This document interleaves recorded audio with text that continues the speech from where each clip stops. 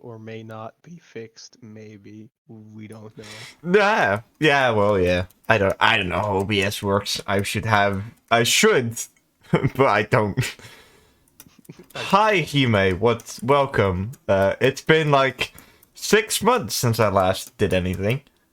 Um, that's my fault. Well, yeah, it is my fault because I just didn't have any time or, well, you know, sleep left to do anything. But don't worry, I'm back again. It's been a while. Hopefully, I can come back more. Maybe. We'll see.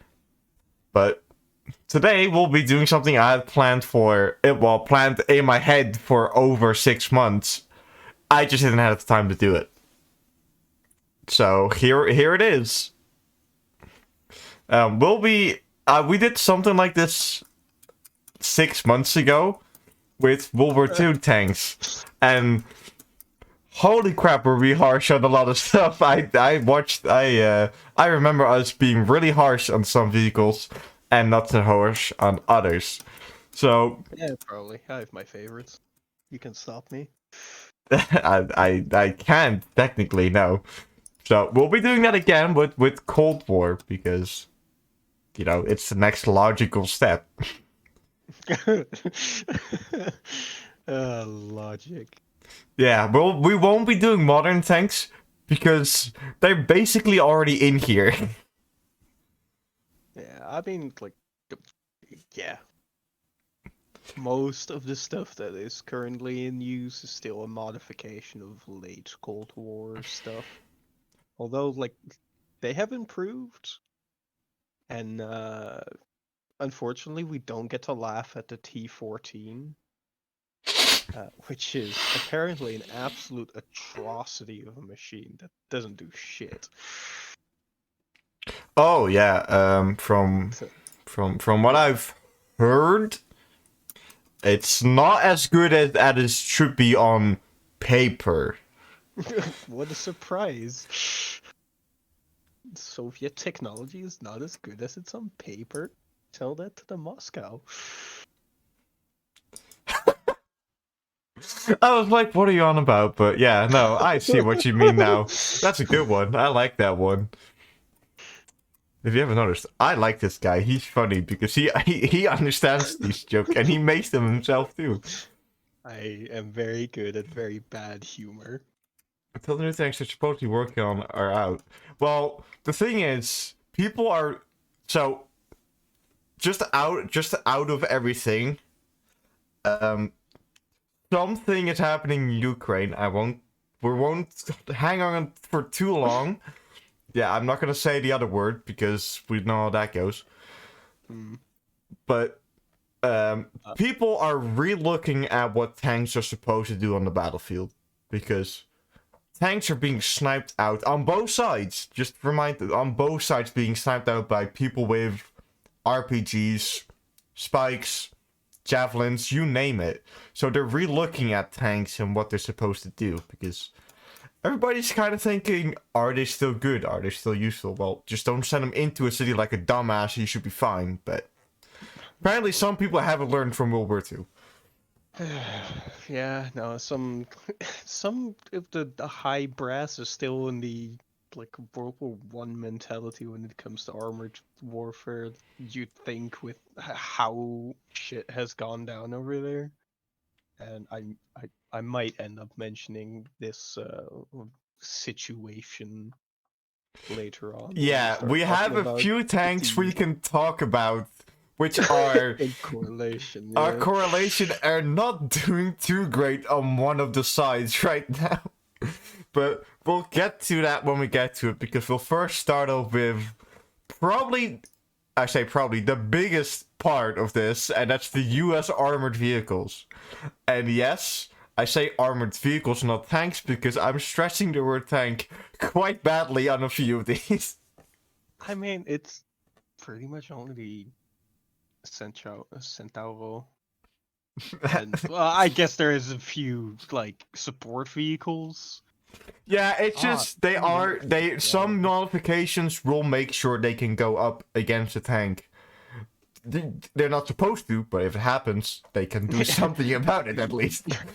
You can try to die slightly slower.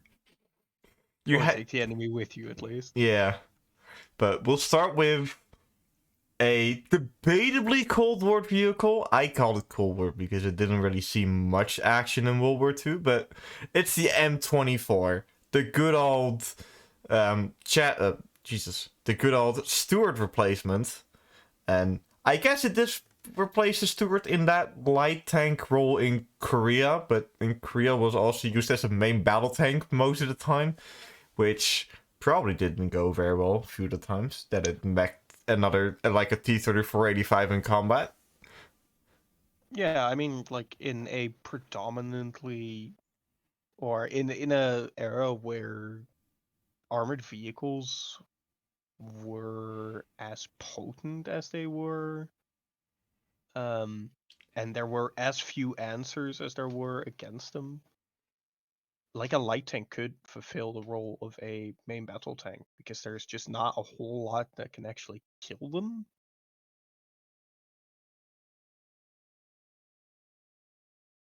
I mean, but yeah, like if you run into anything that does have armor, your Steward is gonna explode because it has about as much armor as a carton of milk.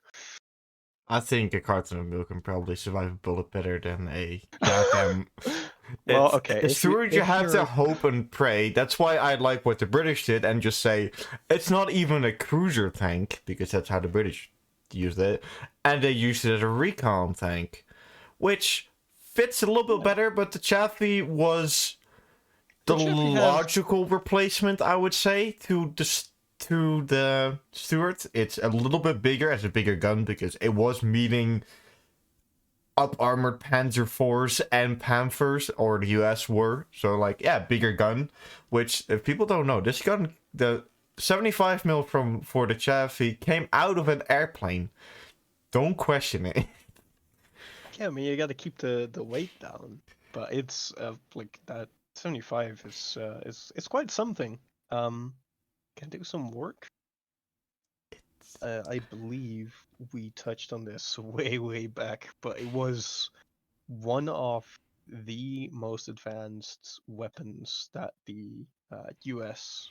or the Allies in general had available to them. Yes, it had a very good stabilization system, which was, and to be honest, it was really, even every part of it, like the Sherman, was really well made and easily replaceable, and it was really fast for it.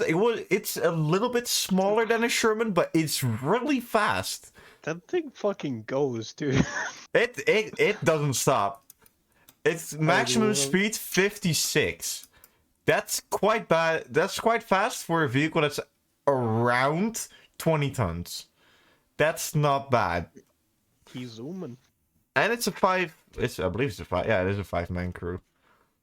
Yeah, the turret looks a little bit funky, but the thing is, you're supposed to spot and then move away, or shoot if it's just a APC. Just shoot, run away. That's why the turret is so weird, because they wanted to keep the height down. Just like they wanted with the M4 Sherman, but you see how that worked out. Yeah, that didn't go very well. Yeah, radial engines are fun, but no, this one used believe a Cadillac engine? Or twin Cadillac series, yes, there we go. So, hey, if you want to drive a Cadillac, there you go. Just buy a Chaffee. But to be honest, it's a good thing. It went on for quite a long time. A lot of people purchased it because it was a lot of NATO members, but when it was kind of getting quite old, it was sold off to what is it, like South America, I believe, like Iran, Iraq bought a few, and I believe the French replaced the turret with the AMX-13 turret when the AMX-13 came out. Yes, they had a Chaffee chassis with a AMX turret.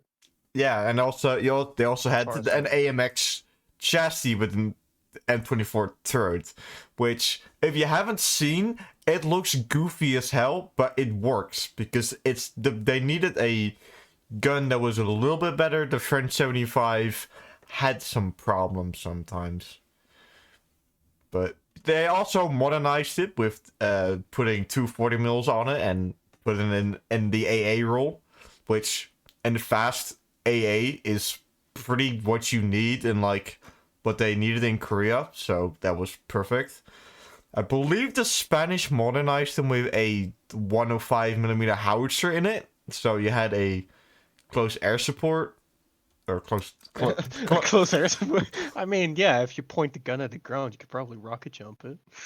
but you had close support. You know, you had like the tank could be used anywhere because you know it's good overall, good design. Its service life in US service was not very long, but that was more the US fault trying to go the next step and not the tank's fault for being outdated, in my opinion at least. Yeah, no, they just kind of moved away from like the three branches of light, medium, heavy, and into the more like the era of MBTs. So that kind of made the M24 a little obsolete, but that's to doctrine and not to its design itself. Since it did see a lot of use still in allied nations. Yes. And also quite a bit in the South Americas. Yeah, that's where a lot of old American tanks just show up for no reason. That's because although like it did get replaced by the oh god, what's the other one? Walker Bulldog. Yeah, M1. The Walker Bulldog is the same. It fills the same role, but better gun, even higher speed, which somehow was possible. And you know, it's filled the same role, like light recon tank, but it was supposed to go like the main enemy you was gonna see was T-34s, T-44s, and T-54s basically, and the occasional IS-2 and IS-3. But usually when I see an IS-2 and IS-3, they're probably called in for something bigger. I would expect, but I think, in all opinion, what the Chaffee was supposed to be should go in A for now. We could switch it around a little bit, but I think because the doctrine changed in the US, it didn't do anything inherently. It's basically a World War II tank that kind of got pushed out because it was a World War II tank. Yeah. I'm good, Chris. I'm very good. I'm alive somehow. For now. Oh god. Okay, you're allowed to shit on this one, okay? You're allowed to. I'll give her. I love this tank, but my god, is it bad. So, we got the M26 Pershing. And even the designers did not know if it was supposed to be a heavy tank or a medium tank. Because at first, I believe it was going to be the heavy tank for the US in France and Germany. But then they thought, oh, well, Germany surrendered, so let's, switch it, let it replace the Sherman. So it became a medium tank. It's a very chunky medium tank. It's kind of like what the main battle tank idea was gonna be later on, I think, basically. Yeah, I suppose, kind of. Like, it had sufficient protection to withstand most punishment, except, like, dedicated big AT guns, those would still go through. Yeah, there's one like documented film in Cologne, I believe, where it was fighting a Panther. Or was that a Sherman? I'm not sure, but I believe there was a person in Cologne fighting a Panther near the church, and it immediately got destroyed because it didn't shoot. But there was a lot of shortcomings with this tank. Sadly, because I do like the look of it. It looks beautiful, in my opinion. I think it's a beautiful looking machine. it's kind of like what happened to the Panther. It kind of got pushed out, and there was a lot of problems. And in the field, they figured out the tank was Sure. not gonna be. eh. Yeah, I mean, like it was another like typical American machine. It was super easy to repair even in the field. It was also extremely survivable for the crew. Like if you didn't get hit in the face with the shell, you'd very easily be able to make it out. Um, excuse me. Yeah, I think it's actually not that horrid of a vehicle. It had some teething problems, um, but it definitely like had some weight to it as well. Yeah, Like it could go toe to toe with what it went up against at the time, and well, eventually, obviously, it would get uh, well made obsolete by better anti-tank munitions. yeah, and Uh, again, Doctrine pushing it out of service because it was still technically a heavy tank, sort of. yeah, kind of. The Americans, I don't think, really knew what a heavy tank was supposed to be, in all honesty. But yeah, it's a good gun. It survived through the entire Korean War, mostly with Marines units because the army didn't want it. The army still mostly used Sherman, 76 Shermans, mostly. The Marines said yes because all of a sudden a million spare parts came free because nobody wanted the tank. But the Korean War kind of speaks for itself. When the Pershings were arriving in higher numbers, the T-34 really did not stand a chance. At least the ones that it was fighting head on. I mean, yeah, it's gonna shit on a T-34 Yeah, because it was way more modern. It had better, or it had stabilization. Period. that's already good for most vehicles during the Cold War. Yeah, I mean, like the late Cold War, it became standard, but definitely early Cold War, that is good having stabilization. Being It's able to, or not having to come full stop to fire is a godsend. yeah, the Shermans I believe could still drive at like 10 km per hour. It's slow, but if you're advancing with infantry behind you, Yeah, you take fire all of a sudden. You don't have to stand still to aim properly. You can still keep slowly rolling, because the moment you stand still, you can be shot from the sides immediately. So that's the one thing that stabilization gives you. It gives you a chance to shoot on the move. Early ones were that great, but with the Pershing already, it was already getting quite well made. yeah, no, definitely. But just not having to stand still is very important because a stationary target is way easier to hit than a moving target. Yeah, and imagine you cresting a hill, getting over it, and your commander already saw the target. So if you slowly drive over, you don't have to immediately step on the brake because you can kind of keep going, shoot, and then roll back immediately. Like, stabilization is something that's going to be really important in this one because Cold War is like basically a technology race for tanks. You will clearly see because tanks grow at a. It's not like World War II fast, but it's at a pretty rapid pace. Yeah, I mean, it's not as many developments as came about during the like the Second World War and the era before it, or the era before it. Yeah, Um, but there's still like the improvements that were made were very impactful in their each in their own right. Like era allowing for thinner armor yeah, and composites, everything, and obviously stabilization.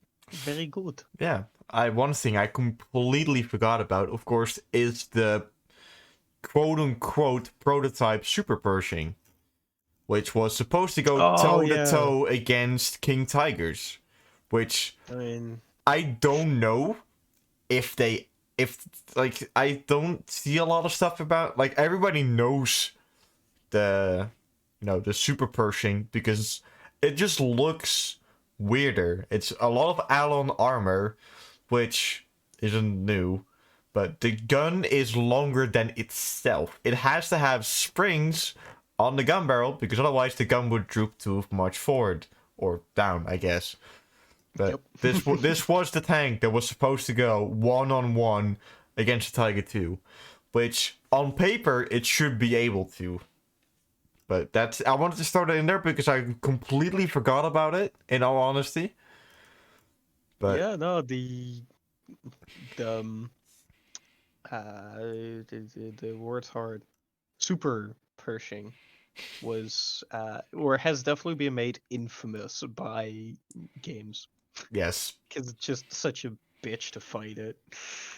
Yeah, it's technically one of the first tanks that use spaced armor. On paper, it's one of the first things to use spaced armor. Not on purpose, by sheer coincidence.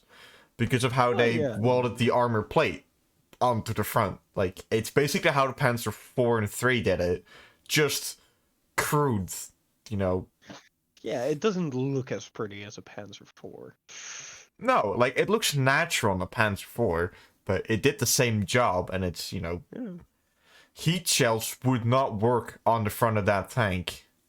Which, I guess, is good, but heat shells were not really a thing in World War II yet, that high. Except for, like, bunker busters. Because heat could punch through and then explode. I generally don't know how heat works sometimes.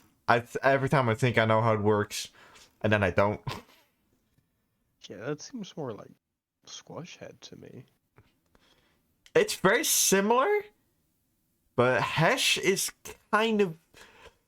If you kind of want a comparison on how heat works, it's if you know how the Panzerfaust like kind of operates with like the empty front end, that's basically a cone.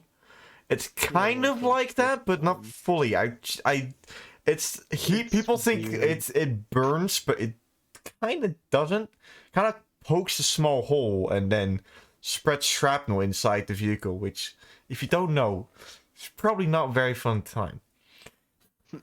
Usually not good No. for your health. But again, the Pershing wasn't bad. It had some problems in the beginning because it was kind of thrown out there, even though the people on the ground said we don't want it because it doesn't work.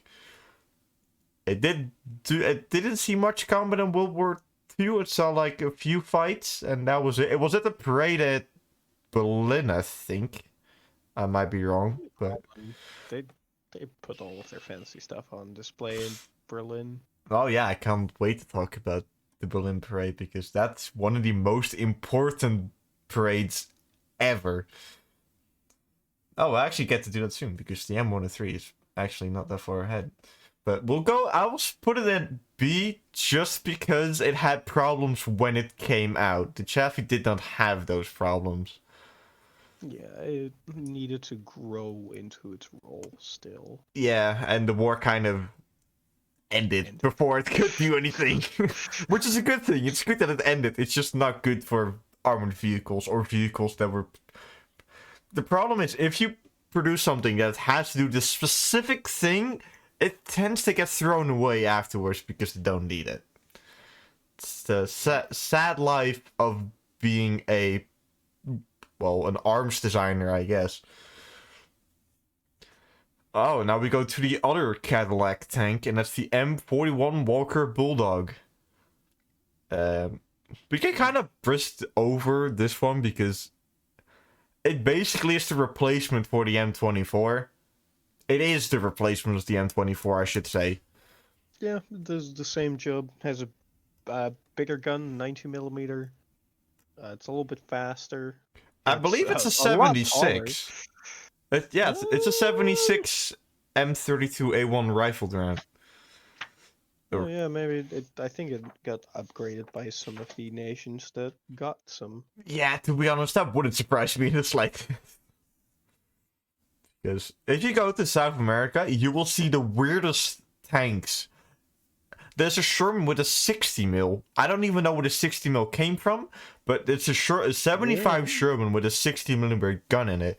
It works. You know, it's a tank, I guess. But Kinda. it's the same one. It can go around 72-ish kilometers per hour, which is blazing speed, in all honesty. Yeah, you don't. I hope they have good seats in that thing, because otherwise, that's You like a think an very American tank in 1953 had good ergonomics? I don't think so. No. But You don't think so, but you can dream. it says designed 1944, so kind of when the chassis just entered combat. But I honestly think it's an A because a lot of people use it and it's still in some country service until this day. Maybe not by choice, but It's fairly cheap, and it still does what it needs to do. and a Like I lot of said, them got upgraded as well. Like a lot of them got upgraded with like bigger, better gun, better engine, you name it. yeah. Like the Danish used it, the Republic of China used it. Basically, everybody had a few. Like it was. Anybody who was allied to the US, Yeah, well, it states here that Vietnam has one, but I don't think they were bought. Well, yeah, no, that's probably not. Yeah, but It's borrowed indefinitely. yeah, but I think that is statement because a lot of American vehicles are like kind of bought by everybody that was their ally or were gonna become their ally, I should say. Yeah, I mean they made some competent designs. I'm not yeah, that's true. That's very true. Okay, this tank is for people who don't know it, because if you don't know anything about like prototype vehicles, this will kind of fly under your radar quite quickly. Well, so it's based. This was gonna be the replacement for the M41. That was supposed to be the thing. It was gonna be. It has. I don't even know what kind of gun it has again. It has it's a 76 rifled. Okay, so we're still using a 76. So for now that will change quite quickly. But it's a prototype and it was supposed to be used for air transportation. It's 18 tons. Well, at least the two prototypes were. And its designer was Aircraft Armaments Incorporated. So I think y'all kind of a plane engineer probably looked at it and said, yes, this will work. I mean, yeah, the Americans had a real weird thing going on where they wanted to make their tanks airborne, like the Locust, like the earliest example. We got another one And coming up. M56 as well. Oh, that's a good one. M56 Scorpion, yeah. That one actually was airdroppable, but it's basically a mobile anti-tank gun. It's not a tank. No, not really. But yeah, like they had a fixation with getting their tanks to the front lines fast. And, now they don't have to make these, in all honesty, quite ridiculous designs where they have to sacrifice all of their protection to just be transportable by air. Because now we have aircraft that can just deliver a Sherman, sorry, not a Sherman, Jesus Christ, a Abrams reasonably close to the front lines. Yeah, the Super Galaxy is right. That's a good point. I didn't think of that. So now they don't need these things anymore. But it was, at that time, pretty important to have like light tanks that you could deploy to wherever you needed them quickly instead of having to ship them. Because, shipping expensive and slow. Yeah, remember, this is the problem that the US faced. That's why they were looking at these weirdly airdroppable vehicles. there's two big oceans between them and everybody that were, their allies and their enemies. So they needed a tank like this to be able to drop into friendly or enemy territory. Depends on what the action was called for. But it's just I believe they cut it out because a lot of troubles were found out, and I don't think the U.S. Army wanted the tank because their crews would probably be instantly murdered when they met anything more heavily armored than a bush. Yeah. No. Yeah, no, it's like it also had some other offshoots as well, not from the T-92, but these rapid fire super light or super light tanks. Oh. They were also something. I believe the LV A something, maybe. Probably not. HSTVL. Yes, that one, I think. I just remembered because I know I'm gonna be pretty nerdy other time. I know it from War Thunder. Okay, continue. Yeah, no, like that's something similar. A decent firepower, very light, easy to transport vehicle. Yeah. That's what they were looking for. And, they didn't really get it. I mean, they got the Sheridan. That's close. The Sheridan can't swim if you take like a few hours to make it swimmable. Yeah, I mean, that's for most vehicles, though. Like, if you want to make them amphibious, you have to set up some stuff because, I think the if you PT-76 is one of the few vehicles where you don't need like hours. It's still a long Yeah. time, but you don't need to like put out like giant canvas screens on it. But then again, it's already a boat. Yeah, the PT-76 was designed to be a boat.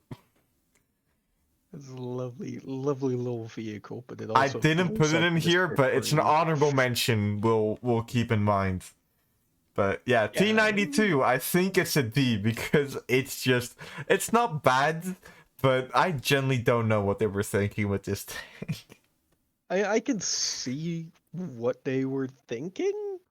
It just never really got off the ground. Get it? Because it was an airborne vehicle. Yeah, I get it. It's actually quite a cool one. Oh no. That's but yeah, no, it had some possible potential, but this thing would explode in a stiff breeze or if somebody with a handgun showed up. basically, yeah. So not great. Yeah, no, definitely not. Okay, we'll move on to the next one, which I changed to the M51 because we were just talking about it. Which the Sheridan was the replacement of the M41 eventually. it got replaced. I believe it was mostly used in Vietnam and probably in Desert Storm a little bit in the beginning. Probably not. Like I think they saw some service there. I know Vietnam because they tended to cook off for no reason if they get hit by anything. Oops, I just dropped something. You don't say. But yeah, it had the idea of this one is amphibious. Yay! So you could ford a river. Ford a river. Yes, that. Jesus. and it's light. It's what does it say? Oh, I do not know, but probably lighter than the It's 15 tons. 15 ish. Oh, it's even lighter. Well, to be honest, with the armor stats I'm looking at, it doesn't surprise me. Yeah, it's not great.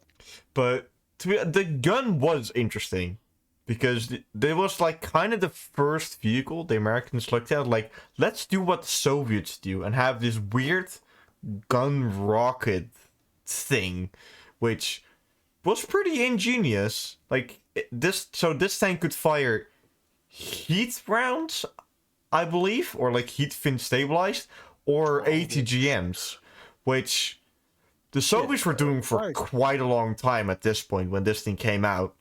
Like most Soviet-made battle tanks could fire ATGMs out of the breach because they were not rifled; they were smoothbore. But that's something that's a lot more important later on. But I think that's a pretty genius tactic of like, because heat rounds are not gonna really hurt tanks anymore at this point. But the ATGM, you basically have like a crap ton of range out of a tank that's not even supposed to be seen by the enemy. Yeah, no, like it definitely offers some variety, especially since it's a 156, I think. It's a 152. 152. Almost.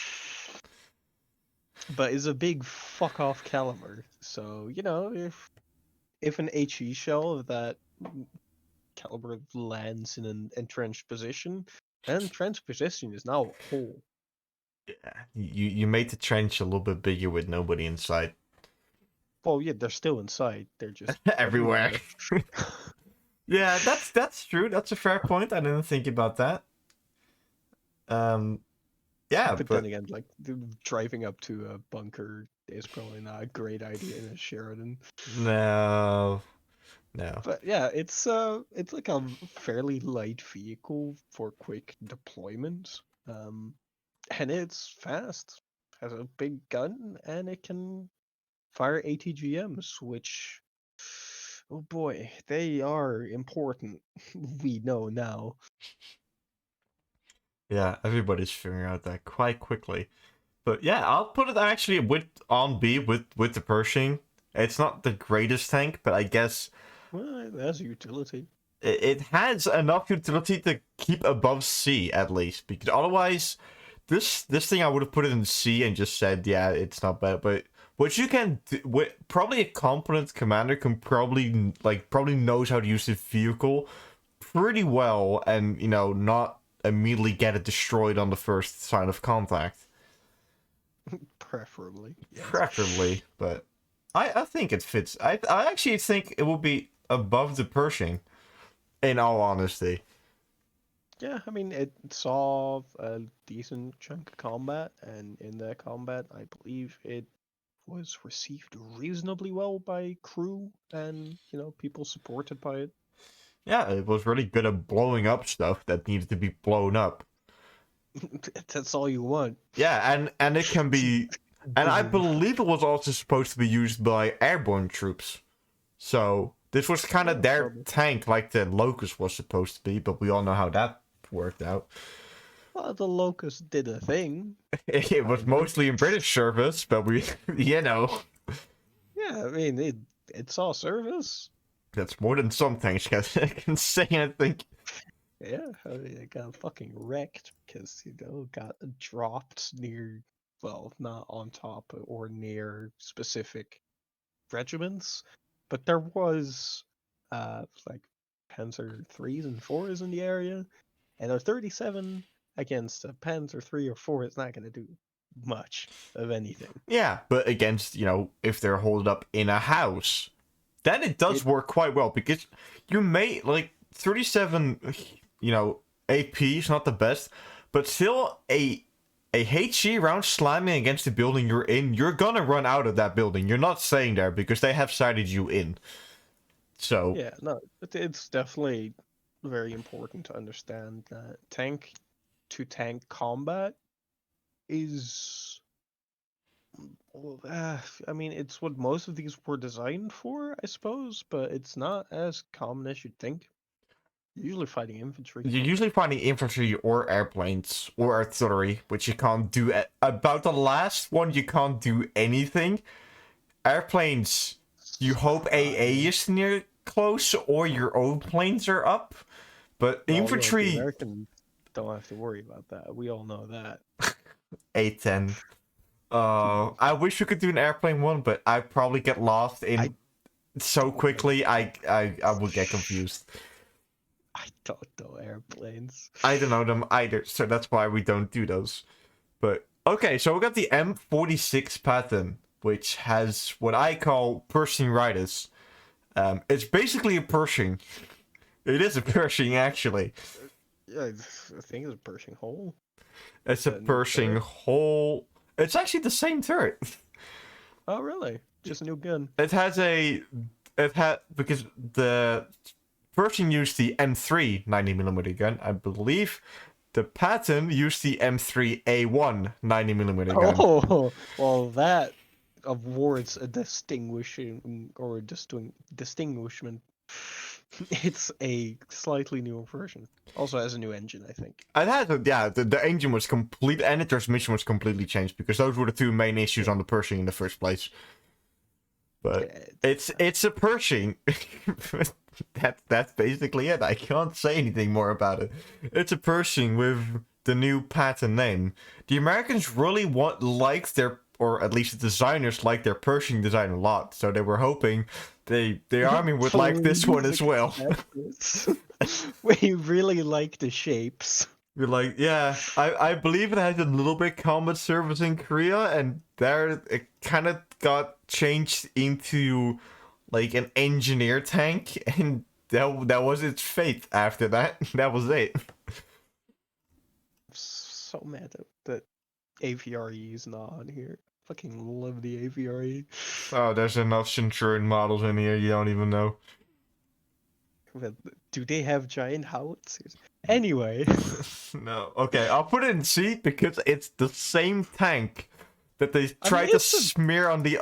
Okay, I'll put it on the same tier as the Pershing, but at least the Pershing wasn't designed for the Cold War. This one was. Yeah, it's a bit outdated when it came out, but it's an upgraded Pershing. Like this would be the Pershing 2, basically. It's a better Pershing, except that it came out a little late. Yeah, it's 1949, which it was entered service, so just before the Korean War. Yeah, just before the Korean War, and the Pershing was still being used by Marines. So I generally don't know who the hell used this, but they used it. Somebody did. Yeah. Oh god, well, I generally hate the look of this tank. The turret looks so goofy. I don't enjoy it. But it's a big Walker Bulldog. Yeah, that's what it keeps reminding me of. So, welcome to the M47 Patton, where they kind of got rid of their Pershing love and went back to the Walker Bulldog and made it bigger. Which, if you can see, it's this one. It kind of worked, I guess. It looks really weird. It looks. I genuinely thought you had put the Walker Bulldog on there twice. And I looked a little closer. I was like, "Oh, hey, no, it's an M47." Yeah, right, cool.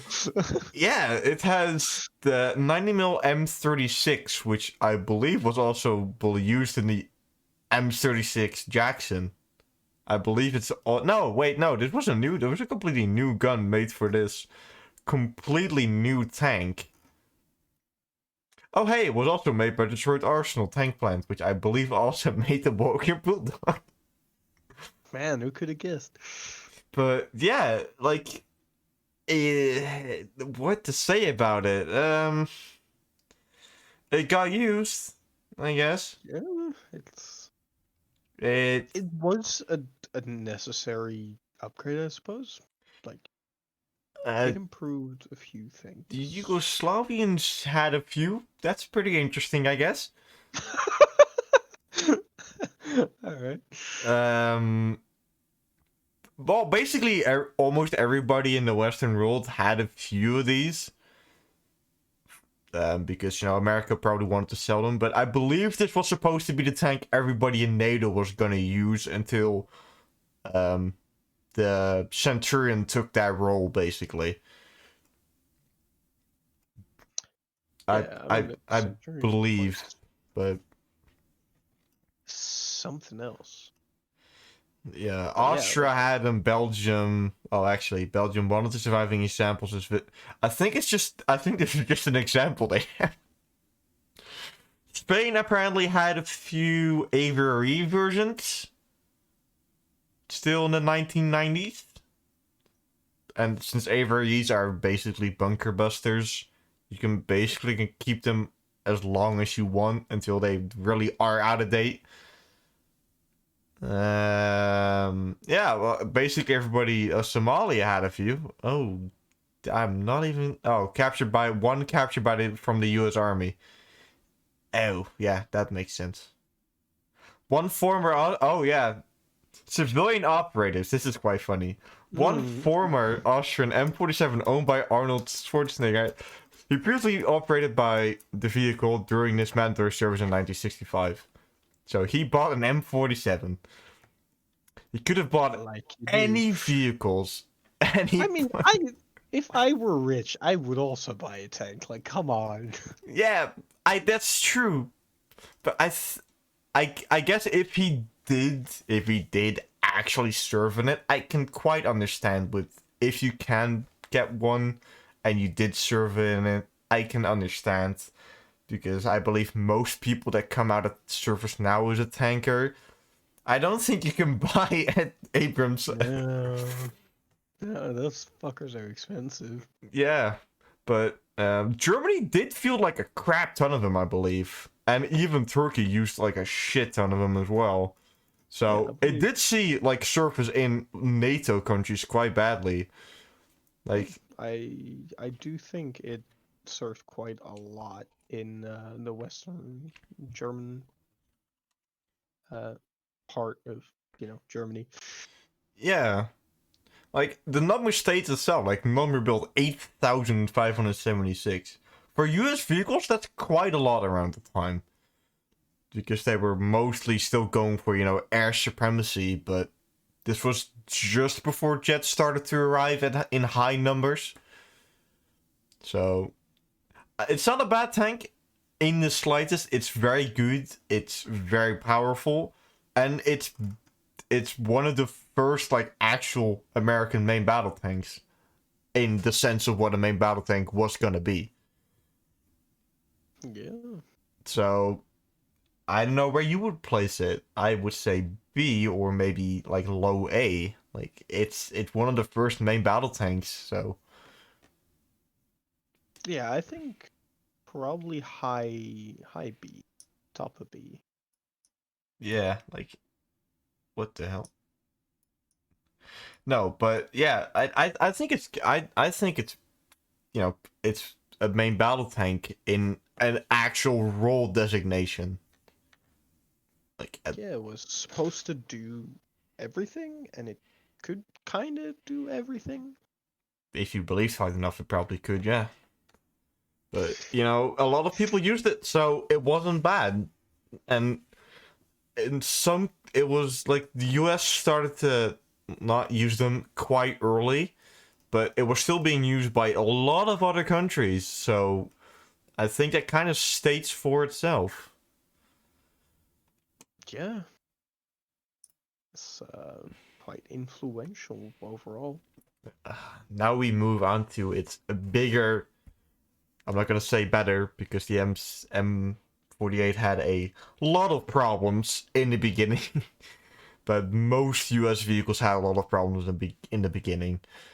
But it's the bigger brother. It's the M48, which was probably one of the most important tanks ever made by just sheer what America was gonna do with their tanks, basically. Very big. The vehicles were big. The armor was pretty good for around the time. The guns were very accurate. Stabilization. M48 also, the later version of the M48, I believe, also got night vision and laser rangefinders. Maybe not the laser rangefinders, but it was pretty high up there. It also had a weird cupola for the commander, which, in all intents and purposes, is probably pretty distracting for the commander. Probably. And it's also a pretty good target for RPGs. And, you know, anything that can be thrown at it, because it's a big turret on top, or it's a pretty big turret on top of the already big target. So the cupola was not armored in the slightest. The commander's cupola could be shot, and the commander could be killed. Which I know there's an upgraded version where they armored it up a little bit, but I would be the person that's up there. In all honesty. Yeah, it's like commanders are incredibly important. Like, one of the main issues that the French had during the start of World War II was that they had a commander who was also the gunner and a radio operator. So the commander was completely overworked, and that made their tanks, which on paper were pretty equivalent to the German vehicles, probably even better than them.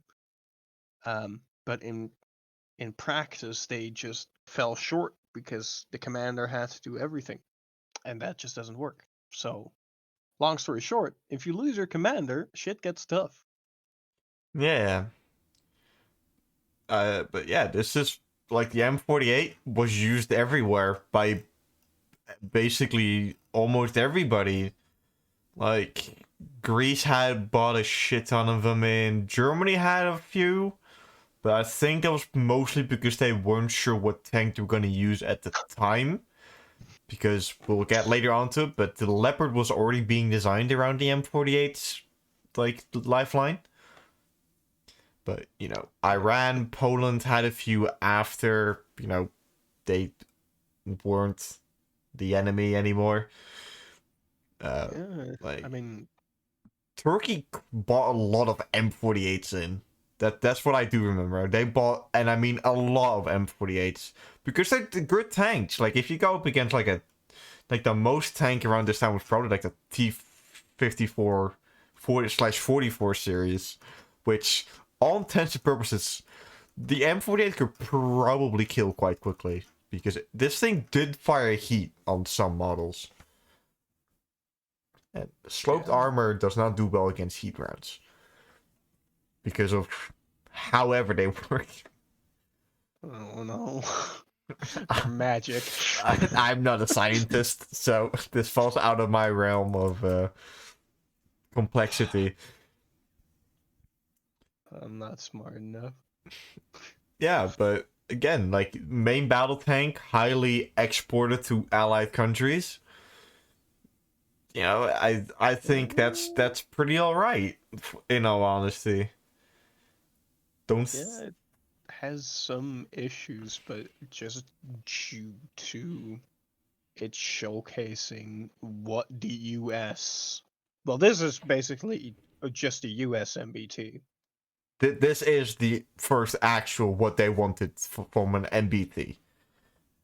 So I think this might be our first venture into S tier, just because of its impact and importance on US tank doctrine Yeah, and manufacturing.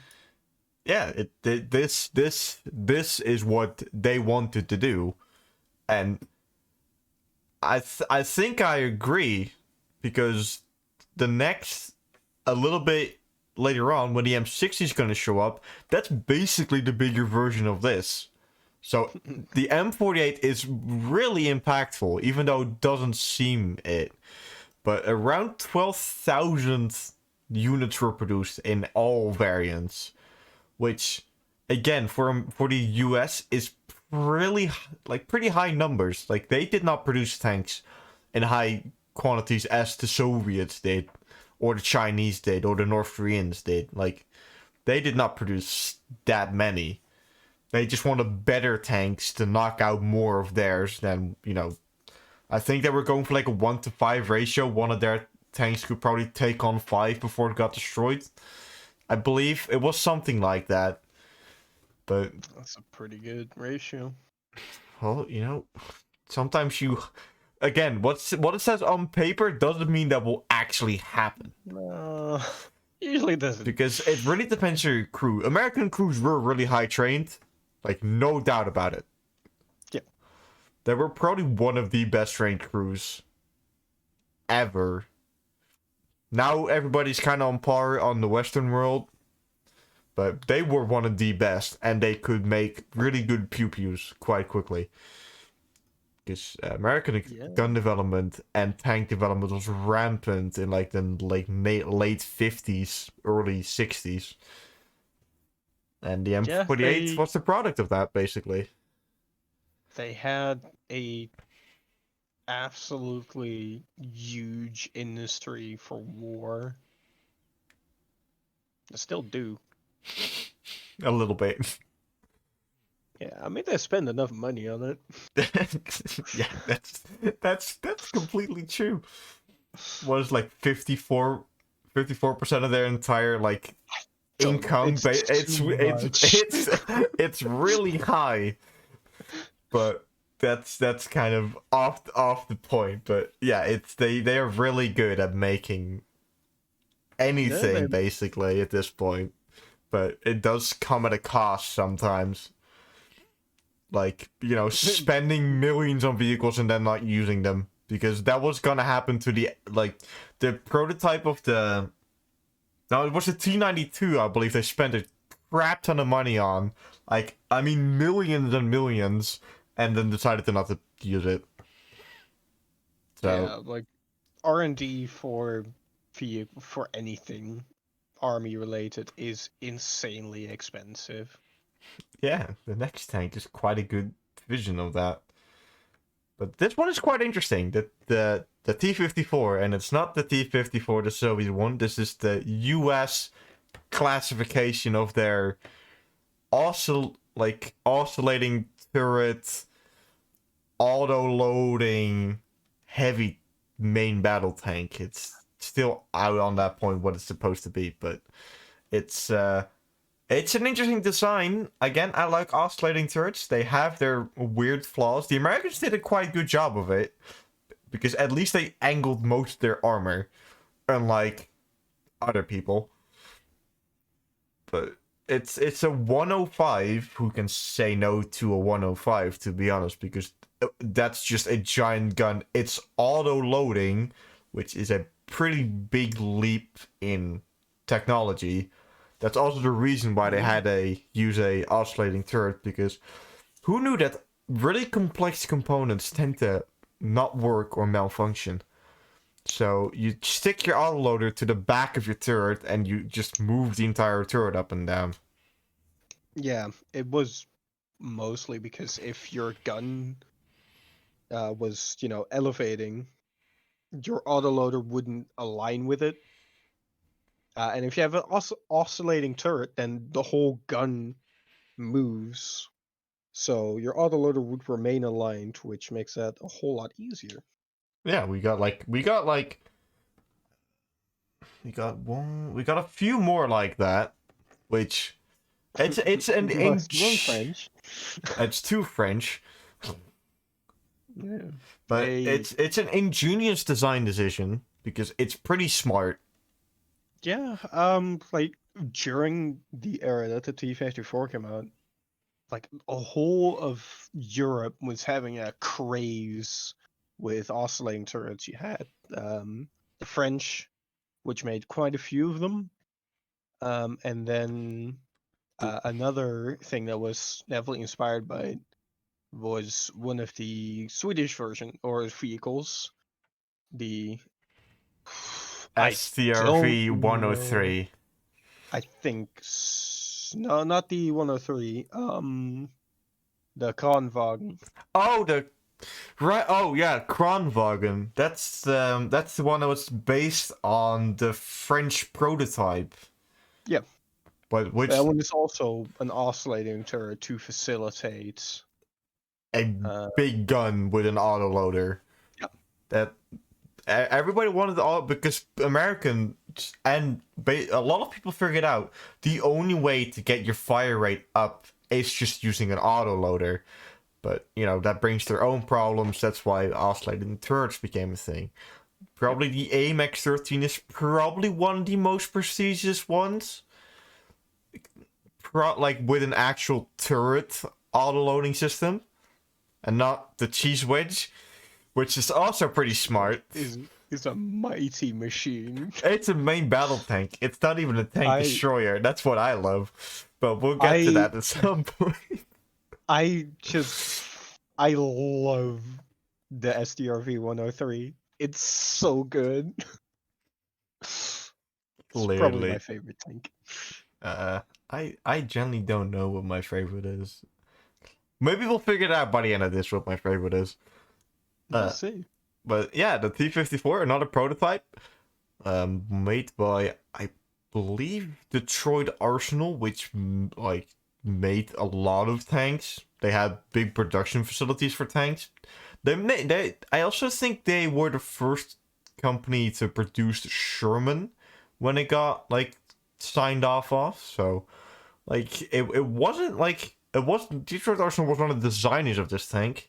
You can clearly kind of see the Pershing whole design idea. People were still, hoping that would work, but we all know how that went. Yeah. But I mean,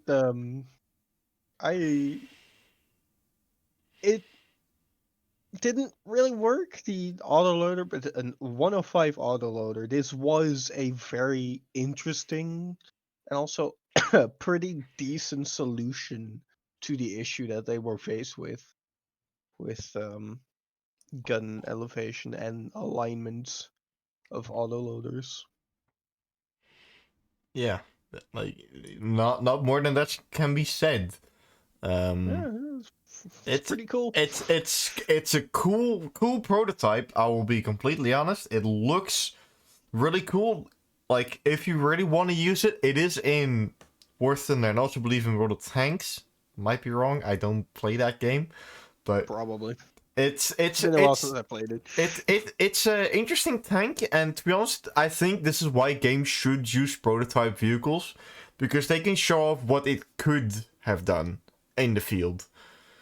Sometimes it's just completely bonkers, and you just think, why the fuck would you make something like this? But a 105 auto-loading main battle tank is not a bad idea when the Soviets, started crossing into Germany, and you have to shoot quicker than they can come in.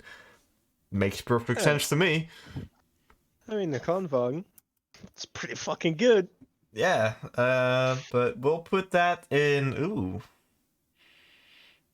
I don't know. You'll have to chip in on this one, because this one I think mid B. It didn't really do an awful lot, and it was discontinued. Yeah, the Americans stopped with the entire auto-loading thing. They stopped with that quite quickly, but it was a good idea, a good try. Yeah, it was a very interesting solution, and I think it should be commended for it, but it wasn't revolutionary, because otherwise we'd see a whole lot of oscillating turrets right about now. Yeah. We don't. I don't think anybody has those anymore. I think it had something to do with chemical warfare and not being able to correctly seal. This is the problem with a turret that completely moves and has to be separated from each other. Gases kind of flow in, so, if they use some spicy wind, I will call it, yeah, it won't go too well for you. Yeah, that, and, they're very, very prone to not functioning anymore if they get hit. Yeah, they tend to get stuck. They have to have their turrets powered by something to move up and down on the outside, and if that gets hit by an HE shell and it gets knocked out of alignment or anything, that's gonna, stop your turret from, or your gun from being able to elevate and depress. Yeah. So that's also a slight issue. Probably don't want that. Yeah. Yeah, that's true. Okay, so this is another prototype vehicle, which I don't know what it was gonna replace. It doesn't state. I believe. Oh, it's actually. Oh, never mind. It's gonna be the replacement of the M48. Yeah, I figured. It looked very M48. I think that's the turret of the M48 actually on top of it, because I believe one of the prototypes used the M48 turret. But yeah, they were like figuring out what they could do with fin stabilized, the tungsten rounds, the big giant darts. And I believe this was also the first one with a laser, like with an electro-optical rangefinder. It's not laser yet, it's electric-optical. Sorry, too far ahead in the future. But yeah, like it's again, sadly, it's another prototype vehicle, but again, the Americans spent a lot of money on it, but they did learn how to make actual good rangefinders for tanks. And been stabilized tungsten rounds. Again, like American prototypes are really important for American tank production, because they learn so much from their prototypes and then put it in an actual vehicle that could use it. Yeah, I mean, it's also very important that the US does cut their losses. And they're like, all right, we have this prototype, but it's not going to work out, so we're going to drop it instead of, you know, suffering from the invested time and being like, yeah, no, right, we'll make it work. No, you won't. It's doomed to fail, but Yeah, little cat.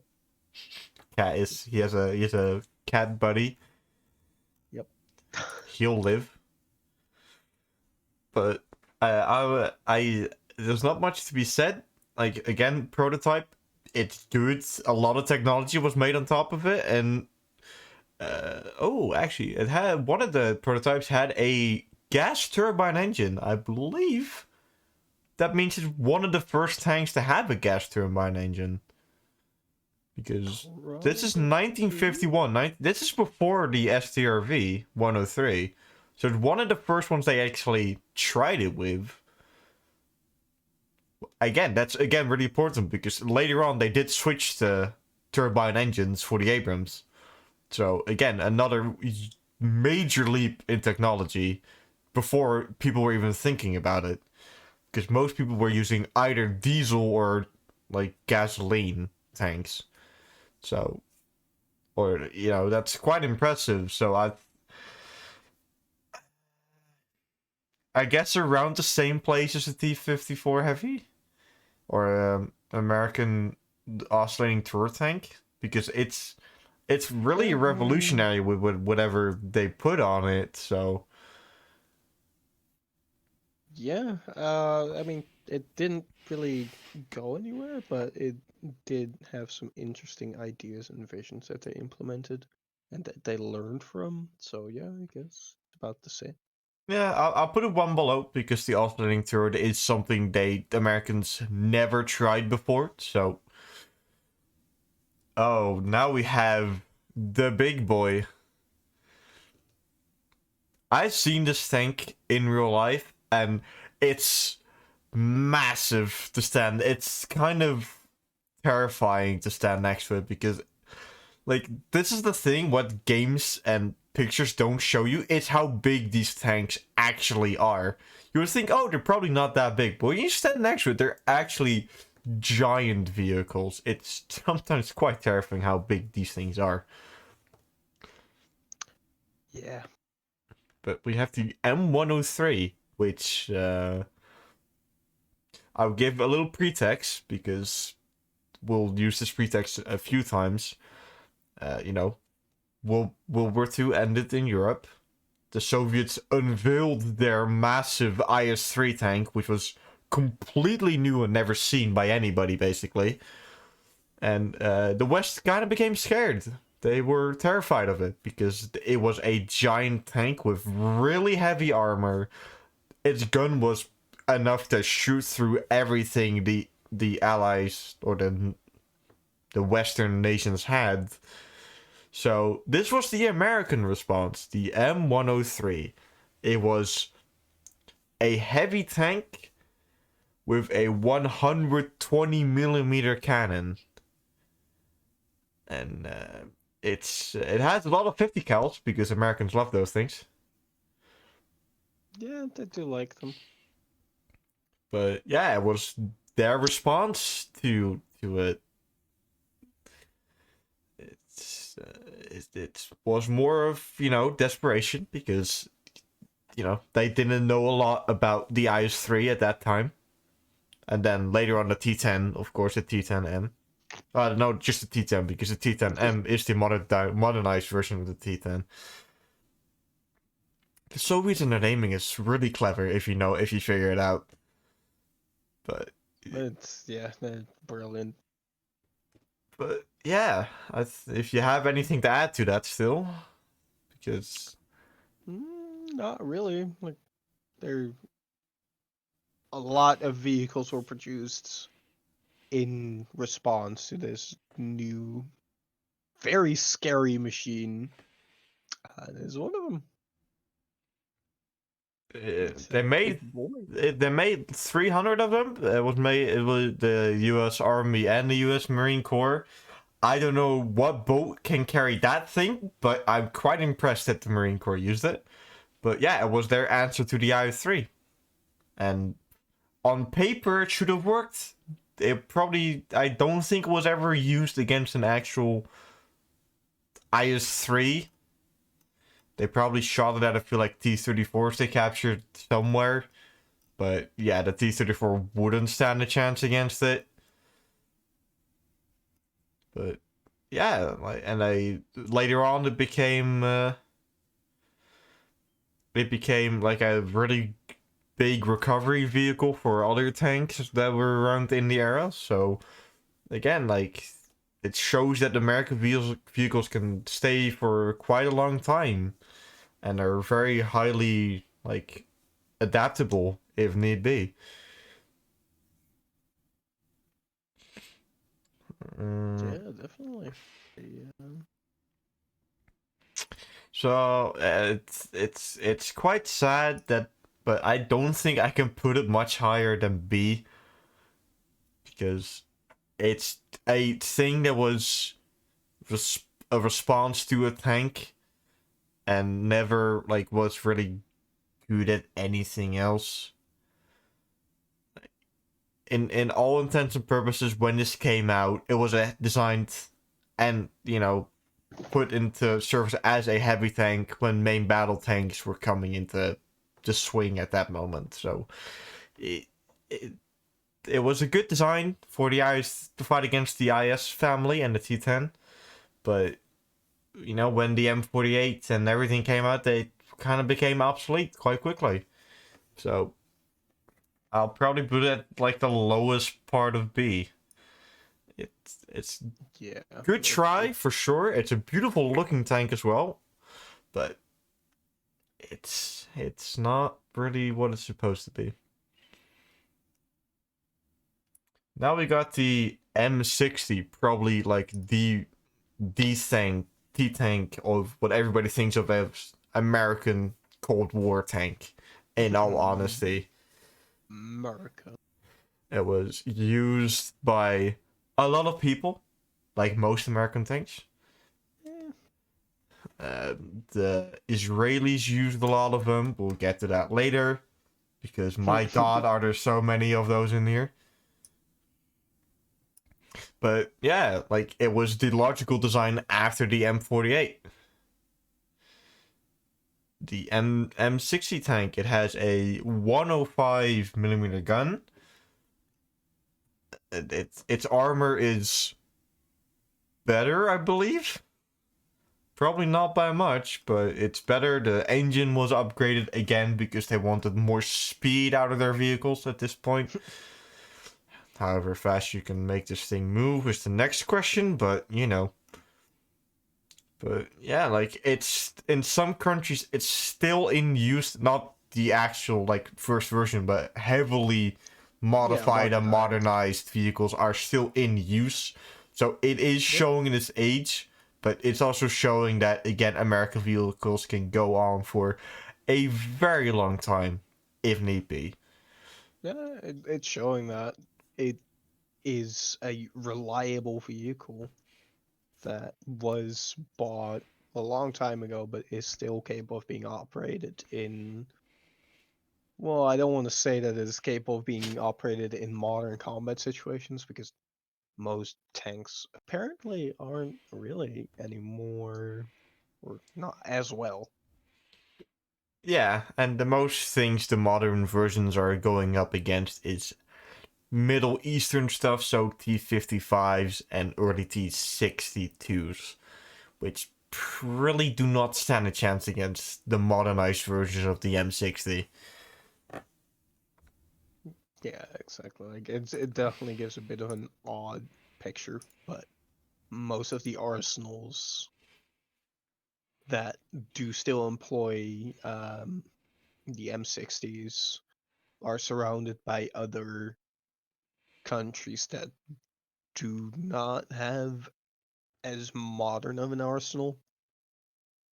Like this thing would get shredded by a modern MBT, obviously. Definitely. But if it goes up against other not too modern equipment, it'll do quite well. Still. Yeah. And against infantry, it works. Yeah, I believe the Turkish even have a version that has a automatic grenade launcher on top of it somewhere. Oh no. Yeah, so like you can this is the thing, the M60 you can just add stuff to it and usually it will work quite well because they kept upgrading the engine on every M60 version. So you had a lot of engines to choose from later on. So and it's reliable like you said. And the tank was overall pretty good when it came out, and still to this day, it won't go up against, it won't survive anything like that's probably like thrown at like a spike or a javelin, but a lot of people are having a problem with that at the moment. But it's it's a good tank. I will honestly put it in A because it's still in use today, which is showing a lot, and when it came out, it was one like the main battle tank for the S for a very long time. Yeah, definitely. I'm gonna put it at the top of A because I think it deserves that, to be honest. It's very impactful and very influential. I wouldn't say S tier. That's more the M48 because then the Americans figure out what their doctrine was gonna be. But it's very similar. Those tanks are, filling the same role, like main battle tank. But the M48 was the first one to do it, and the Americans thought, hey, let's do this. Because the T-54 was around the same time, because they were trying stuff out. Because the other one was the M47, and, well, that didn't do too great. But it's... the M48 and the M60, very similar vehicles, but it's just a modernized version, basically. And I agree with everything. Like it's also a pretty good looking tank. I know that's not important if you're using it, but it looks quite pleasing to the eye. Currently, since I didn't have as much time to research as I would like, since I was sick for a while, aesthetics are important to me now. Because it's one of the few things that I can judge it on. Yeah, but it is quite pleasing to look at. I must say, it's one of my more favorite vehicles from the Cold War. A few pretty tanks in here. Yeah. Now we have another prototype, which this is one of the most important prototypes ever made. Which people, if you don't know what this is, it's the MBT-70. It was a American-German program because they were already basically using the same vehicles in the first place. They thought they would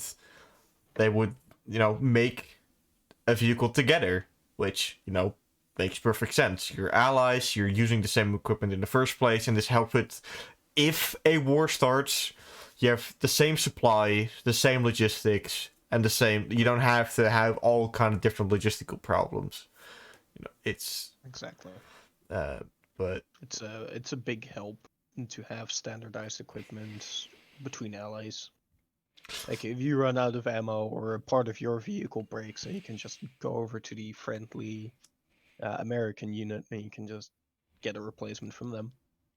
yeah, that was the design. It had a pretty impactful like gun launchers thing again, but the program sadly got shut down because the Germans and the Americans both wanted different things out of the MBT-70.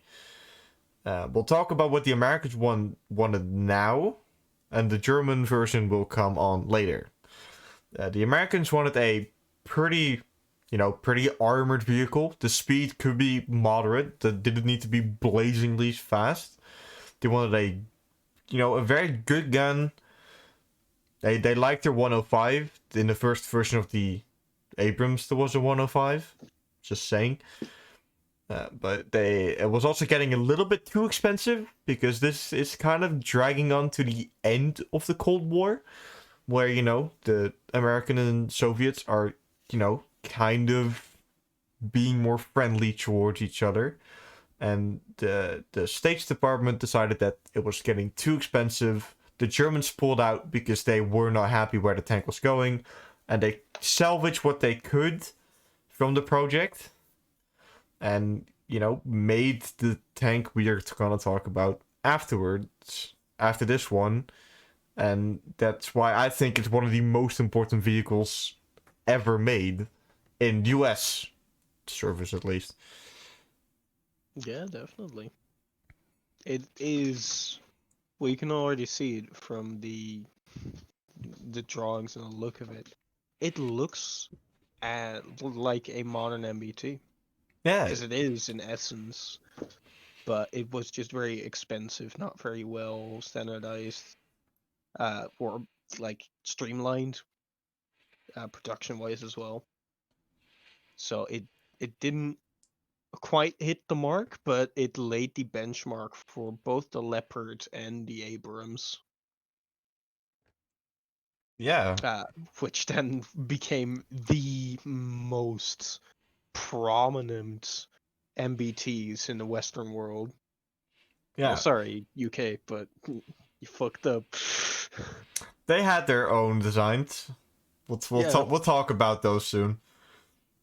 One of them I'm gonna shit on. The other two I cannot because they look beautiful and they work. But I put the American MBT-70 at low B because it's kind of what they wanted in the first place. It used spaced armor, which was pretty new around the time. Like, spaced armor really did not exist yet. It's, I don't know, like, it's pretty good. I would put it in low B, just maybe above the M103. I don't know where you would put it. so I'm fucking with my cat. Um, yeah, no, it would fit in low B. It's like the starting off points that would be used for the most important tanks, I would argue, Yeah, that were to come. yeah, I totally agree. And now to the, oh god, the M1 or the Abrams series of tanks, because we're at, I don't know which version at this point. I lost count. It's the M1, A2, Yes. Abrams, SEP4, or whatever. It's a good tank. It's actually quite. When I was doing research on it, I kind of was shocked it was made in the 1980s. I thought it was made in like the late 90s, but I was proven wrong. But this was what the MBT-70 program made, basically. The a lot of because how the US does trials of tanks is they say to companies, this is what we want. The Chrysler, I believe, made the cut with her XM1, which basically is an Abrams with a diesel engine. But they put they decided to put like really good Chobham composite armor, which I believe came from the British. That's not US made. I'm not sure about that one, but I don't believe the first version of the Abrams used actual American designed armor. I believe it came from the Chieftain, or the first version of the Challenger. Anyway, it was still really important. That's the most important part of this. It's still on service today because it's not old enough to, get replaced. It's good. You can see. By a long shot.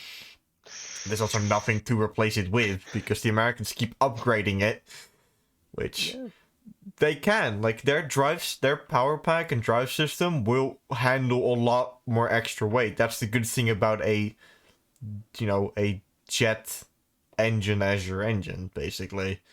Like a turbine, people complain, like people say, oh yeah, it uses a lot of fuel, but it's only when you're standing still and idling it uses a lot of fuel compared to a normal one, but otherwise it's quite normal. And the responsiveness of a jet engine, or a turbine engine, sorry, is a lot higher than an actual, normal engine. So it's not like the faults are not as bad as people might say, but like it's a very expensive tank. It is, well, it says unit cost with inflation around almost $9 million US. This is one expensive boy, but you're paying for something that, to be honest, can probably kill anything that meets it. At least the later versions now. Like probably if you go with an actual M1, you're probably like using a lot of outdated rangefinders and all that. But yeah, in the M1A2, they used the Leopard 2 gun, I believe, like the 120 from the Leopard, or from Rheinmetall at least, which everybody started to use, except for the British, I believe, because they're British. And yeah, they got an ego. Yeah, but basically everybody was gonna use the Rheinmetall, and the Americans wanted to ease up on NATO's supply constraints, which probably were screaming after the French joined back into the NATO system. Because the French kind of left the NATO command because they thought it was too English, which in their defense was true, because it was or a English general or an American general that was gonna be your higher officer, which the French and the Germans were really not agreeing with, but West Germany couldn't say anything. And France is France, so they decided to leave. And then they got back in 1949. Like they got back quite recently, because I believe they left in 1954, and then they never left NATO officially, but it's just out of their command structure.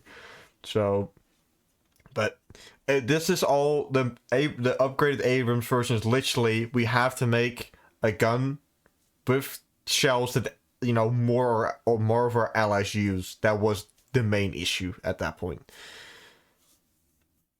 Because if you make a multicultural alliance, supplies and logistics are a pain. They can become quite problematic, and that's why you want that unified production of ammo, which is something that NATO already does in quite a large capacity. Like standardized ammunitions. Yeah, a lot of the rifle rounds are... Most of the rifle rounds, just say, are... The rifle is different, but the round they shoot is mostly completed the same as everybody else.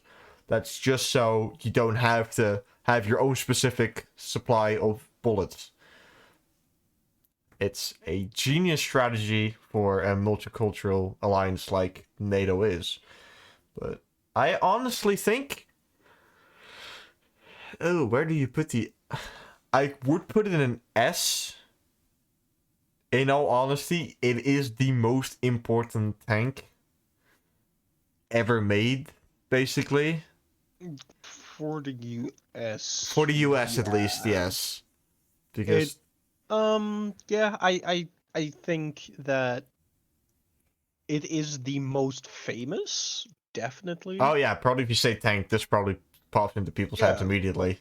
If you tell somebody who doesn't actually know a whole lot about tanks, if you ask them to draw a tank, they'll probably draw an Abrams. Probably, Or, yeah. like a Panzer IV. Or a tiger with all square shapes. Yeah, it's one of those, usually. Yeah. I think definitely, like, it has a space in S tier. I don't think it's top of S tier. No, definitely not. Because it does follow American doctrine perfectly. That this is basically what they wanted from the beginning. Yeah. You know, and like Saudi Arabia has a few, I believe, and I believe the Australians are trying to get a few of them in. And you know, they showed their like stuff, like showed their power in the Gulf War where they destroyed every tank they met. They did lose a few, but that was through friendly fire because planes, you know, it's not as highly sophisticated as it's now, where they can clearly see things. Around the 1980s, it was quite difficult to see who was friend and who was enemy at that point. Yeah, it's not easy. No. Yep. Pretty high up usually. So that doesn't help things. Yeah, now we go to the next one, which is basically the same tank, but I couldn't put it at the same tank because they're all different. So we'll just start with where it started, and I will say Centurion Mark 1 is probably the first main battle tank ever made. I'll gladly get. I usually don't like giving the British stuff. They did not invent the tank. They did not. They invented the land ship. That's all I'm saying. But the main battle tank they did make. This was the first. Like, they already got quite close with the Comet. Like, pretty close. And this was like the Centurion was the next logical step to make for me, because the British, they kind of stepped away from those like infantry and cavalry tanks. Yeah, definitely. Like the Comet still was in its heart a cruiser tank, but the Centurions were the jack of all trades that you now associate with an MBT. The only tank type, because there's no use for others. Yeah, like there's not much to say about this one, to be honest. Like, it's definitely S tier, like especially the Mark 1. I think it's actually the most important tank ever made. I'm also inclined to give it to the Mark 5 just because that is the one that the Swedish army ended up using a lot of. So it was also their first MBT. STRV 80 something, I think. STRV 81 or 83 or 84, depends on which version they were using at that moment in time. They also had a Centurion Mark 5 version with, I believe, ATGMs attached to it. I could be correcting on that. Probably. But we're skipping ahead a little bit. Centurion Mark 3. Again, like it's just the next logical step. It's to upgrade the tank that they wanted. Gun.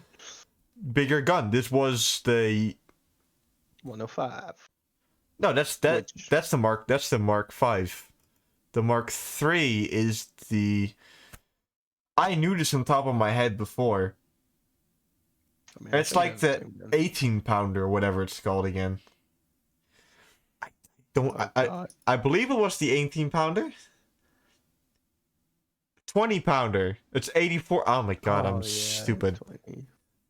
Yeah, they're still using pounders at this moment in time. The Mark V, they switched over to, the. I wouldn't say correct usage Eh, of the terms, but no, it's quite definitely. close. Fuck you, British and Americans. Use metric, you dumb cunts.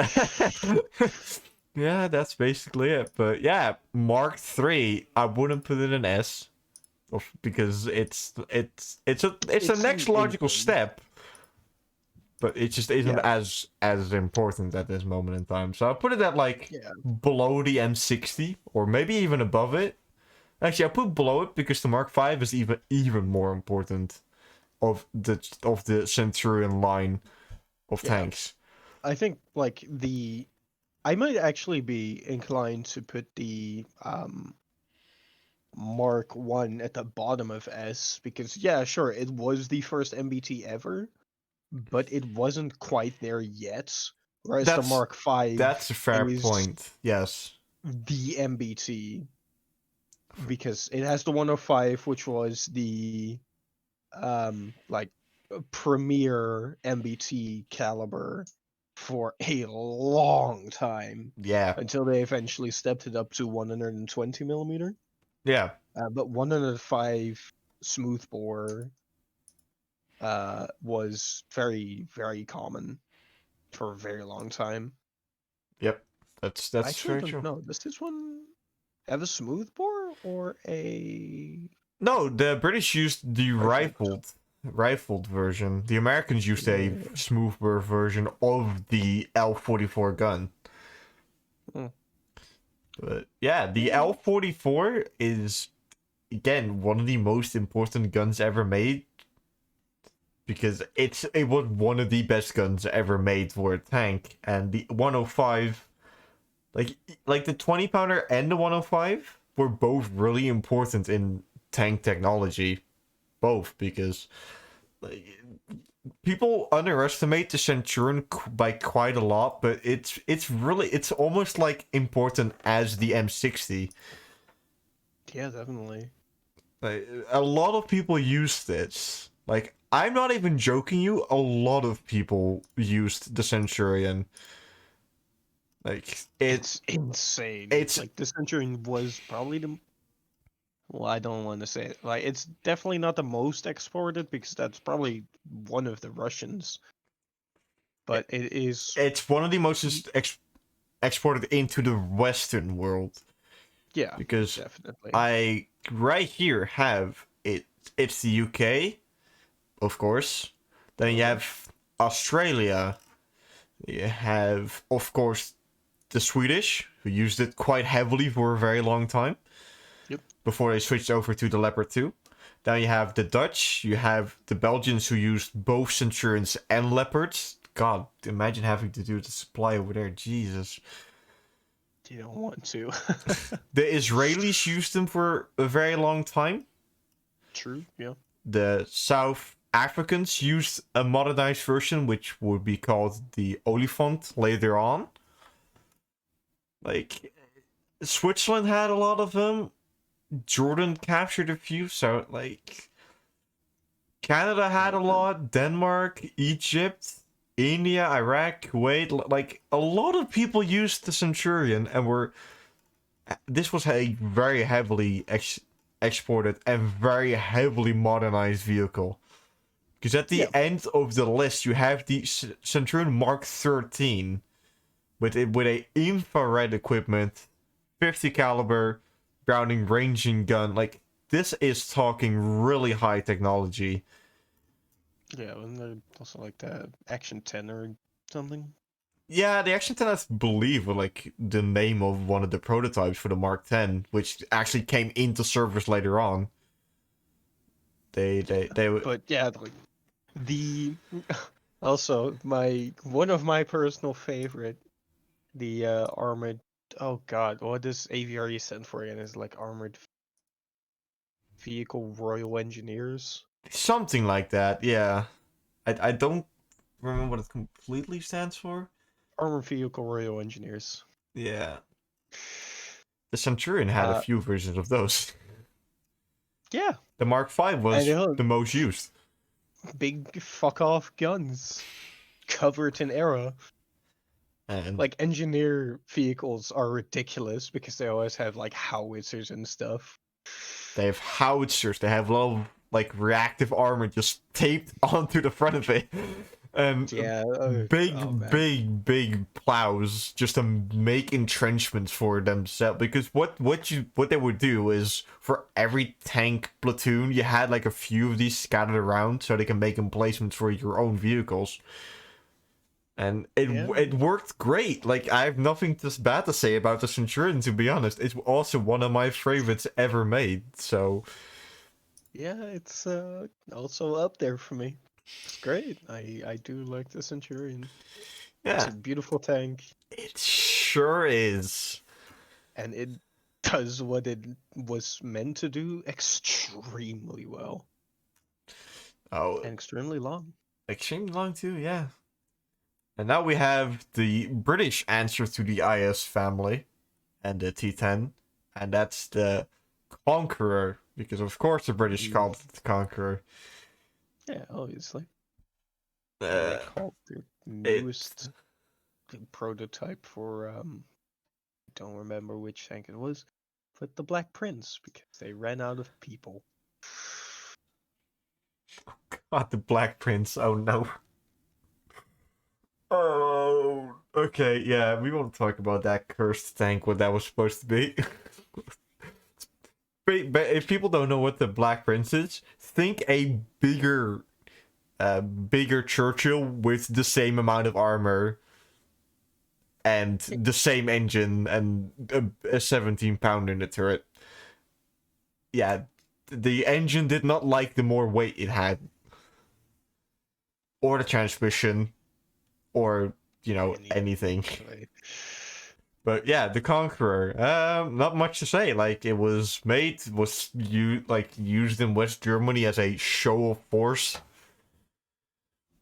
And eventually got turned into an armored recovery vehicle, which it probably did pretty well at. It's heavily armored as shit. It's probably one of the most armored vehicles the British had at that time.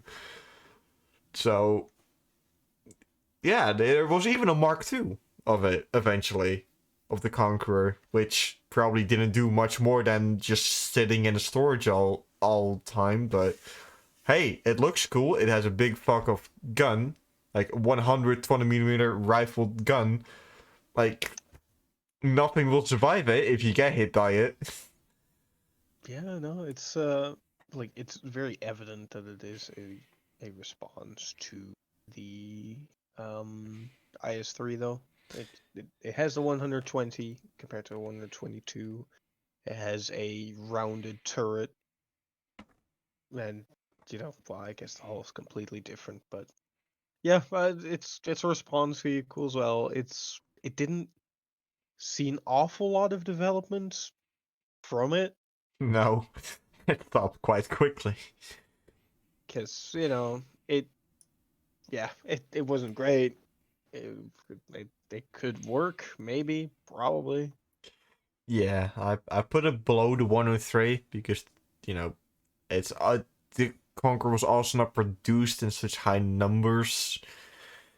And I believe they probably just sat in storage and otherwise showboating a little bit, and that's about it. Like, the Americans actually tried to make something out of it, but failed because they noticed that main battle tanks were gonna take over anyway. So now the next one, which is,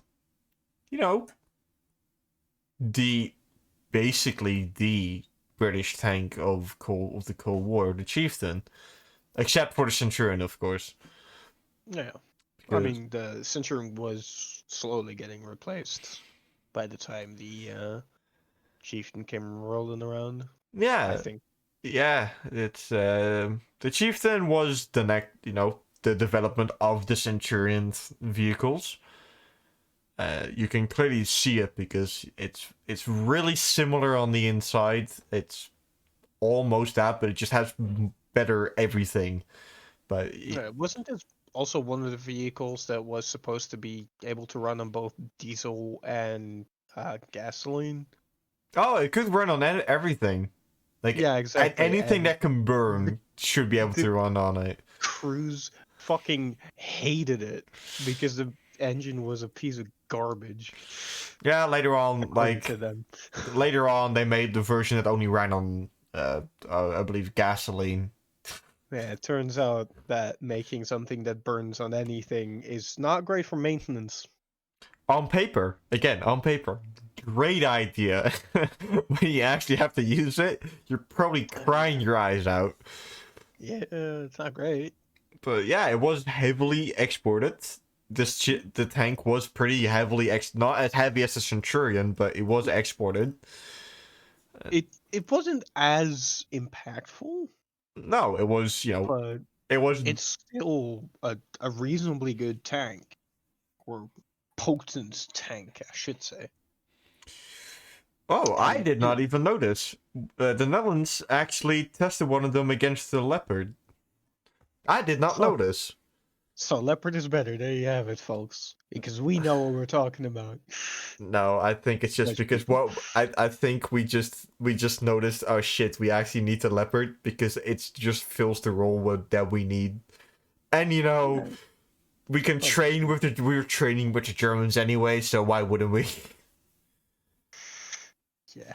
But yeah, I think I'm just gonna put it around B. Like it's the Chieftain's not that special. Yeah, it's an MBT. It's all right. I'll put it quite high. I'll probably put it above the Pershing because it was in service from 1967 until now. Like some countries still use it to this day. Yeah, it's like I do think it might actually have to go into low A because it is still a very competent Yeah, tank. no, that's a It fair point. just it isn't very fancy, and you don't see it as often as maybe a Oh my! Abrams, but it's still in service in quite a lot of places, and it can still hold its own against modern vehicles. I just noticed who made it. It's Leyland, which for people who don't know cars, Leyland car vehicles tend to break down quite quickly. So now I understand why the engine kept exploding. Mm, Makes perfect sense at that point. nope. Now we get like the replacement of the Chieftain, and that's the Challenger 1, which I I got nothing like it is basically the British Abrams. Like Yeah. this is what they wanted, this is what they needed. It's better armored than the Abrams. That's all I kind Yeah, of know of it. Like it's really difficult to kill this thing. It's basically impossible. yeah, I believe its like turret is extremely heavily protected with composites and reactive armor. Yeah. Its hull is probably kind of similar to the Abrams, but its turret is a real tough nut to crack. I also believe or it's a Challenger 2 or 1 that has the longest range confirmed kill of all tanks ever made, I believe. It's Challenger 1 or 2. It's not one of the Abrams or the Leopards. That's what I know. It's the one Challenger 1 or Challenger 2 who did that, which it is stating something about again that really great British gun they made. Because this is the which one version is this? This is the L11A5. So it's the first version of the 120 they used. So it's good. It's its service wasn't that long, 1983 to 2001, but the Challenger 2 came out. That probably fixed a lot of the small issues that the Challenger 1 had. But I wouldn't really put it below A because again, it's again not a lot of fancy bells and whistles, but it's a very competent vehicle. Yeah, I'll put it near the Centurion. We put in A because I'll I'll put it below it because we have the Challenger 2. We also have to fit in here because that might And actually scoot. That might actually scoot to low S the Challenger 2 because the Challenger 2 I don't think has ever been knocked out by enemy fire. I believe. I wouldn't actually know that. But the the Black Prince I was talking about is apparently called a Black Knight modification, which is a Challenger 2 or a modified Challenger 2 with active countermeasures. Oh, you meant the Black Knight, right? Yeah, That's the newest version they're actually working on at the moment. yeah. So The the Challenger 2, I wouldn't see it be anywhere other than an S because it is very much on par with anything that we have anywhere, really. It's really tough. It is reasonably reliable from what I know of it anyway. the Challenger 2 was it. Challenger 1 still had a few issues, but I think they probably got rid of those in the Challenger 2. Yeah. So I definitely think that it again it's not as famous as the Abrams or the Leopard, but it definitely deserves some recognition for what it does. Yeah, I'll put it like to the right of the Abrams because it's just not as well known as most Yeah, I mean you other got third the generation Dragon. British vehicles, or like for third generation tanks, I should say. Mm. But holy crap, is it good? Yeah, Like this tank is probably one of the if you're not British, you probably underestimate this tank quite badly. yeah, definitely. Look, it is a really good vehicle. There's not a whole lot I can say about it Yeah, because I don't know an awful lot about it, but it's just very competently designed. Uh, I don't think there's a whole lot of crews that would complain to being assigned a challenger. I don't think anybody would like the Challenger 2 has a really actually well no real ordinance I should say thought ahead because a lot of the newer people are growing up with controllers. Yeah, this is true. In mind, so their gunner controls are like a PlayStation gunner controls, basically, or an Xbox gunner controls. They're very similar. They don't move. They use joysticks and buttons to move, which is pretty thinking ahead. Yeah, definitely. Like Uh, the gunner controls don't move, so if that's you would think, oh, that's really stupid. But if you're going at high speed, because this thing is still moving at a pretty high pace, so if you go over a hill, you can hold on to your gunner control so you don't smack your face into it, because that's not good. But you can hold yeah, on to something. It's thinking ahead, because the Americans still use like a really weird system. Well, I say weird. It's probably not weird if you know how it works, but I don't know. I'm not an engineer. I haven't studied enough for this. Yeah, no, like I have nothing against challenger. Nope, neither do I. Now we move on to actually we can kind of gloss over this because we just talked about it, but the MBT 70 for the Germans did not do so well. They kind of scrapped the entire idea of the MBT 70 and just tried something by themselves. Yeah, It's for like the Germans followed more in line with the doctrine of, well, guns are becoming so powerful, why would we care about armor? We're just gonna go for speed and a good gun, so we can move quicker and knock out the enemy tanks before they can knock us out. and try to maneuver around, which is not something that the MBT-70 was striving for. No, like it can still the MBT-70 can still move at a pace, but that is if flat terrain. Yeah, It's it wasn't in line with what the Germans were looking for at the time. Now you'll see that very clearly with the Leopard 1, and you can also see the shift when you go over to the Leopard 2. But yeah, it just didn't fit in with the German idea of tank combat, so it was a dead-end prototype, which, not great. yeah. I put it on D tier basically. Like it doesn't really matter where in D tier for the Germans. It just wasn't the tank that they needed nor wanted. Yeah. So they wisely dropped it. Yeah. Now we have onto something that's really not well known, even for me. Like, I just searched up Cold War German tanks, and this is what popped up. It's this. Oh my god. The Spa-Panzer SPIC. I don't know if that's numerals or anything, but it's a light tank reconnaissance vehicle. Big gun. Well, I think it's a 90 mm. It's like it's a 90 mm gun. Yes, it's a Oh my god, I remembered. with a coaxial MG42.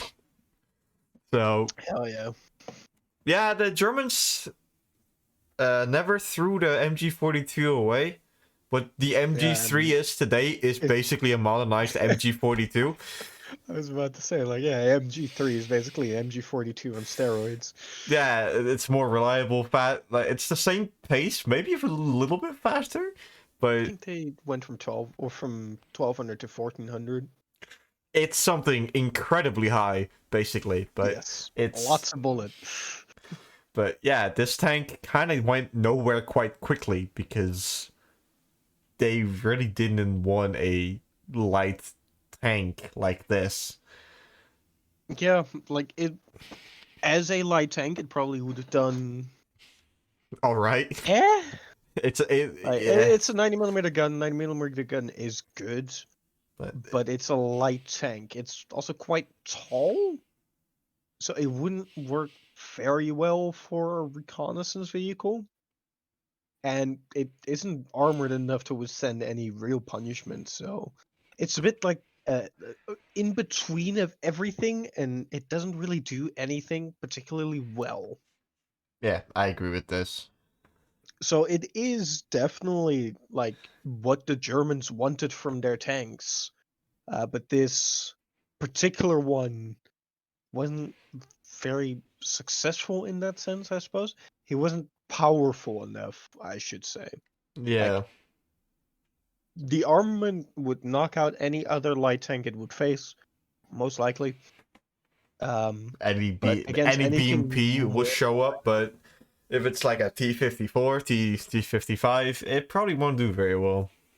yeah, it would start struggling really quickly.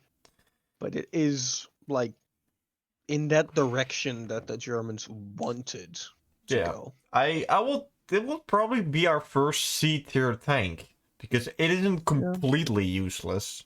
It's just not what they need or wanted. So it's like kind of the start of something that then kind of stopped not too long after.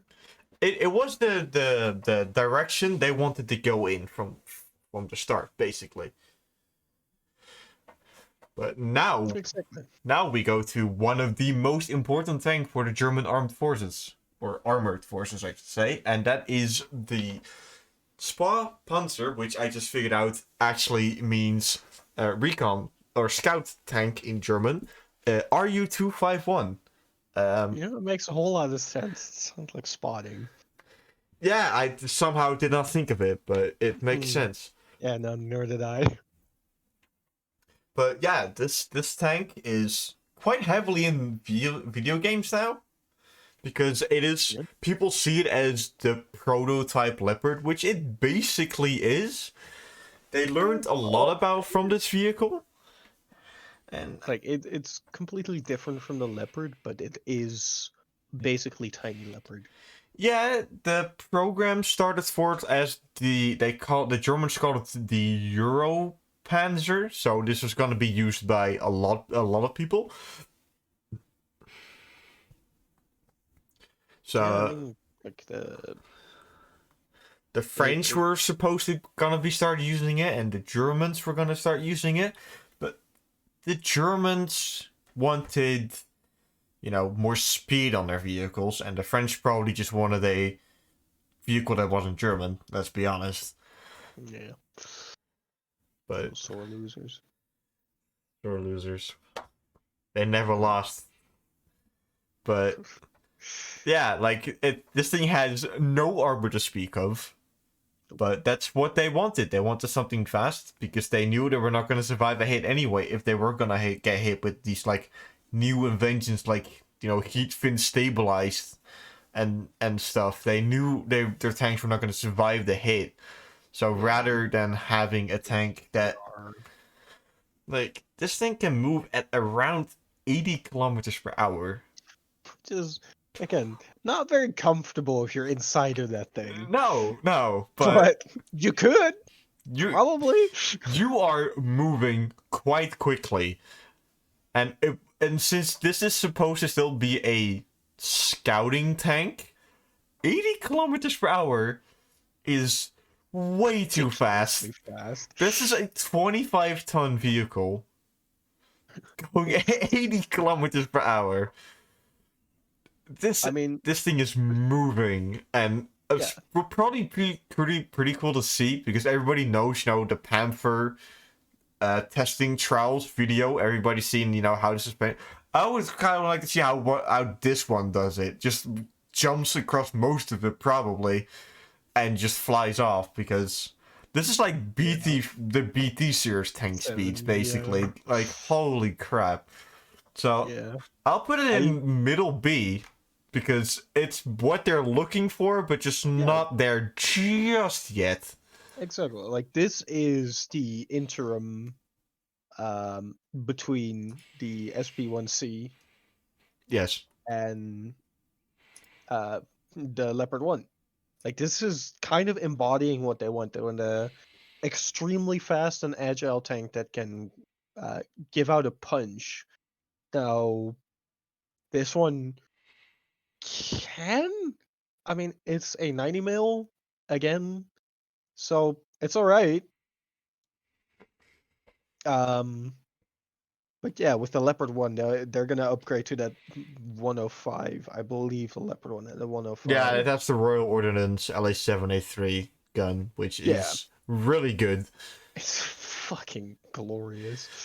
But yeah, they'll upgrade to this even more potent gun, and that's just gonna be unfortunate. Well, I don't know if I should say unfortunately, but this is gonna be the final evolution of this light, fast, hard-hitting tank for the Germans. Yeah, they have the actual role designation as main battle tank given to the Leopard 1, which is the most influential tank design on the planet, which people might say I'm overstating things, but well, I guess the Leopard 1 is not so influential just yet, but the Leopard 2 we'll talk about a little bit later, because that is probably... Yeah, the Leopard 2 is the MBT. Is the MBT of the planet. I don't care what anybody says, but it's probably the best tank ever made. And its exports, and just parts of it exported, will... It's insane. Yeah, but first we'll go to its... I was going to say little brother, but that's not true because it's the older brother, technically. Yeah. But it's also not really... It's like that weird adopted kid. Yeah. The Leopard 2 is that weird adopted kid. Yeah. Because this, like I said, this is the final step in the evolution of fast, hard-hitting tanks that the Germans wanted. Yeah, this thing does that incredibly well. It's very quick. It has that beautiful, beautiful Royal Ordnance L7 gun. Yes. Um, It's such a I good kind of want to gun. see max speed of 65 kph, With which is fucking stupid this for thing a tank is of that size. so I would like to add the later versions weigh 42.2 tons. And this thing is still moving at 65. I generally don't want to be the person inside holding on for dear life when that thing is moving across like rough terrain. It probably is beautiful to look at. I will say the Yeah. Leopard tanks are probably one of the most beautiful tanks ever designed. Like, ever. I'm not super fond of the design of the Leopard 1. The Leopard 2, I think, is gorgeous. Leopard 1 is alright, don't get me wrong. Yeah. The Leopard 1 holds a little bit close to my heart because one of my family members was an engineer that worked with Leopard 1s. So that is a little bit closer to my heart, personally. But it's not the Leopard 2, but the Leopard 1 was used as a main battle tank, as utilities such as bridge laying, armored vehicle recovery, anti-mining clearance, anti-aircraft use, you name it. The Yeah. Leopard body as itself was used for basically anything. Yeah, it's very good. Well, okay. It's very lightly armored for a MBT, Yes. but it is incredibly quick, It is and has a blazingly fast. very reliable engine as well. Very reliable Yes, and it's engine drive. because I know that it's easy to change. You have 3 tubes that are connected from the engine to the main body. You unconnect those, you lift it up, which the engine doesn't weigh a lot. Like, it's surprising, from what I've heard from my family member, it's surprisingly easy to get those out. But this is one problem. I will state this. This will stop it from going to, like, completely top of S tier for now. Is because German engineering are very fiddly, and you have to be very careful because they will break if you don't use them correctly. That's his words, and I do believe it because he worked with them. If they the transmission broke quite a lot on the Leopard ones because they were going so fast and then stopping and then going that fast, that tended to break the transmission quite quickly. But it was everything on the Leopards were easily replaceable, and there were enough spare parts to go around because so many people used them. Yeah, I mean they're still in service to this day. Yeah, like Denmark still has all of theirs. We probably have some as well. Well, actually, we don't have any anymore because we're broke as bitches. We don't have any more Leopard ones. We lend lease. Well, no, we don't lend. We lease Leopard 2 A6. Leopard 2s. We But we don't have any vehicles of our own. I remember that still. we had 468 Leopard ones. Let this number sink in for a second. 468. And these things, I don't know. I don't see how expensive they are, but they were pretty expensive for a tank. But you had laser range finding on the later models, at least. You had one of the best stabilizers in the world at that moment in time. You had high speed. Later versions also had like a little bit of add-on armor. It's not much, but But yeah, you had of course the Gepard, which in Dutch service was called the Cheetah. I generally don't know why people call it different when it's a different service. Don't ask me, it doesn't make much sense. But you had the bridge layer version, like the whole of the Leopard 1 was really important. So I'm gonna put it above the Centurion Mark 1. It's one of the most important tanks ever made. Because a lot of people use them. They're still in use today by a lot of people too. And of course, the armored recovery vehicle versions are still in use in most countries. So yeah, it's a really influential tank. German engineering. That's all you need to know basically. It's German technical superiority. Oh, and we haven't even talked about the Leopard 2 yet. Yeah. Speaking of the stabilization on the tank, I sent you one of my favorite videos of the leopards, which is Is where it the they beer one? yeah, it's the beer one. Yes. I love that one so much. I also noticed we're taking way too long in this shit.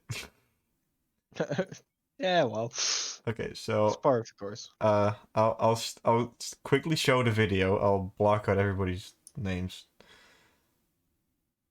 Well, yours are not is not blocked out, but I can't do much Oh about that. no. Anyway. But it's if you haven't seen this video, this is a people use this for memes, you name it, for anything.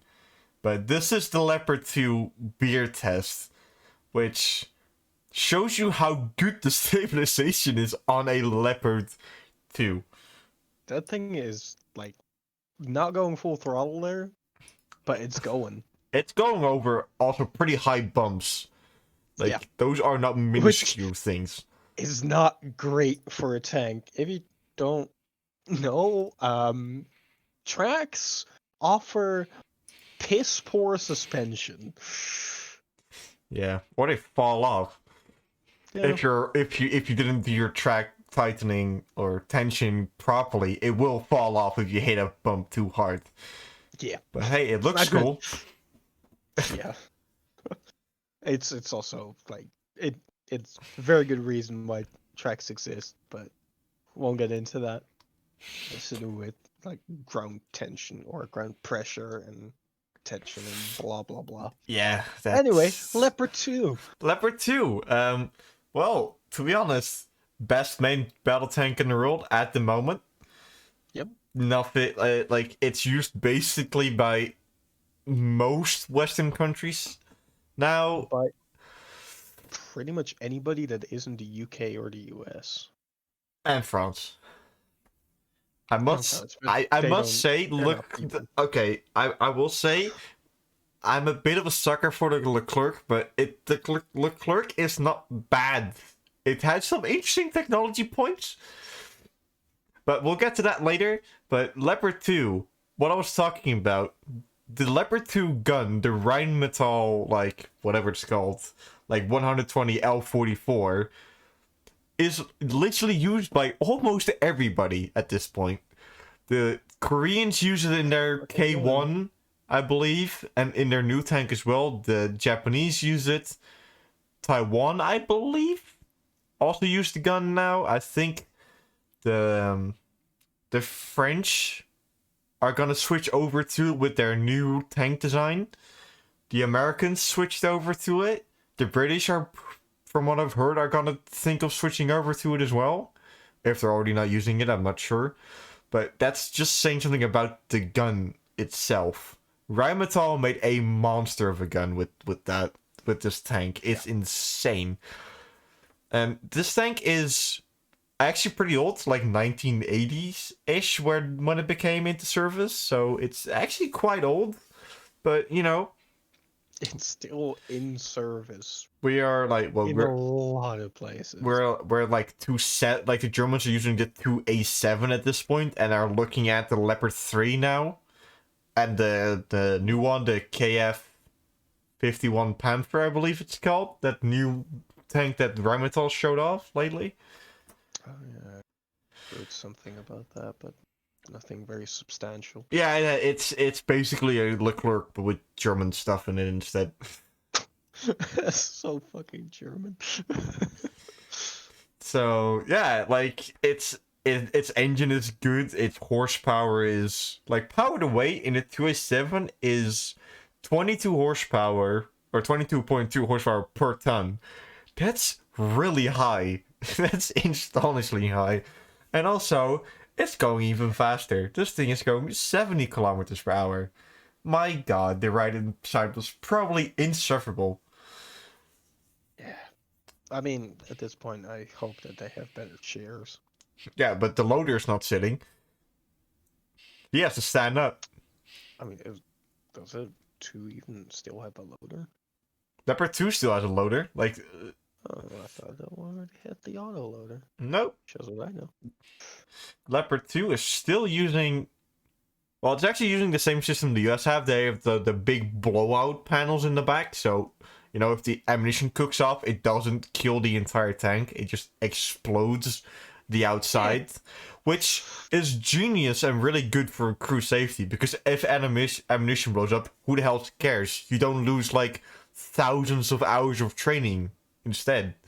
This is what we're gonna hamper on with the Israeli stuff, because they leaped forward in tech design and made their own tank as a small nation for that specific reason. But even the Americans almost started to use the Leopard 2. Very close. It was very close. But It's a good fucking tank. But yeah, so I'll give it all the way to the top of S because it's just good. I got nothing more to say about it, to be honest. Like, it's it's the best tank at this moment. I'm not gonna say ever made, because that's it depends on what role a tank is gonna. So for people who like to say, oh yeah, this is the best tank ever made, look at what role it's supposed to serve and what it's fighting, what role that is supposed to be, because that's what people tend to get hung up on. They say, oh, this tank was the best tank. It's like, because it's usually it's not even a tank. Because people say the German tank destroyer, what is it called again? The Stug 3, there we go. Stug? I love the Stug. They say, oh yeah, it's a good tank. It's not a tank, it's a tank destroyer. It's supposed to destroy tanks. Or at least the latest version, that's what his role was. But people tend to get hung up on why one tank is better than the other. But, like a World War I tank has a different design idea for what it's supposed to be than, what it is supposed to be now. Like, it can be still used for infantry support, yes, but it's supposed to be knocking out other tanks, breakthrough, and, if it needs to be, the Americans use it also for the Abrams is also used for heavy reconnaissance roles. So. Yeah, definitely. I mean, I'm definitely a sucker for the Stug. Me too. It's one of the few German vehicles I like. I'm gonna upset so many people. I hate the Panther. Not as a tank, just as a the design period of way too short, so many problems. You have the Tiger 1, which is stupid. The Tiger 2, which is just a bigger tank, which wasn't the problem. They never fixed the problem of fuel. More tanks doesn't mean you fix your fuel supply shortage. But that's something we already went into the World War II tanks. So I'm not going to go back into that again, because otherwise we're going to make this way too long. Yeah, probably. But we'll go on to the French tanks. And oh my god, we're going to have to be very harsh on these, on at least the first few. The ARL-44 is a heavy tank / tank destroyer. France decided that they wanted to get back into, major power status with this. I believe it was showed in one parade, and then I think they discarded it quite quickly. Yeah, it's a tank, I guess. Like, they were trying to, or they were taking lessons from the Panther. Like, you can see that quite clearly with the hull is very similar, if not just the same as a Panther. Now, trouble is, they have French tracks. French tracks, at least the early French tracks, are stupid. Oh yeah, these are very loud, probably, if they did drive, and they would destroy every road ever made, because it's metal. And yeah. So, what I was saying about suspension, non-existent. another issue, like it removes from your already extremely limited suspension. It also adds a fuck ton of noise inside of the vehicle. So trying to understand your commander while that's going on is a pain in the fucking ass. It's also completely open, so you can probably poke a stick in there and break it. Um, yeah, it's fuck. I hate those tracks. They're just so The dumb and B1 Bis so. also used the same design of tracks. I know, and it's dumb. Like it's so outdated. It's from fucking World War One. Yeah, it's also not blistering fast. Oh, it's very slow. It's 35 It has kilometers a per hour. pretty good gun though. It's a gun from To the its credit. Pershing. Yeah, it's a decent gun. So, your gun is good, your ammo is good, but the tank is shit. Yeah, I hate this. Well, I I I hate don't it. hate this thing. I hate its tracks so much that it drags down my opinion of the rest of the vehicle. It's also a giant target. It's enormous. Yeah, it's not a very good tank at all. It's a good Um, showboating thing, I no, guess, but no, it's also very ugly. So it's no, a little bit too square for my taste. I I put I it. think it looks retarded because it has like a very tiny turret. Oh no, the So turret is actually like supposed to be massive. Like that. This is a like the it's a mock-up, yeah. yeah But you know, the turret for now, was supposed to be. There was another ARL 44 design with a 75 with a completely different turret, but that was only a design. I don't believe that one was ever made. But this was probably supposed to not. go up against Tiger 2s. It never saw Yeah, those. yeah. No, I think no. I don't like the arrow very much. I put it in low D for you, don't worry. I hate this thing too. It looks Okay. good. In games it does well, but games Yeah. is not reality. No, no. Now we got this thing, which was really weird. I'd never heard of this one before. It's the AMX 50. It's Oh, it's the another. auto loading It's heavy. yeah, Yeah. it's a auto loading heavy tank, Yep. which So, one of my or a tank. I don't know why.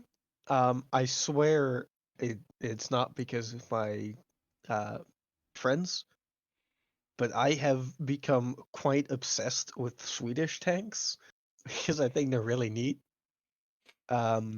And the Konvang, which I was talking about a little while ago, was based on the AMX 50, if I recall correctly. It was also a 105 millimeter auto-loading oscillating turret.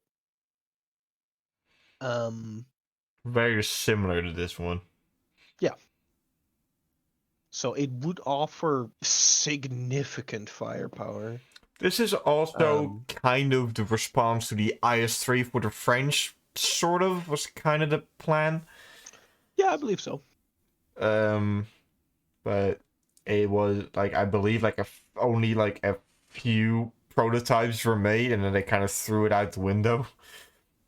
Yeah, like the issues that I spoke of when I was talking about oscillating turrets, I mean they also exist in the MX-50. Um, but I don't hate this one as much as I hate the ARL, which isn't very difficult. No. Um, I it's probably mostly because of the Convong, and it really reminds me of it. Yeah, but yeah, I But would it's actually put it in like low B, below like the other two like giant IS-3 response vehicles, because this yeah, one I is think also actually kind of pleasing to look at compared to the yeah, it looks good. compared to the boxy shape. So Yeah, like good. it's It's it's definitely quite a nice looking tank.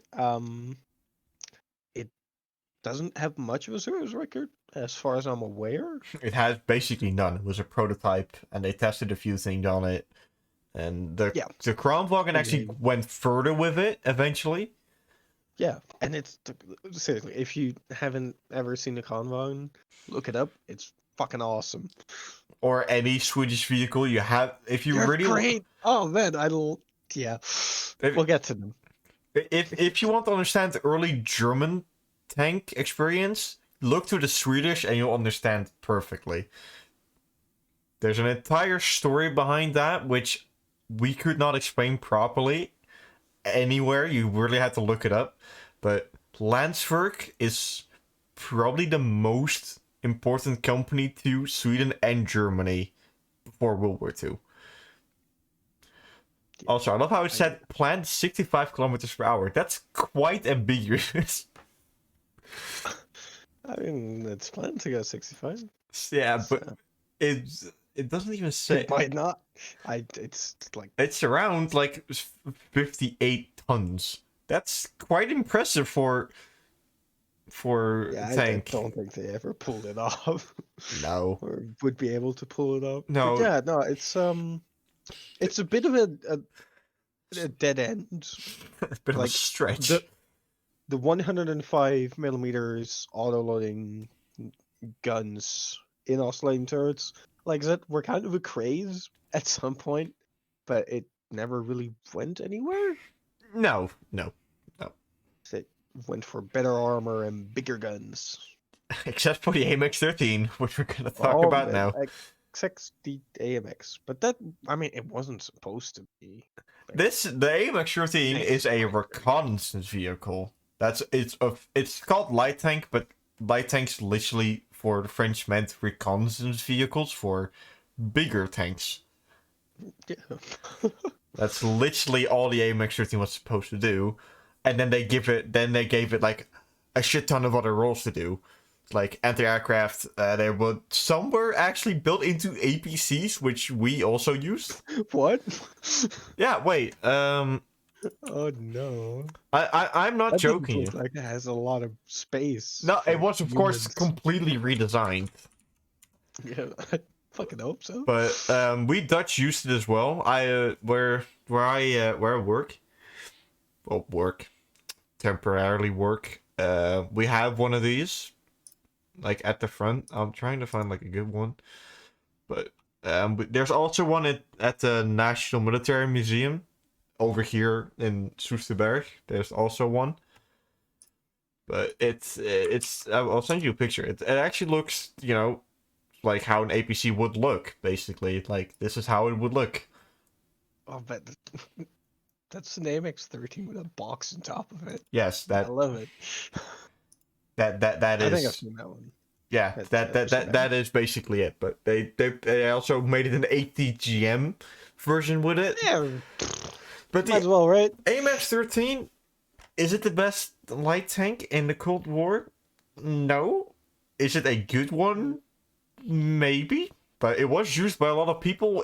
Its gun, the AMX-13 gun, was used on a lot of vehicles. Only the gun, not even the auto-loading system, because we are like we said, auto-loading systems without an oscillating turret around that time was basically impossible. Yeah. Like nowadays, you have systems to make it easier for loaders. The Leopard, for example, and the Stridswagen 122 have gun barrels that will level, so the loader can easily put it in, and then it will go back to the original firing position. I think the newer version and the Abrams, like any version of the Abrams, also basically have that now. Yeah. But like back in the day, there was no tool to accurately. Thank you, Lilo.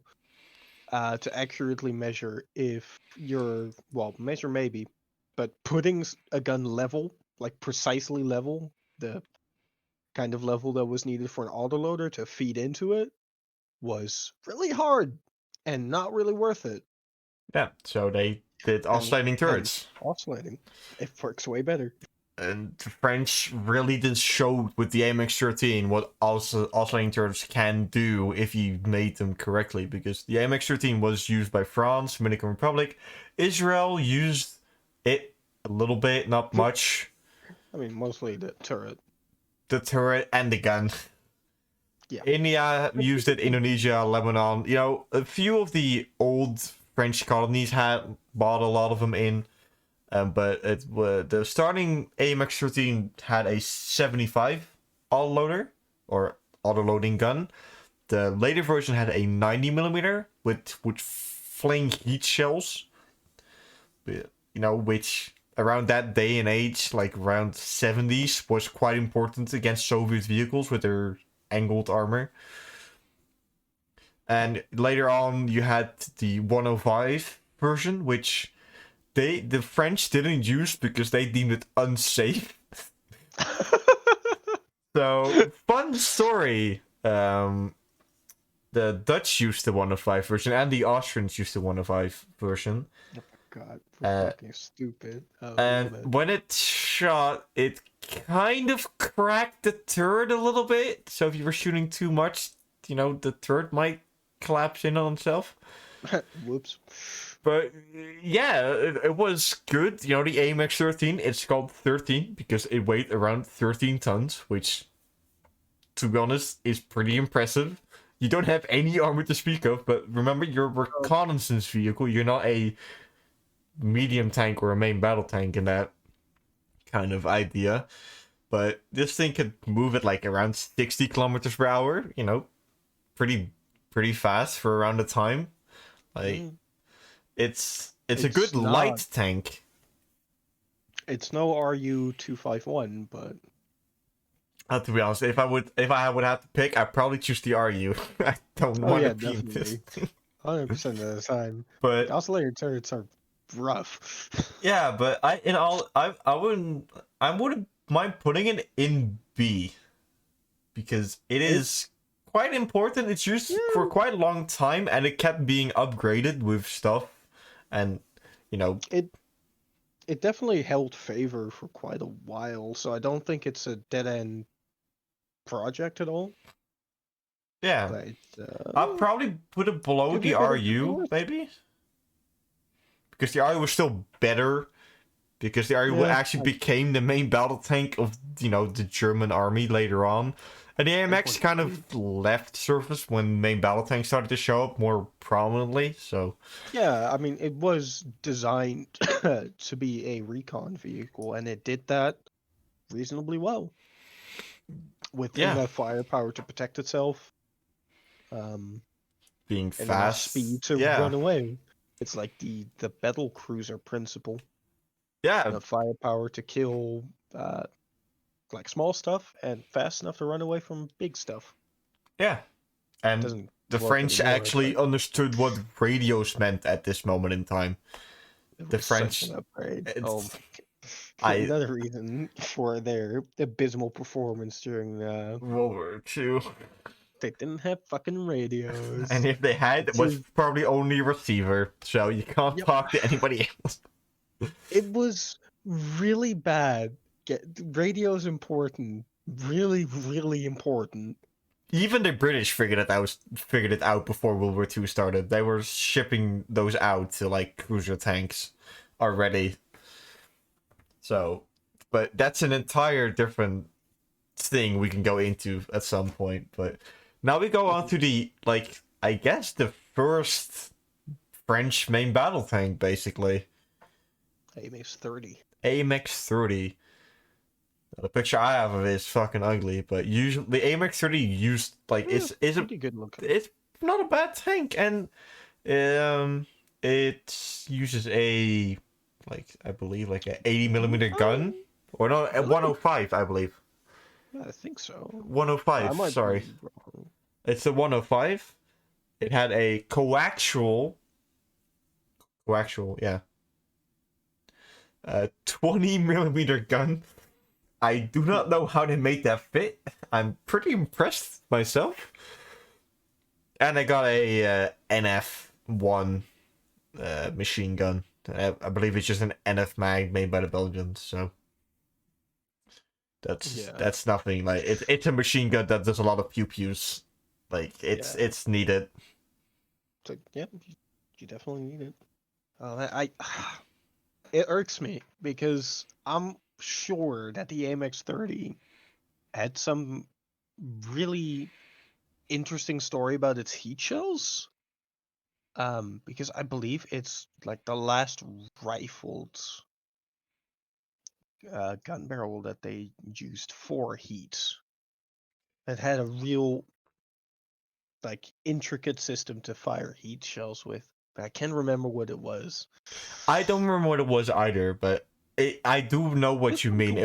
It was really important actually because it was the last gun to use heat as a rifled gun, which Yeah. other I think it countries was could not make it something. work, and the French did. So that probably says something about them. I believe it stopped the shell from rotating once it had left a barrel. Yeah, it's something like it was really I weird think and it's something along interesting. those lines. But yeah, cool thing from the French that they did with the Amex. Oh God, I just noticed something. So the AMX 30 has, of course, an anti-aircraft gun system put on it because the whole was fast, like 65 kilometers per hour. Yep.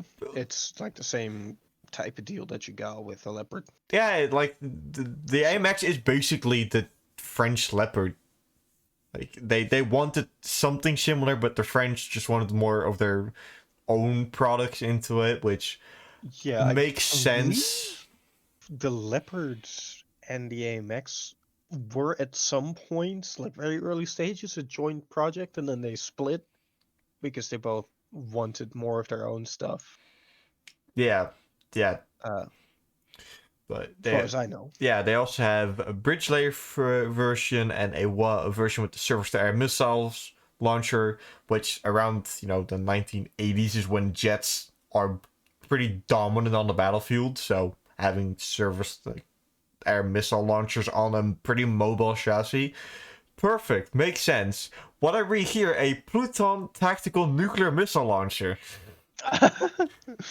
Oh yeah, the David Crockett delivery system is also a thing. That's cool.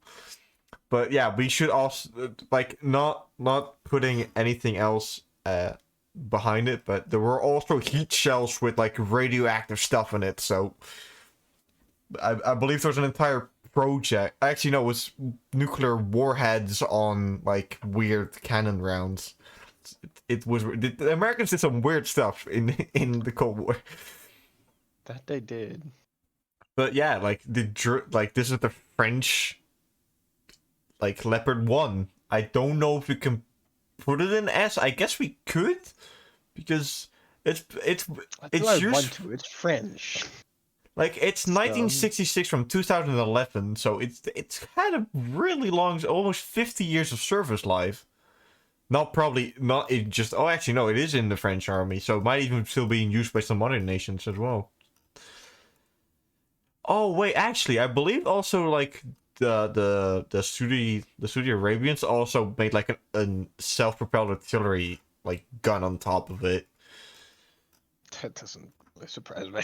Well, it's smart because the hull is still fine. You just want Yeah, something else. So it's a fast home. you can pass your judgment and say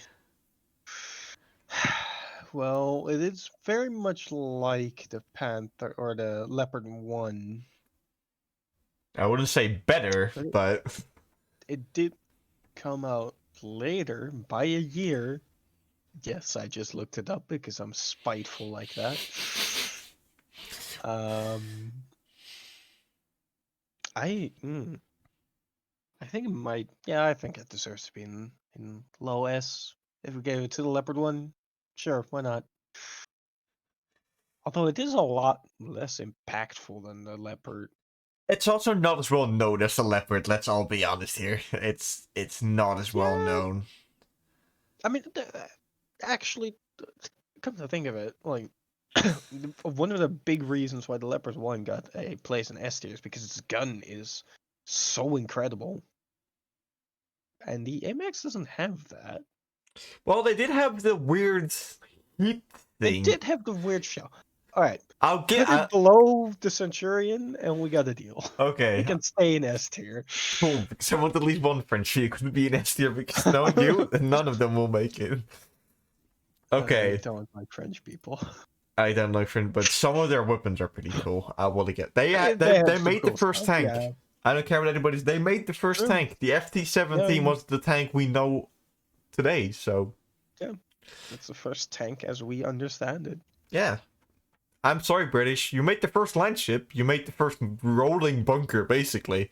But I gotta give it to the French. They made the first tank. Okay, now you really can't call this a tank, but No. this is pretty heavily rolling on the French doctrine of, shoot and scoot, basically.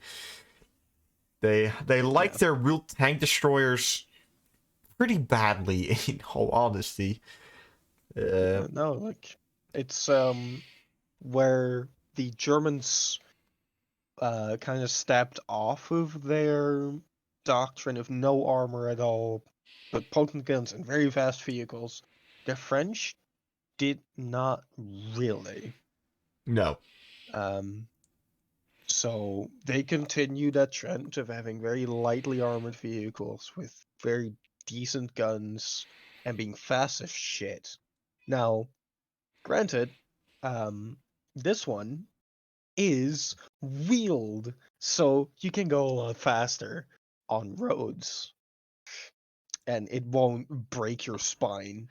And as you go off road, though, you can't get stuck, which is not great. It must be shown. I will like not just like throw shade on anybody, but during the Mali War, it did show it could go way faster off road when it actually was saying.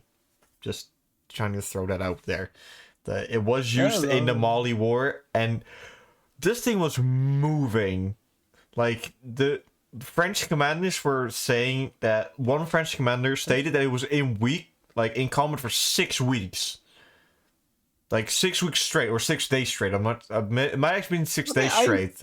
I think it might be 6 days. Yeah. Because that war was really short. Because he had a lot of AMX 10s, AMX 30s.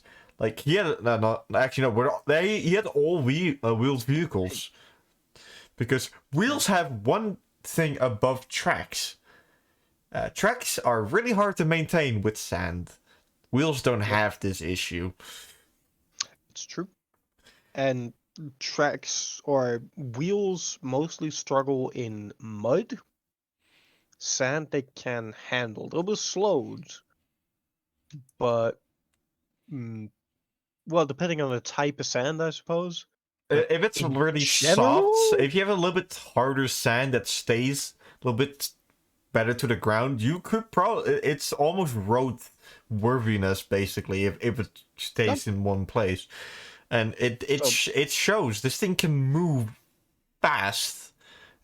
And it's a wheel... Like, its designated role is RC, reconnaissance... I'm not going to say it in French, because my god. Craft. No, it's the C word is cannon, the R's whatever. It's actually it's translated from French. It literally means wheeled gun, which the AMX-30 is. Nice. That's basically it. Yeah, it's a gun with wheels. Like it's a good gun. It's fast. It has laser rangefinder, stabilization, everything that like a modern tank basically has. It just has, different problems and different things it's better at than tanks. Still no armor. No. This one could probably be taken out by armor-piercing 50 cal. No. Actually, no. This thing can survive quite a lot. Like. Oh, yeah. I guess those are either reactive or composite. Yes, it's the weasel. Yes, it's very similar to that. I know what you mean. I know quite a lot about this vehicle. It's pretty cool, actually. It's one of the I'm not the biggest thing of wheeled vehicles, but I do like wheeled vehicles. They look funky as shit. Yeah, but the French actually made a lot of armored armor. Like it's the reason why they made vehicles like this is because their old colony, experience. They already had like wheeled vehicles like something like this. It was Yeah, something even long. It had like 8 like wheels in total, and 4 of them were metal, and the rest were like. It's really weird. I don't know what it's called. EBR. Oh, yeah, EBR, but it's very similar to this. Like, it's just something they had over. The deal is still over, and they're still using it today because the replacement is the EBRC Jaguar, and it's gonna come from 2021 onwards. So it's gonna be replaced, the AMX 10, by basically the better version of it, which is how it goes. Yeah. So I will put this in A. It's not an S. Definitely not. No, it's good at what it does. It is not a dead end project, so I think I can agree with an A ranking. Where would you put it on A? That's the question. Hmm. I think lower than the Challenger. Yeah, me too. I would still put it above the Chieftain because does not have the reliability issues that the Chieftain had. Yeah, I So think like maybe above the Bulldog as well. yeah, I think the Chaffee was too good for its role to not, just to be above it. I think the Chaff was just too good at being the very light reconnaissance vehicle for World War II era. God, that Jeffrey was such a beautiful upgrade to the Lee. No, not Lee Stewart. Stewart. Well, it's also a great upgrade to the lead, so Yeah, I mean everything is a great upgrade to the Lee though. yeah. What like the Soviets called it like this Calvin for 7 brothers or something like that. Like, Oh yeah, something very similar. Yeah. okay, now we have a AMX. Is now we have the AMX 40, which wasn't used much. There was a tank before this called the AMX 32. Was supposed to replace the AMX 30, but it didn't because it sucked. And then they made the AMX 40, which didn't do much better. It did switch I to the mean, 120. yeah. It switched to the new NATO standards. So it's a smooth bore gun, like most guns nowadays. I don't have much to say about it, to be honest. It wasn't really used much. It was prototypes, and basically that was it. Yeah, I do believe it got a few upgrades here and there with like armor packets. Yeah, But yeah, it's it's not like good. the French just kind of ignored the fact that hey, we actually have armor that can stop these modern rounds now, and they just kept going with their be fast, eat ass kind of strategy. Yeah, Um, and then they ate shit yeah. with the MX40. It's I, I'm not a huge fan. to be honest, I will put it in C. It didn't go very far because after this they completely redid what they wanted for the MBT. So it didn't go anywhere, and the AMX 30 was still in service, so it states how bad this tank was. Yeah. So I will actually put it in C. Like, it's not good. Like, I Look, guess the and gun then was good, but yeah, it's like it seems like an alright vehicle on paper. It was just a dead end. yeah, it's Like same as the 1C, to me anyway. yeah, Like it's a decent enough vehicle, I guess. Maybe. But it didn't really see combat at all. And it's also where it stopped. yeah. Anyway, that time that the French learned. From their mistakes, Yeah. and they learned what reactive armor was like. Oh my, The Leclerc main battle tank, which is highly modern with a really good auto-loading system, which works. Surprise, surprise.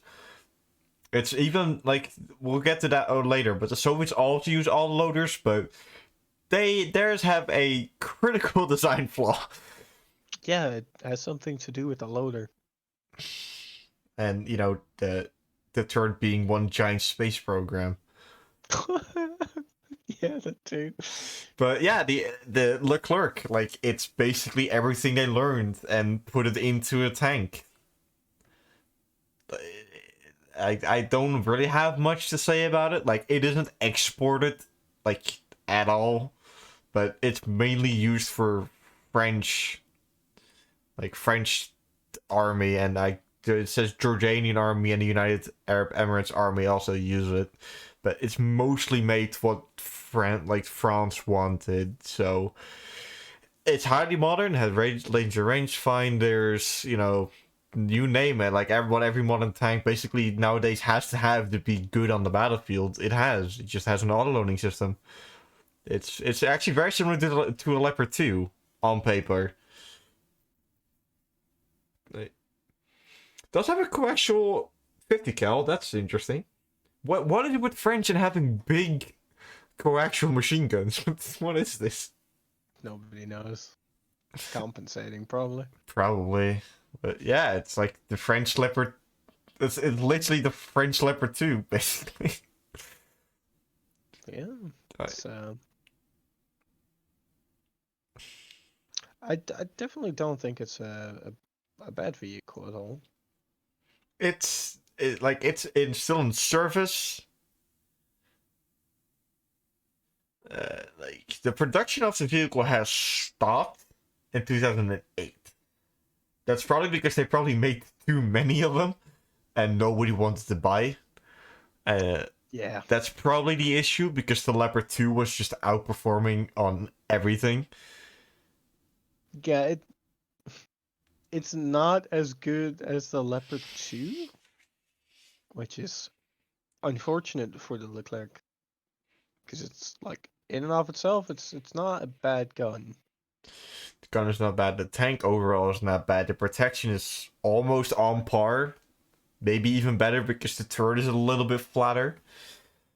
But they do have the problem of a lot of stuff being automated. So if something goes wrong, it is going wrong bad immediately. So Leclerc is one of my favorite modern tanks, I will be honest, but I will be rather harsh in this one because it just has, like, I know all loading systems are better than a normal loader, but the thing is, the normal loader doesn't make mistakes usually.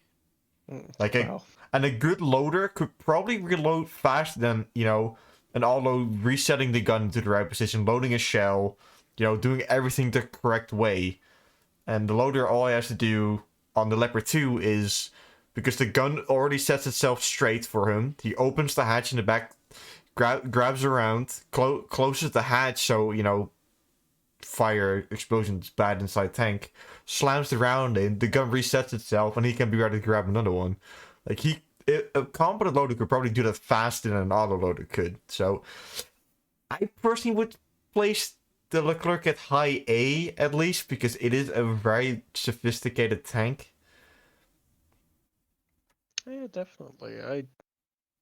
It has quite a decent amount of merits to it. It just doesn't have enough to push it up to S tier. No, it just sadly does not. This will probably want to be one of the few like modern tanks that will not make it into A, only into S. It's quite saddening on my part because I do like the French vehicles, but this one is, I would say, at least above the M60, because the Germans and the French and a lot of other countries are joining together again for a tank program, and they're using the Leclerc as a basis. And from what I've heard, it's actually going quite alright. You know, again, logistics simplification. They want simplified logistics, so they want like one tank that all of Europe can use, even though that just should be the Leopard 2. But you know, That's me maybe talking a little bit about what I would do. And now we have the next. Now we move on to Italian vehicles, which are not a lot of. The Yeah. Italians used basically anything anybody could give. Like they used the Pershing, they used the M46 pattern, they used the M47. They probably even used the M48.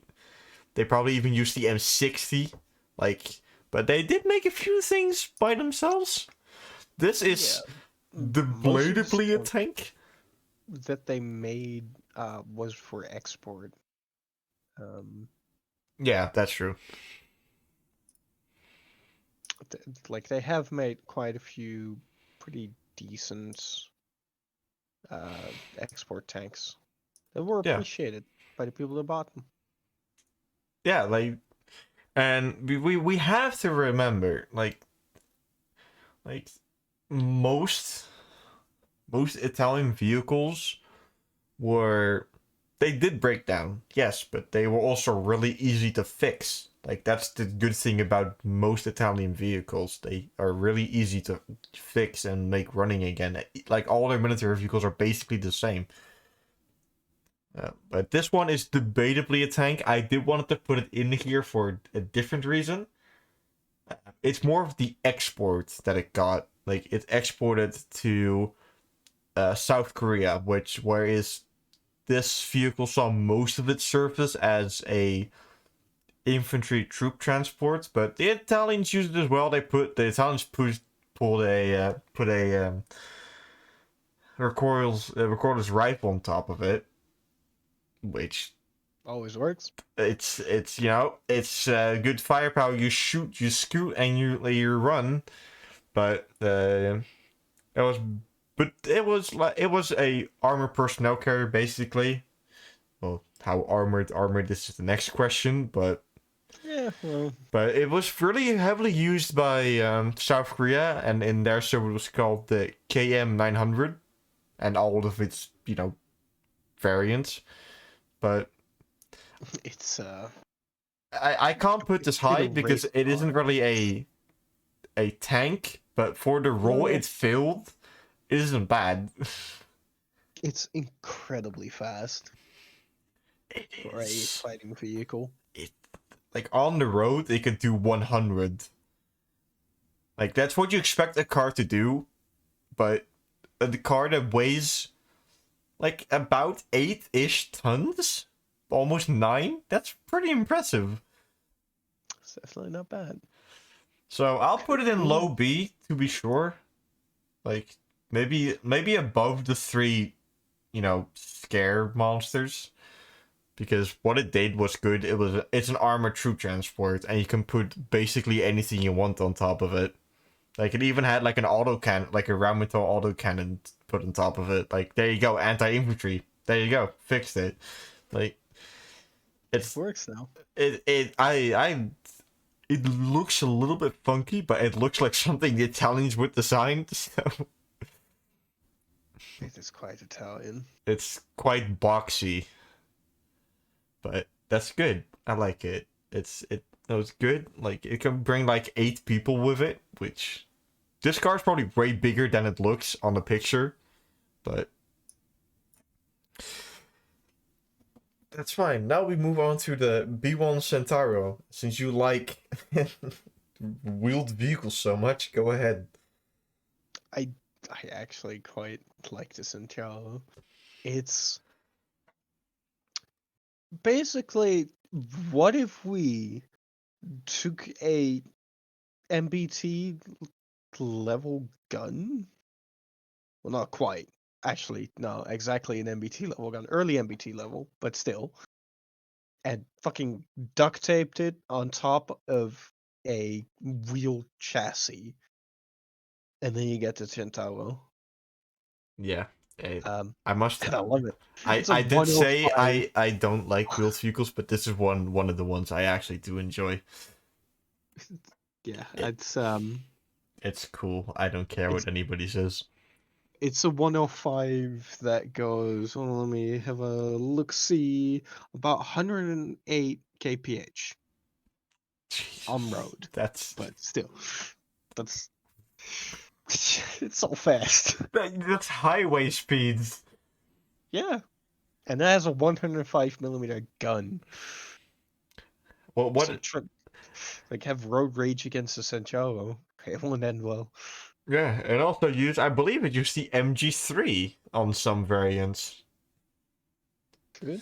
And on the newer, I know the Centauro that's the Spanish used the Centauro 2, and that one has 3 MG3s, one coaxial, one for the loader, and one for the commander, which is a lot of DACA in. It's a lot. Yeah.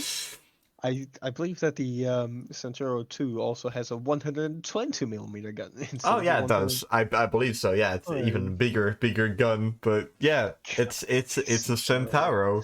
It's made by Iveco, and if you don't know what that is, that's a truck company. That they make the hull and the propulsion, and Yeah. Otto Melara made the weapons and the turret, which makes sense because some companies like Chrysler and General Motors in the US can make arms for the military, but that's really expensive. They don't like having dedicated weapon manufacturers is usually better. Yeah, like Boeing has the same. They make the planes, but the weapons in it, they really don't bother. Look at the A-10. if you search up who made the gun that's in the A-10, you'll be quite surprised. It's a company that makes fridges and stuff. Yeah, no, I'm not even joking. That's the truth. It's quite funny. Yeah, General Electrics is what they're called, I believe. oh yeah, General Electrics. Yeah, no, I remember that. It's funny. It's pretty funny.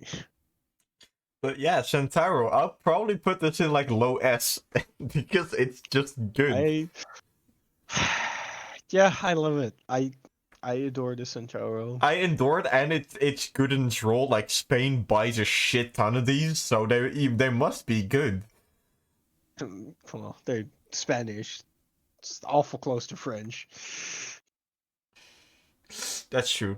It has 4,000 rounds of coaxial machine gun. That's gonna run out quite quickly. Well, I guess it's not your job to shoot the machine gun when you're like the commander. If you're like actually commanding, your loader is loading. But I'll put it. Ooh, I really don't want to put it higher than the Leopard 1 because it really isn't better than a Leopard. I guess it is a Leopard on wheels, but it isn't that influential. In all honesty, I put it above the AMX 30. Yeah, it has more for record, as far as I'm aware. Yeah, it has a pretty big record. Like, I will be honest, it basically is a Leopard on wheels. Yeah, it's a wheeled Leopard. It's a wheeled Leopard 1, basically. Even faster. Yeah. Well, I guess you have suspension because you're on wheels. That's also true. I don't know how much it's gonna save you when you hit quite big of a. Yeah, it was probably still not very fun to sit in one of those, but no, better than before. That's true. Okay, now we move on to what Italy basically uses now. It's the C1 Ariete or Ariete. I don't know. Its translation is battering ram. Okay, that's an interesting translation. But I really don't like it. Used the Rheinmetall L44, same as basically everybody else at this point. Yeah, I do believe they have what was it again? Either some special ammunition or there was something about the gun that made it incredibly deadly, even more so than its usual counterparts. Fully stabilized in both acid and electro hydro. I don't know. All I know, this thing is good. Like, it's heavily underrated, that's for sure. Like Oh most yeah, French vehicles, but well, this isn't a French vehicle. oh, Italians. Sorry, I still have French in the brain. But yeah, in all honesty, I think the C1 Ariete is heavily underrated. Yeah, it deserves some love. It's Like, would I go to war on it? No. If I had a choice, like I'd probably between still the, take a Leopard I'd 2. probably take a Leopard 2 or a Challenger 2 because that survivability is a little bit higher, but you have like less speed. So, Yeah.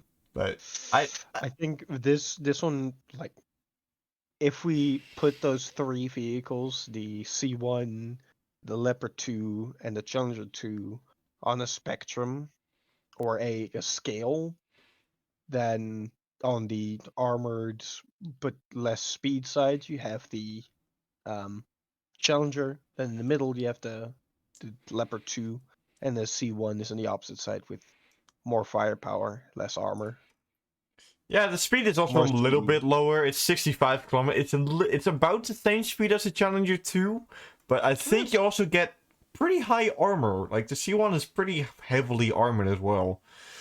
Hmm. So I think it's more leaning towards what Challenger basically is, but it had if it has like the Leopard 2 firing control system, my god, this thing is probably one of the most deadliest tanks in the world. But I'd probably put it in an S, and maybe even above the Challenger 2 because it does have a little bit more speed, and it does have that because I know what you mean with the weird like like it has something weird with the gun, which nobody else has. So I'll put it above Challenger 2. Do we put it above the M1 Abrams or just the Abrams overall? That's the next question. Uh, no, I think it fits in nicely between the Abrams and the Challenger. Yeah, I do agree with that. Like it's good. It's underrated as shit, which sucks because, it probably, if you use it correctly, it's probably a really good vehicle. Oh god, we're coming up to the, oh no. This is gonna be fun, isn't it? These are your babies. These are my babies. Yeah, that's correct. We'll move on to Israeli vehicles, and we'll start with the Sherman M50, which is basically the first Super Sherman. Well, if people know, Israel was kind of formed when it shouldn't have, and depends on what side you're looking at. But it kind of became into existence, and its neighbors did not agree.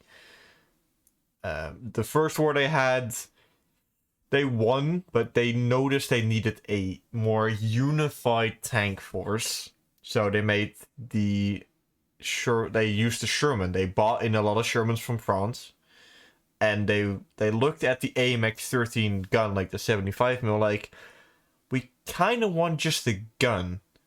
And the French were like, okay, sure, we can look at it. And the French put the AMX 30 gun into a 76 Sherman turret, and the Sherman, like, there were like a million different versions of the Shermans with different engines, and they basically said, we want the Continental engine. That was the newest one, really reliable, really good, fuel efficient, you name it.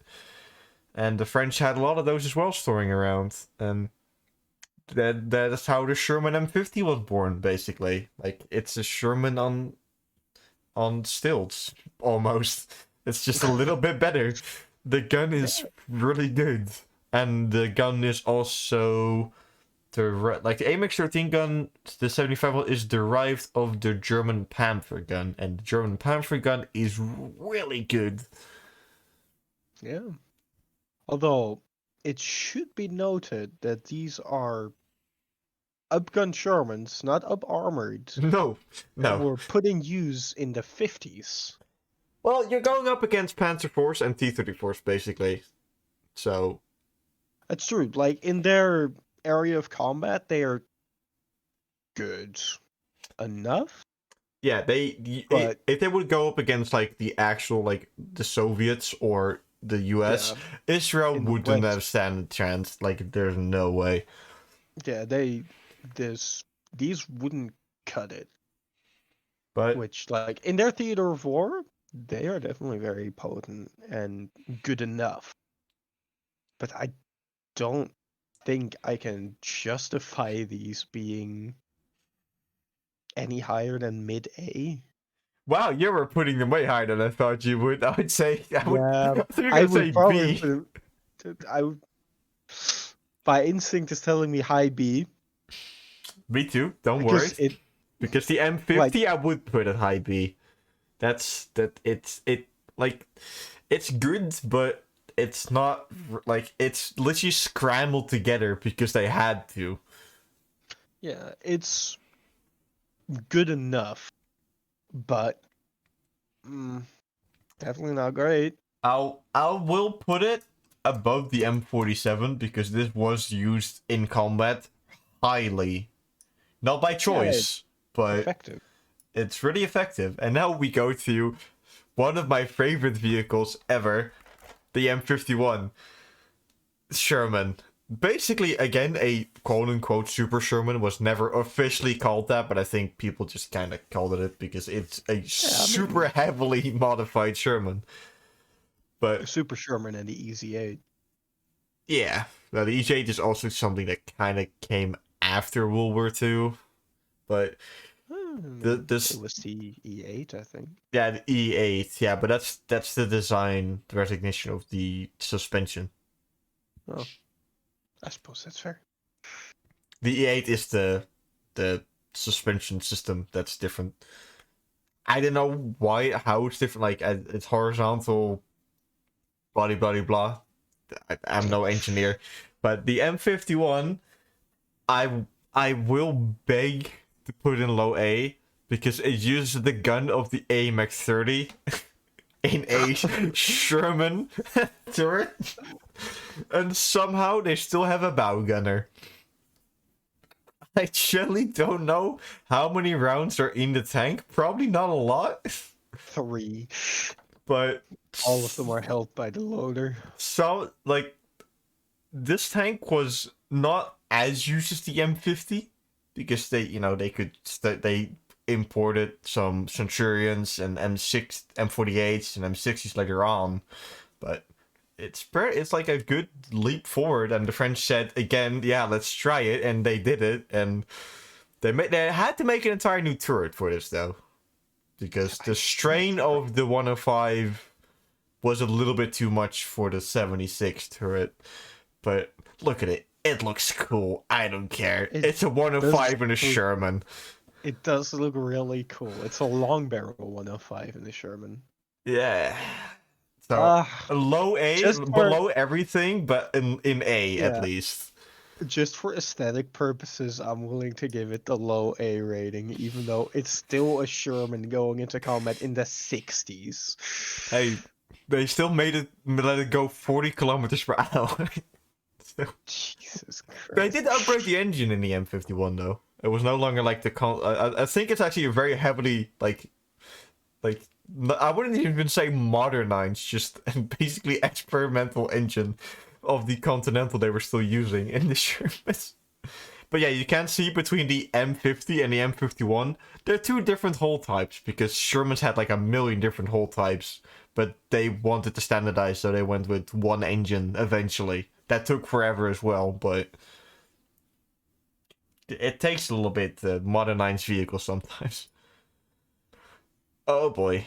Okay, so I put this one in one tank because they got their Centurions came in really late, and they kind of already had the upgrade, the Centurion, when it came in immediately. It was already, like, the first Centurion they got was the Mark III, which, as we stated, was really good. Like, the Mark III for its time was one of the best, and I will say, the Israelis had the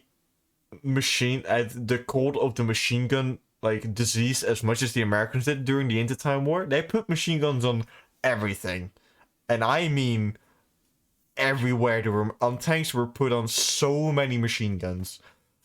Mostly because they didn't, they lacked manpower, but there's, extra stuff that's not important at the moment. But yeah, it's a centurion in, you know, in Israeli service around the same time where other centurions were in service. So they put like reactive armor on it on the latest version, like a better rangefinder, better optics for the gunner, bigger gun. Hell yeah. They put 50 cals on top of it, but officially the Centurion export already had the 50 cal on it. That's just for export. The British did not like the 50 cals on their vehicles, but for export they did because the Americans basically were giving 50 cal ammunition to everybody.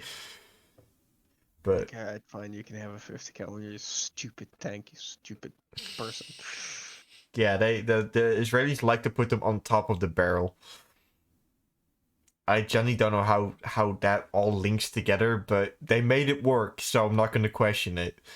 But it's a Centurion, so like I'm putting all of these versions into one because they're basically all the same Centurion. So we'll probably have to put it a little bit higher than the Centurion Mark III because we're kind of all putting them together at this stage. So yeah, I mean, it's a better Centurion 3. yeah, like it's like they upgraded the shit out of their vehicles that they got. Like I will get into that a little bit later, but they everything they got, they had to upgrade really heavily because It was outdated. it was outdated usually when they got it, and the Soviets were not scared to give away vehicles that were not outdated. Like the when the Shock came out, like the first version, like T-54s and T-55s were already roaming, like all of their enemies, like they were everywhere. And T-55s, we'll talk about later, is pretty important to all the enemies of the the Soviet Union. But now we have the Magog, which literally translates to battering ram. What is it in tank people? I won't even question it, but the first one is a Magog 2, which basically is a modern, like, put a 50 cal on it, put other stuff on it, and they have it. It's an M48 with an extra 50 cal. And they changed the cupola for the commander, so it isn't a giant target. For now. But yeah, it's the M48. Like we already put that quite high, and this one is just in Israeli service. It is missing a lot of its like modern stuff. One thing I did forget to mention: the M48 did not have a stabilizer yet, but that not gonna change the rating of the vehicle. But I think it's gonna have to go in A again. The first Magog, like that first version of the Magog, it's all right. But it's an M48. Like for the Israelis, it didn't change anything. They just needed it. Like that's Yeah, they just need something, and like it's M48 with an extra machine gun. Pretty much it. yeah, and it did not really have like the modern stuff. Like because it is an export tank. And the America could not give the best tank away because they know the Soviets will probably get angry and all that stuff. Like, there's also a lot of political stuff to exporting tanks sometimes. You wouldn't say. I do, that's why I just said it. Okay, now we have the Magog 3, which is an M60 variant with a shit ton of reactive armor plastered on the turret. It's an AVRE at heart. It's an M60, heavily changed. Like the machine guns are a lot, like a lot. Like even on the whole, there's a lot. Like it's an M60, so It is a better M60 technically because it did have like reactive armor systems and stuff. So Where? Can't see them. it also had a pretty good laser. It had a better rangefinder compared to the normal M60 that was coming around at that time. So I would put it above the normal M60 basically, but Yeah, it isn't just much better than the M60. no, but it has just a fuck ton of arrows slapped on top of it, and it also has better rangefinders. It's also pretty important. Yeah, and now the next version of the Magog, there's so many. Like Magog could upgrade it into shit. There is a stupid amount of Magogs. I mean, we're also just like treating all of these different variants as their own thing. Well, it's mostly because Most of them these are big leaps in the Magog series. Like the shot didn't change much because the Centurion was kind of already like a finished project for this product when it came to them. It just needed some extra bits to make it a little bit better, but they didn't really touch the shot. The M60 and the M48, they really needed to touch quite heavily because it wasn't. The moment that the M60 came out, like the T64 was already running around, and that became an issue quite quickly. The Israelis were having a lot of problems with their crew inside the tank, getting killed, and with a country with a small population, that's not good because you cannot lose those experienced people. That's just not a thing. You cannot do. Yeah, it's not a strategy for success. No, so they like the Magog 7C from what I know is the last Israeli used vehicle at least. We have one more, but that's even funnier because that's I didn't know that it existed, but the Magog 7 again is just a better M60. But I can't put it above the Leclerc because it's still an M60 and it's really reaching its limit on how much more it can have. Because on the Magog 7, it's already having, power plant issues. It's getting way too heavy for what the engine can do. Yeah, no, definitely. Like, it's like it has run or it reached the end of its evolutionary cycle. They got a better shape for the turret. They got some extra armor that they could slap onto it, but now it's kind of running out. It's running out of gas. Yeah. So it will be above the Magog 3 because it is an M60, but it's almost at its limit. It's very close to hitting the limit of what it can do. And this is the limit. The Sabra tank, which I'm gonna be honest, looks pretty dope. Yeah, I mean, it is actually quite similar to the 7C, except that this is a export variant that they have sold to Turkey, among others, which is still using these. Yeah, because again, Turkey is mostly facing older vehicles, so the M60 Sabra is perfect for that. Yeah, it's reasonably cheap compared to the newer alternatives. Yeah. While still offering a fairly solid vehicle. Yeah, but this is like the Sabra is basically, the last what you can do with the M60. You can't really make it better. It's just too limited at this point to do stuff on it. Like its speed is already pretty hampered at this point. Like I know they put a new engine in it, but it's just the vehicle itself is just getting too old for a design. I will put it above the other Magog 7 because it's legit that. Like most of the Magogs are in here.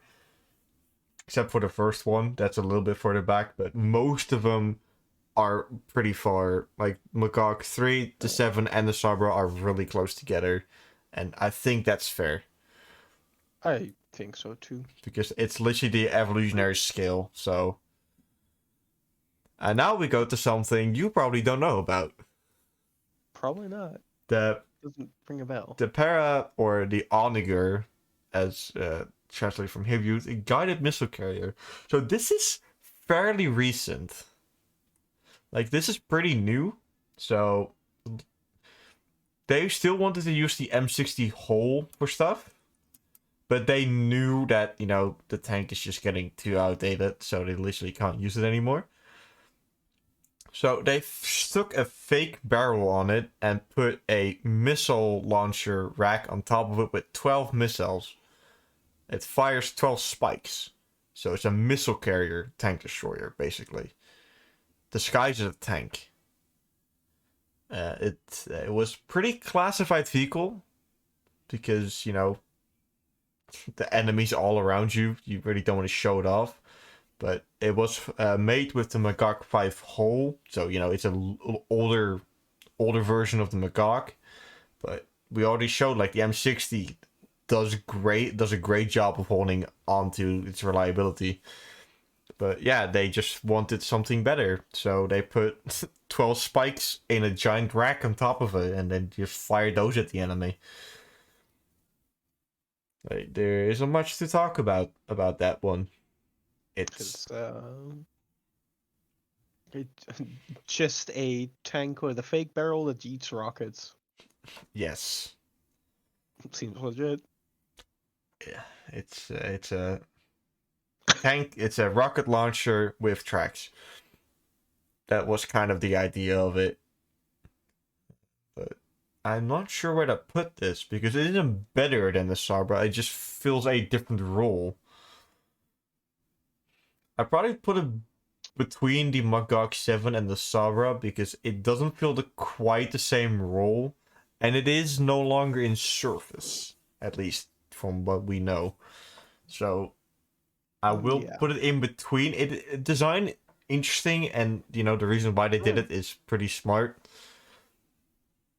So, and it's literally spikes. They're fire forget missiles. You shoot and you can run away, unlike the stupid American TOW missile system where you have to stay stationary. Actually, I believe like the newest TOW version, though, you don't have to do that anymore, but most of them are still like using TOW 2s, so good luck.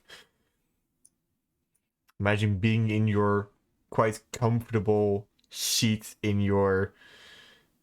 Oh god, what are the stupid APCs called again? Bradleys? Bradleys, yeah. With their with their toes, you have to stay stationary, and you just have a tank looking at you. Bullet goes faster than rocket. So yeah. And now we go on to my favorite modern tank. I'm sorry, Leopard 2, but this one is just a little bit better. So it's the Merkava series. I'm just gonna put them all together because that's fair. I think. And it's you know, it's translated to chariot, which kind of makes sense because the Mark 1 could be used as a APC. Yeah, don't question it. About 8 people could fit inside if you take out most of the ammo for the main gun. But it's also it could also be used for, you know, frontline medical evac, because this thing probably has the best survivability out of all vehicles. Nope. It's true. It's they learned a lot from the Magog and the shop, but they basically started completely over. One of their like main armored battalion leaders or division leaders designed this vehicle completely from scratch. Like, they had to make this because the West wasn't really happy with them anymore after like a few squabbles happened, and everybody said no with their tank development programs with Israel, so they wanted to no longer rely on external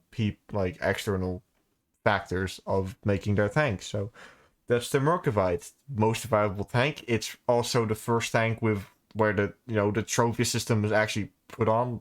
That's the active protection system. It's really advanced, it's really smart, and it works. Quite useful. Yeah, the Black Yeah, Knight with the British is still like in development, but this one works really well. Yeah, I can't really argue with putting it above the Leopard 2. Like, the only thing is its influence, but that's mainly because they don't want to sell them. Yeah, they really don't want to sell them because they don't want them accidentally to sell them to their enemies and them figuring out how it works. Like that's the main thing. Like Israel's I really think, secretive with stuff like that. yeah, if they were to put them on the market, a lot of people would get them probably over Leopard 2s. Because they are incredibly survivable, like you said. Yeah, that was what they were designed for to do. That was the entire thing. They were made so they could take a hit and the tank may be knocked out. I'm not saying the tank is unkillable. It can be knocked out, but it's the crew inside that mattered to them. They Yep. needed that experienced crewman back into another vehicle. A vehicle you can remake. Training a gunner as good as Israeli gunners are, they're probably at this moment the best in the world. That might be debatable, but I believe they're one of the best. Pretty high up there. They're pretty high up there, like with German gunners basically, and American ones, and basically all Western ones. Let's be honest. But they rather have the tank knocked out than the gunner they trained for like years and years and spend a lot of money on. And Yeah, it's exactly. and they have again it's also a population issue. They have not enough population, so they really can't keep losing soldiers. That's why they're really Yeah, that's why they really want a lot of like tanks. They really want tanks, so their tanks can do anything. At least that's the plan. that's the plan. That's why they put like Yeah. a shit ton machine guns on everything, because that's what they need to do. Yeah, I mean, look, it's also one of the reasons why Israel is as militaristic as it is. Because they need a large chunk of their population to actually serve, otherwise they get overrun and no longer exist. Yeah, all their neighbors don't like them. Yeah, It for is. pretty good reason. It is also a little bit their own fault. They're not doing too great. No, I won't go into it much further, but it is kind of also their own fault. But they're kind of assholes. yeah, but I think the thing is, everybody in that region is kind of assholes towards each other, so it's a little bit Everybody hates awkward. each other, which makes it a very great place to live, I guess. I heard Tel Aviv is a beautiful place to go. Hmm. When they're not rockets flying over, of course, but anyways. IS-3. This is the tank we talked about multiple times already.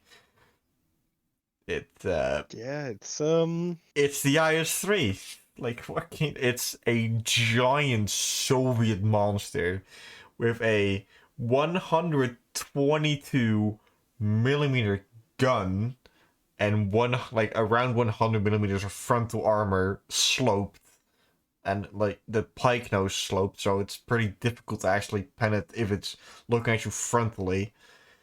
And it's a Soviet steel monster. Like you can't really say much about. Like it's a giant machine with a giant cannon. They did modernize it. The IS-3M was sent to Egypt. That's where fought the shots and the McGawks mostly. It fared pretty well because it could one-shot both those tanks pretty easily. And it could take a few rounds as well. But the Soviets were not always like giving them away as easily as like the T-55 or the T-34. yeah, they were definitely like a symbol of pride as well as just monstrous machines. So yeah, they would be a bit more stingy with them. But yeah, the IS-3 was the reason for a big jump in tank development. It's where And it, basically all the heavy tanks came from the western side at yeah, the beginning of the Cold War. So I'll put them above all of those. Like it really didn't see much service, like except for like Egypt and North Korea, basically. But in Soviet yeah, use, it wasn't really used a lot, except for now. Uh, it from one source, I don't know if it's true. It's saying here as well, but it is coming back into service. I don't know if that's true. I hope it's not true because that means that they're bringing a museum piece that should stay there into combat again. I really do hate if that's happening, but yeah. I'll I'd put hate it it for the with. crew. Well, you're gonna get hit by a spike or a javelin in a tank that's 17 times more expensive than this, or in this thing, and you're both not surviving, so it doesn't matter. Yeah. You will be a bigger fireball because the IS-3 uses 2-piece ammunition like a battleship, basically. It's true. Oh my god, the list is getting so long that should be difficult to get this in view now, but I'll scroll a little bit. So now we move on to its like little brother, basically, the T10, which was the replacement of the IS-3, which I think also Yeah. the other name was basically IS-8, I believe. Oh. Oh, during development it was called IS-8 and IS-9. How did it? You know what? Not my problem. Nobody knows. It was also called the IS-10, and then it was called the T10. Okay, well, it's basically an IS, but then with a different name. Because the name where the Yeah. IS came from is, Dead. yeah, dead and wasn't the greatest person alive. Oh. Who would have thought? But there were actually a lot of like T10s made, like over like around 1,500. Like that's a lot for a heavy tank. Yeah, like they were probably the last. Well, okay, they weren't the last heavy tank, but um, the T10 was the beginning of the end for the heavy tanks. Like this one was still competent enough compared to its Western counterparts, Yeah, where like the heavy armor made enough sense. But after that, with the IS-7, it was just no longer a tenable idea to keep up armoring these steel behemoths. So they also switched over to a MBT style of medium-sized tanks instead of like these big giant heavies. yeah, and I think I think the T10 actually basically deserves a spot in high B compared to the IS-3 because it was in service for quite a long time. More for a scaring tactic, but you know, if you're going up against a country that doesn't have big tanks, the T10 is terrifying, basically. And they did modernize it eventually to the T10M because M literally means modernized. That's what I meant earlier with like the logical naming of things. But yeah, like it's the T10M goes around 50 kilometers per hour. I generally don't know how they're moving such a big vehicle that fast, but it's impressive, and it's again a Soviet steel monster, I call them, and it's scared the hell out of people quite badly, especially on the western side of things. So I'll probably put it Yeah. I don't know, like near the M47 probably. Like it's not perfect in any way, shape, or form, but it's good. Like it's best scaring tactic. You know, especially to keep Yeah, those Soviet puppets in line. Like if this thing came, rolling across the street, you can't do anything against it. Because Molotovs were already like not that good anymore because Soviets figured out how to actually weld the tank shut. yep. Actually, but I will be That honest, people tank. meme about like Soviet tanks catching up. The Soviets actually became pretty good at welding. It's not German, but they became pretty good at it. Like, there's a No, it's reason why like the impressive. the T-54 and T-55 were so well made. Like, I know well made is a big word for the Soviets, but it's one of the most influential tanks ever made. Like the Leopard 1 and 2 and the MPT-70, the Abrams, you name it. Like, it's up there. Because we're moving on to the most produced tank in the world. It took the spot from the T-34 from the Soviets during World War II. It's the T-54/55. Around 100,000 were produced throughout the Soviet Union and the Western Bloc, which is a very impressive number. It's quite a few. It was sent everywhere basically. Like the Chinese got a bunch, Poland got a bunch, Czechoslovakia, which was still one nation at that point, got a bunch. Egypt got Yeah, Egypt got a crap ton of them. Like pretty much everybody and their grandma got a T-55 if you or hated the T-54. US or you're friends with the Soviets, you basically got a few of these. Or you made your own versions of the T-54/55. Like the Chinese did. Like they modernized their T-55s until they literally couldn't. Yeah. Which, like, you still see them floating around in Iraq, Syria, in those Middle Eastern countries. They're still over there. Like most wreckages you see in like Syria are T-55, 54. Like those are all those. That's not like a T-60 you see burning. No, no, no. It's one of these. Yeah, like there's still quite a few of them. Yes. We've been talking about it in those areas. There isn't or wasn't as much of an arms race, so there wasn't as much of a need to upgrade to better vehicles again and again. Like they just bought them once and never really replaced them. No, they just bought the upgrade packages they could buy from the original buyers, and they really didn't touch it anymore because they the Egyptians and you call it got this, and the Israelis got like the early versions of the Centurion and the M60. Well, those aren't really much better than this. They're pretty similar, like really mechanical. Like nothing is really electronic just yet. So they didn't need an arms race because they were really kind of on par with each other the entire time. Yeah, and well, I mean, there was always a threat from the others. Because, like I Yes. said, but it's a pretty hostile place around there.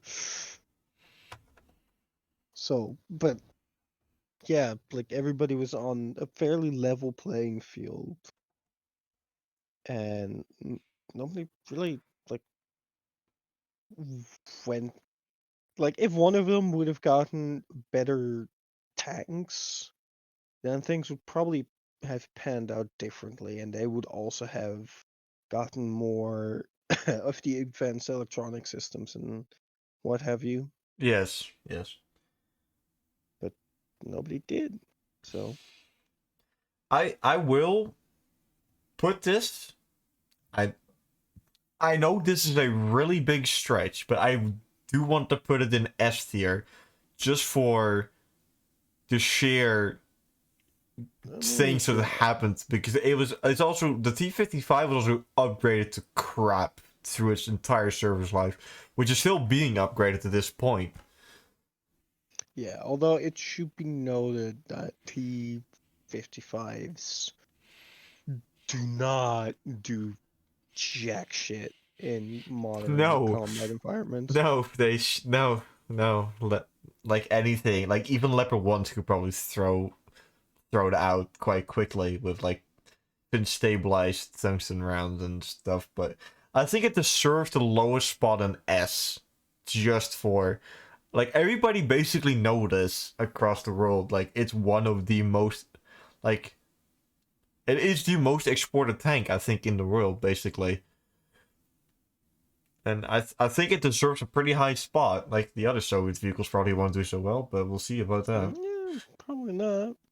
Like I'll probably put the T90 quite high, but I think it's fair to put that vehicle because that's basically what the Soviets wanted, and basically all the Soviet vehicles are. The T-55, T-54 is basically what the Soviets wanted out of a vehicle.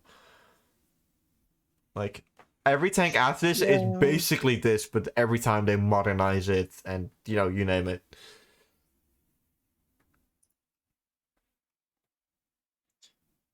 Yeah, look, it's the Soviets have a pretty clear idea of what they want and need. They aren't looking around as much as the West is.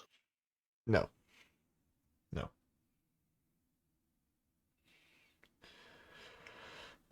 But now we move on to the next one, which is in pretty present news nowadays, and also the tank after this, and after that, and after that. Yep. It's the T-62, which never replaced the T-55 officially in Soviet records, but it is the first official main battle tank that they called the main battle tank. Because the T-55 in Warsaw Pact was actually called a medium tank. Because it was quite closely introduced after the T-34 got out of service, which was still in service in Poland in like the Soviet bloc, basically. Like they gave all of their surplus T-34s to everybody else. But yeah, like the T-62, like it's a modernized T-35 basically, or T-55. It's not much better. Uh, it's still It's slightly upgraded. I wouldn't put it in S or even in A. I wouldn't put it in B. Yeah, maybe high B, maybe Like it's mid B. yeah, I'm gonna put it below the AMX-13 basically. Like it's not much better than the T, and it doesn't have just. It's still produced in high numbers. Like it's around 23,000, I believe. Like that's still high numbers. That's what I kept barking on about with like the US vehicles. Those US vehicle numbers are pretty high for US standards. Well, except the Sherman, but the Soviets made way more vehicles, but they also exported way more vehicles. Actually, do you want to know a fun fact? Who is the biggest importer of Centurions during the Cold War? Do you know? I don't. It's actually the US, but they kept giving them away to allies.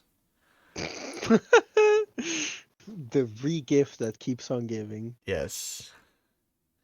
Isn't that's I learned that quite recently. I thought it was quite funny. That is actually quite funny, yeah. Like we just buy tanks so we can give them away. Actually, it's not a bad plan. I mean, depends on if you're in charge of the treasury. What treasury? Well, fair. So, the T-64, which well, we all know how that's going right now. Yeah, it's going great. It's If you ignore reality. on paper, it's pretty good. Yeah. It's you don't actually want to know where it was manufactured in Kharkiv. Isn't that awkward? Oh, coming home.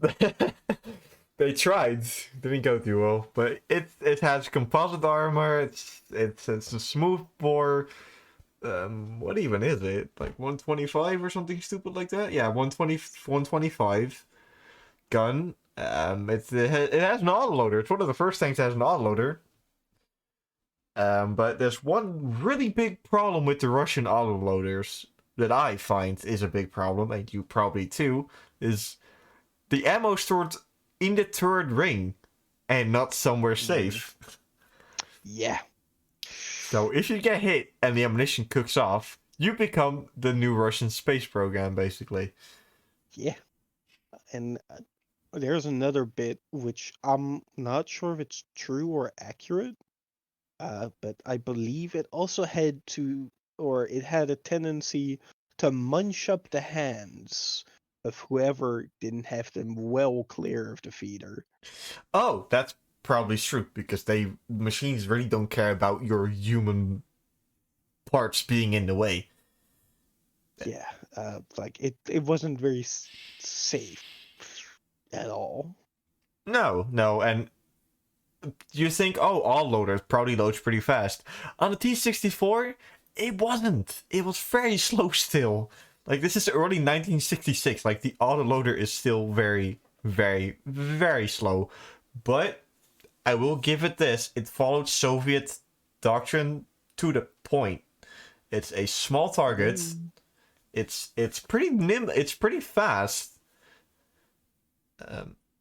And that's what they needed. Like, the I believe it's called the Great Eastern European Plain, with where Poland and Belarus and Russia and Eastern Germany lies, all big one plain. Like, there is basically no hills. So you needed a smaller target for that to rush across it if need be, which making it a three-man tank instead of a 4 and making the turret smaller, then it makes a lot of sense. If you're fighting in hilly terrain, it immediately doesn't do so well anymore. Yeah. But it don't do too hot. But again, it's a T64. It's still being used. I believe the Ukrainians have like their own upgraded version of the T64, which is actually pretty good because it has like leopard laser rangefinder and gun stabilization and all that stuff. So it's quite good. I think it's called like the T64 BV or something like that. Like I'm not up to date with all of the names for the updated. I don't know either, but it's pretty good. But we're talking about the Soviet T64 basically, and again, I don't think it can be much higher than B. Yeah, it's outdated as fuck. Like, and still being used today. Again, it doesn't go any higher than the AMX-13 for now. It goes above the T55. No, the T62, sorry. And now we move on to the next vehicle, which now the Soviet tanks actually become kind of good-ish. In quotation marks, but better. It's the T-72, which it entered production in 1969. Huh? Nice. Again, 25,000 T-72s have been built. Approximately. That's, again, a shit ton of vehicles made. Like, the Soviets went with quantity over quality. Well, the T-72 is pretty... Is not smart. Just throwing that out there. No, you're gonna lose a lot of people quite quickly. Yeah. We're talking about the train all of those people. Yeah, we have to. We were talking about the Israelis being really protective of their people. Yeah, apparently the Soviets did not give a shit. But yeah, it's basically a modernized T-64. Well, it's actually really modernized. Like, it has Ranger lane. Like, it has everything a modern tank for like the 1970s kind of needed. Like, it could go on par with the M60, like the later version of the M60, on paper. On paper. It has the autoloader has been, you know, a little bit more modernized. Is it a little bit better? Is it still faster? No. Is it still space program? Yes. They don't fix that, but it is fast. It's like around 60-ish kilometers per hour, which is quite fast. Like it says between 70 and 60 and 75. So it kind of depends on what you're driving on.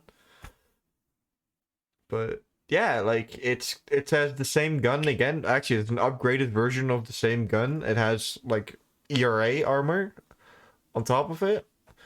So like I guess it's just above above the T-64 basically. Man, it's almost like there's a linear progression in these vehicles. Wow, it's almost like we had the same with the Magog's basically. And these are completely new vehicles, just so people know. Like, the Magog is basically the same vehicle over... Well, Magog 1 and 2 are the M48, and the 3 is the M60, but, like, after the Magog 3, it's all the same vehicle. M60s, but slightly upgraded. Basically. Oh, yeah, so this is the T-80. So...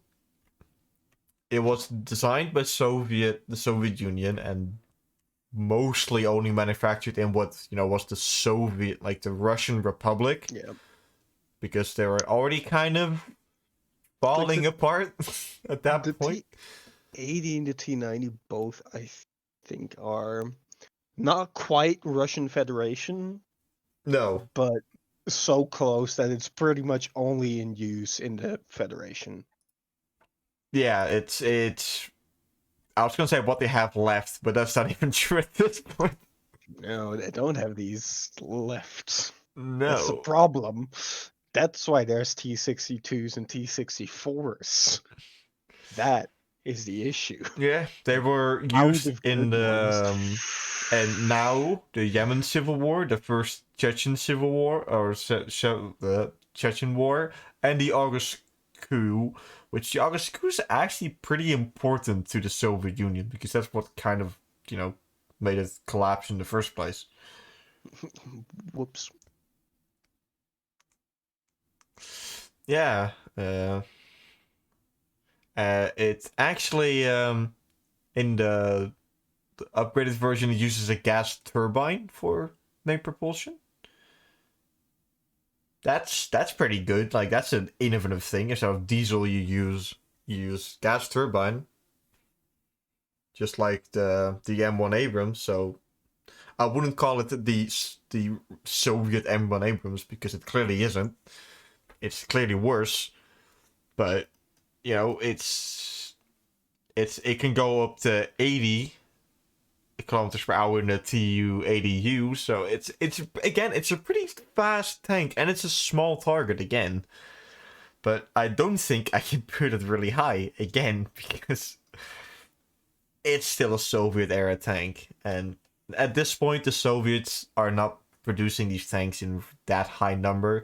It's still 5,400. That's still a lot, but it isn't, you know, as high as it used to be.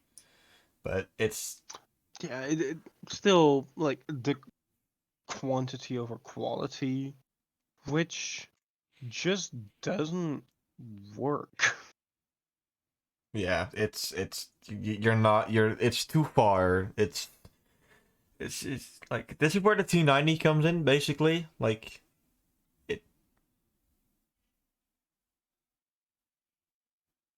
it basically is, you know, the quality Russian tank. Yeah, finally.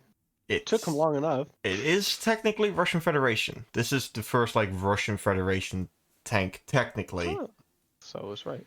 Yeah, it's 1992 is when the first T-90 came out, and we're now at the, like, T-90 MS, like, that's like 2017. So, like, it's the first Russian main battle tank. It has, you know, it has composite armor, it has ERA, it it has a weird like it. If you ever seen the T90, it has two like lights that look like eyes that turn red. Yeah. Oh my god, yeah. I'm gonna see if I can The find it. angry tank. If I search it up, I'm gonna get everything. Ah, there it is. This is basically it. This is I think like ATGM like jamming system, I believe. Yeah, I These are think so. for It's like they're it passive, I messes believe up called. the it's passive, Yeah. and it messes up the um like homing systems on rockets. Yeah, which is a genius strategy. Like it's super Yeah, smart.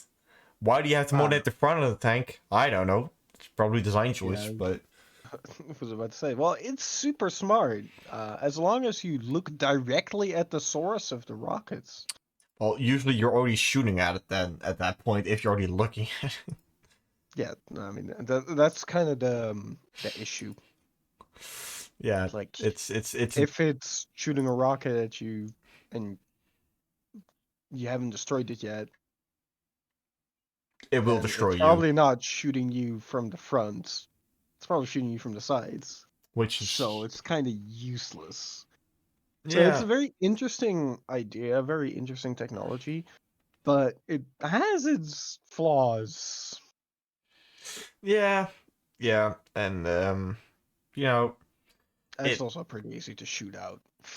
yeah, it still also has the issue of space program syndrome. Yeah. But this one is actually licensed, built under license, in India, which Oh, I would personally have chosen like the Leopard probably for India because it's really hilly the like further north you go. But hey, it's their choice.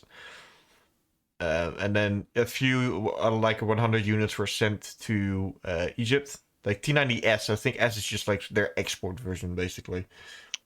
And could very well be. 200 plus delivered to other countries. So this is still an export tank, but only like around 1,000 are actually made in the Russian Federation. So it's the first official Russian Federation tank. It has like basically everything that a normal tank needs, but it's kind of stuck in the Soviet times.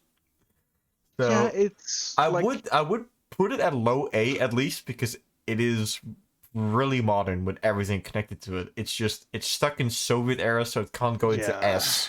So it's still having that main issue with Soviet tanks, which is just as cramped as all hell. So yeah, that's awful for crew. yeah, it can go underwater. Oh yeah, wait, these have like Yeah, submarine capabilities.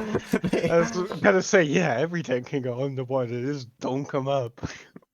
no, But this thing can I was like, actually. oh, yeah, wait, no, this one can cross underwater. It's weird. They have like most Soviet tanks can actually do that. I think they started to do that like the T-62, I believe. It's like they have a Holy giant shit. snorkel, and It's they can literally go fucking hunt scary. submarines. I know that's the joke, but they kind of could.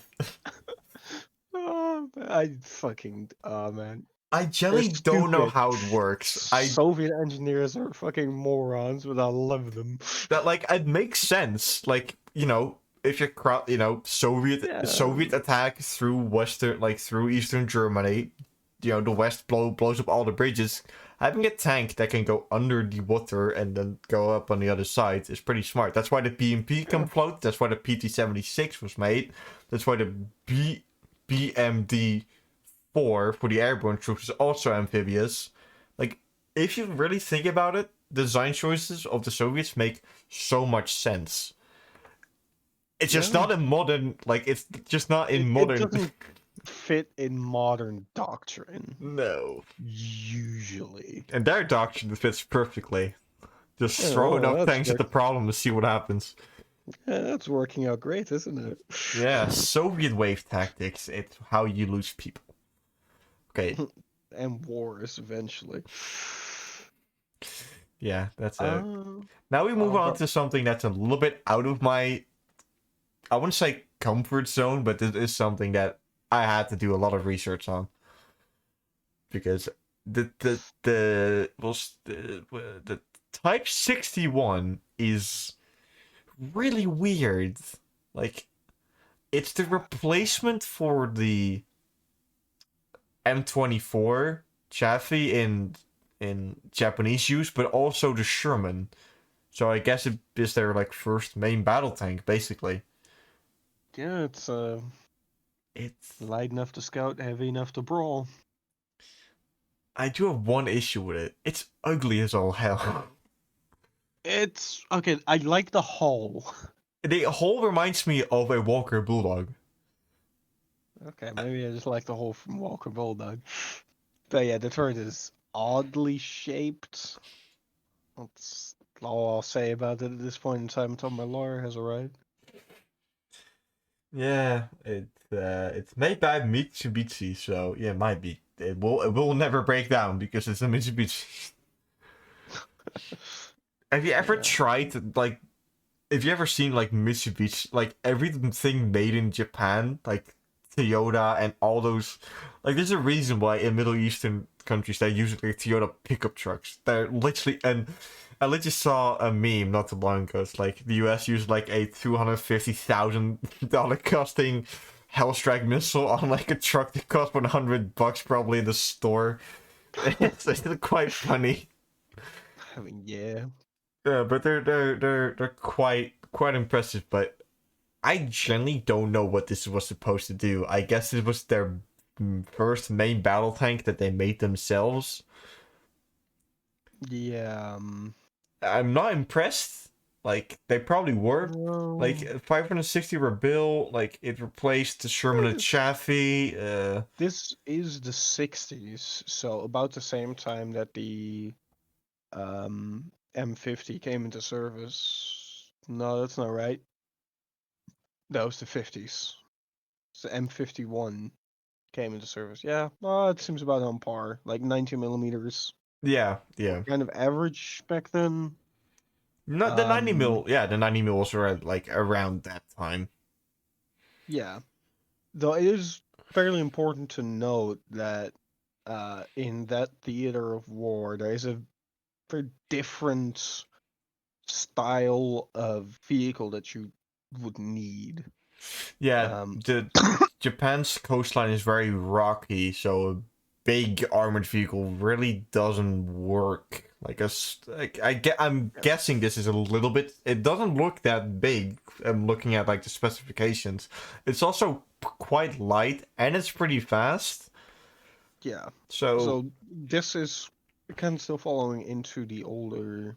Well, okay, this is probably following it into the older doctrines, but in those areas, it is often more beneficial to have smaller, lighter, faster tanks. Um, so that's probably why they made the design decisions that they did. yeah, Like, that's a fair for point. instance, the M4, which is a medium tank in the Western Front or the Western Theater. In the Eastern Theater, that was seen as a heavy by the Japanese. Understandable. So that kind of should give an indication of, like, yeah, lighter vehicles are preferable here. Oh. Okay, so I just read this because I forgot about it or didn't read it properly, but the 90 mil comes from the M36 tank destroyer. That's where this 90 mil comes from. So that's a little bit of, it's basically the American M36 tank destroyer 90 mil, which was really good. And the Japanese even used that, and the South Koreans used that too. So the gun is good. Like I know the gun now that I know that's the same one. So I guess it's good, and it's kind of put what Japan wanted from a vehicle. But Yeah. that's all about what I can say about it. Like, I don't see like good range finders. It has like its armor Yeah. is debatably there.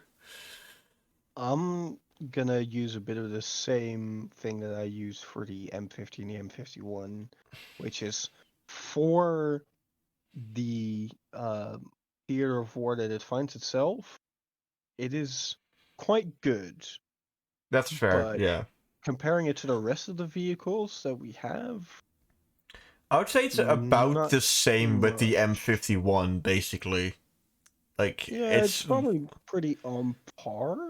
like the It's like the M51's gun is better, but like the Type 61 has a better engine. You know, it's actually built for the gun, so it probably has a little bit more space inside. So I would put it like on par with that, basically, yeah, that seems about fair. because it's also basically in service at basically the same time. Well, actually, Type 61 was still service into 2000, like until like the millennia change, which is. Whew, I do not want to be the tanker that goes from the war in that in 2000. My God.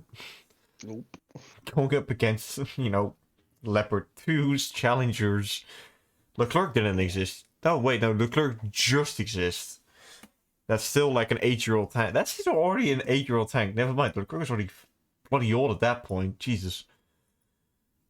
Okay, now Yeah. you move on to the Type 74, which I guess is like the next step of the Type 61, basically. Yeah. I believe Although it's just like the Japanese Leopard 1, basically. pretty much, though there's one thing that it does have, and it is hydropneumatic suspension, Oh, right. which means, well, It's a lowrider it's tank. the same as the STRV 103. Well, it's not completely the same. Not They use it exactly for the same, different reasons, but I see where you're entirely. going. But yeah, so without having to make the turret taller, they can reach better depression and elevation angles by elevating or either the front or the rear of the tank. Yes. Yeah, that's true. That's something I completely forgot about. And this is still in And service today, and it's probably really heavily modernized at this point. And yeah, it uses the L7. L7, the one and only, Yeah. one of the best But guns made at that time. So yeah, and the terrain again, like it's very hilly as well as, often very tightly packed with foliage. yeah. And Japan is multiple islands, so having a lighter tank like 38 tons is smart. Preferable. Yeah. So So I think like this is probably the best thing that the Japanese. Well, okay, not quite. The next one is literally just a straight upgrade over this, but it's a really good vehicle. Like where would you put it? Like it's a high Leopard A or middle 1. A, basically. I think high A High A. already, since it is a Japanese Leopard 1, which is even better adapted to the environment that it finds itself in. That's a really fair point. I didn't think about that one.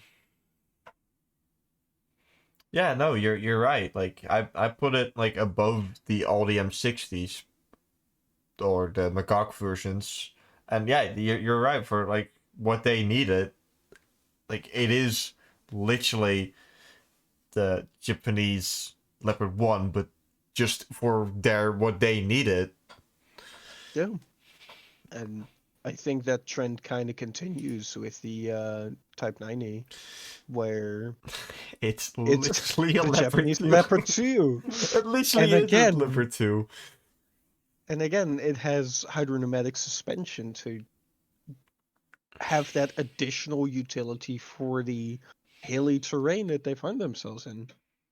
Yeah, and it It has actually the has. Rheinmetall Wait, it has uh, 3? with Oh, this is the auto loader. I think you got yeah. confused. Because this is the auto loader. I know the Leopard 2A4 doesn't have it. I know they could put it in. That's for sure. But I know, but it is possible. I wouldn't. So because we already went over the leopard once, and we're gonna do it again, basically because they're all the same. But the Koreans also use something like the Type 90. The Koreans would also actually been a pretty good choice to put in here, but they all use like American stuff for most of the Cold War.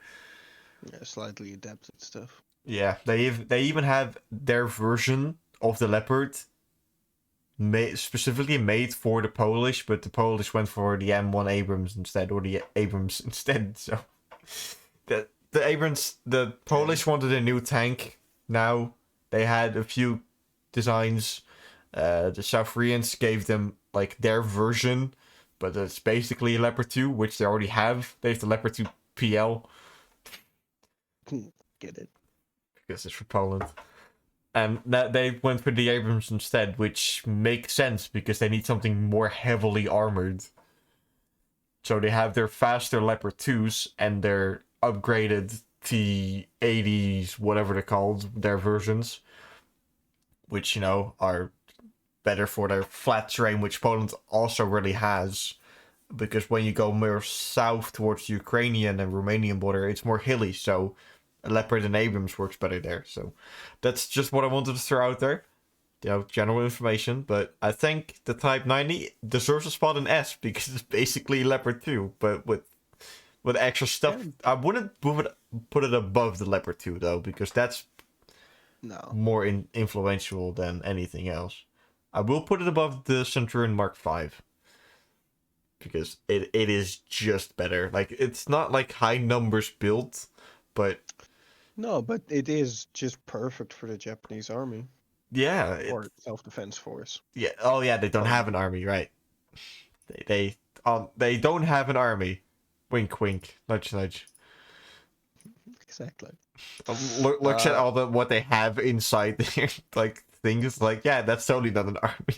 They even have special nah. forces that are on par with SAS. Which is good. SAS is fucking baller. Yeah. Now we start with oh boy, the Swedish vehicles. This is where you're gonna have a lot of fun, aren't you? The Swedish. So I'm not gonna try to pronounce.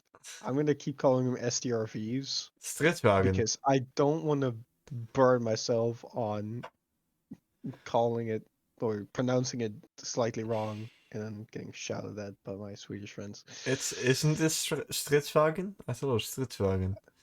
I think so, but I'm not gonna try.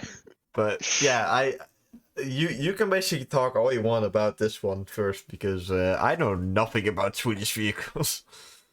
I know less than I'd like, specifically about these ones.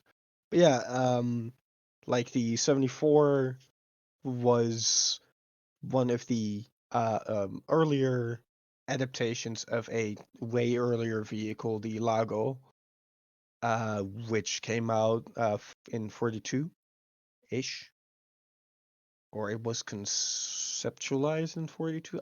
I'm not entirely sure, but it was a World War II vehicle, and this was the upgrades for it, which got a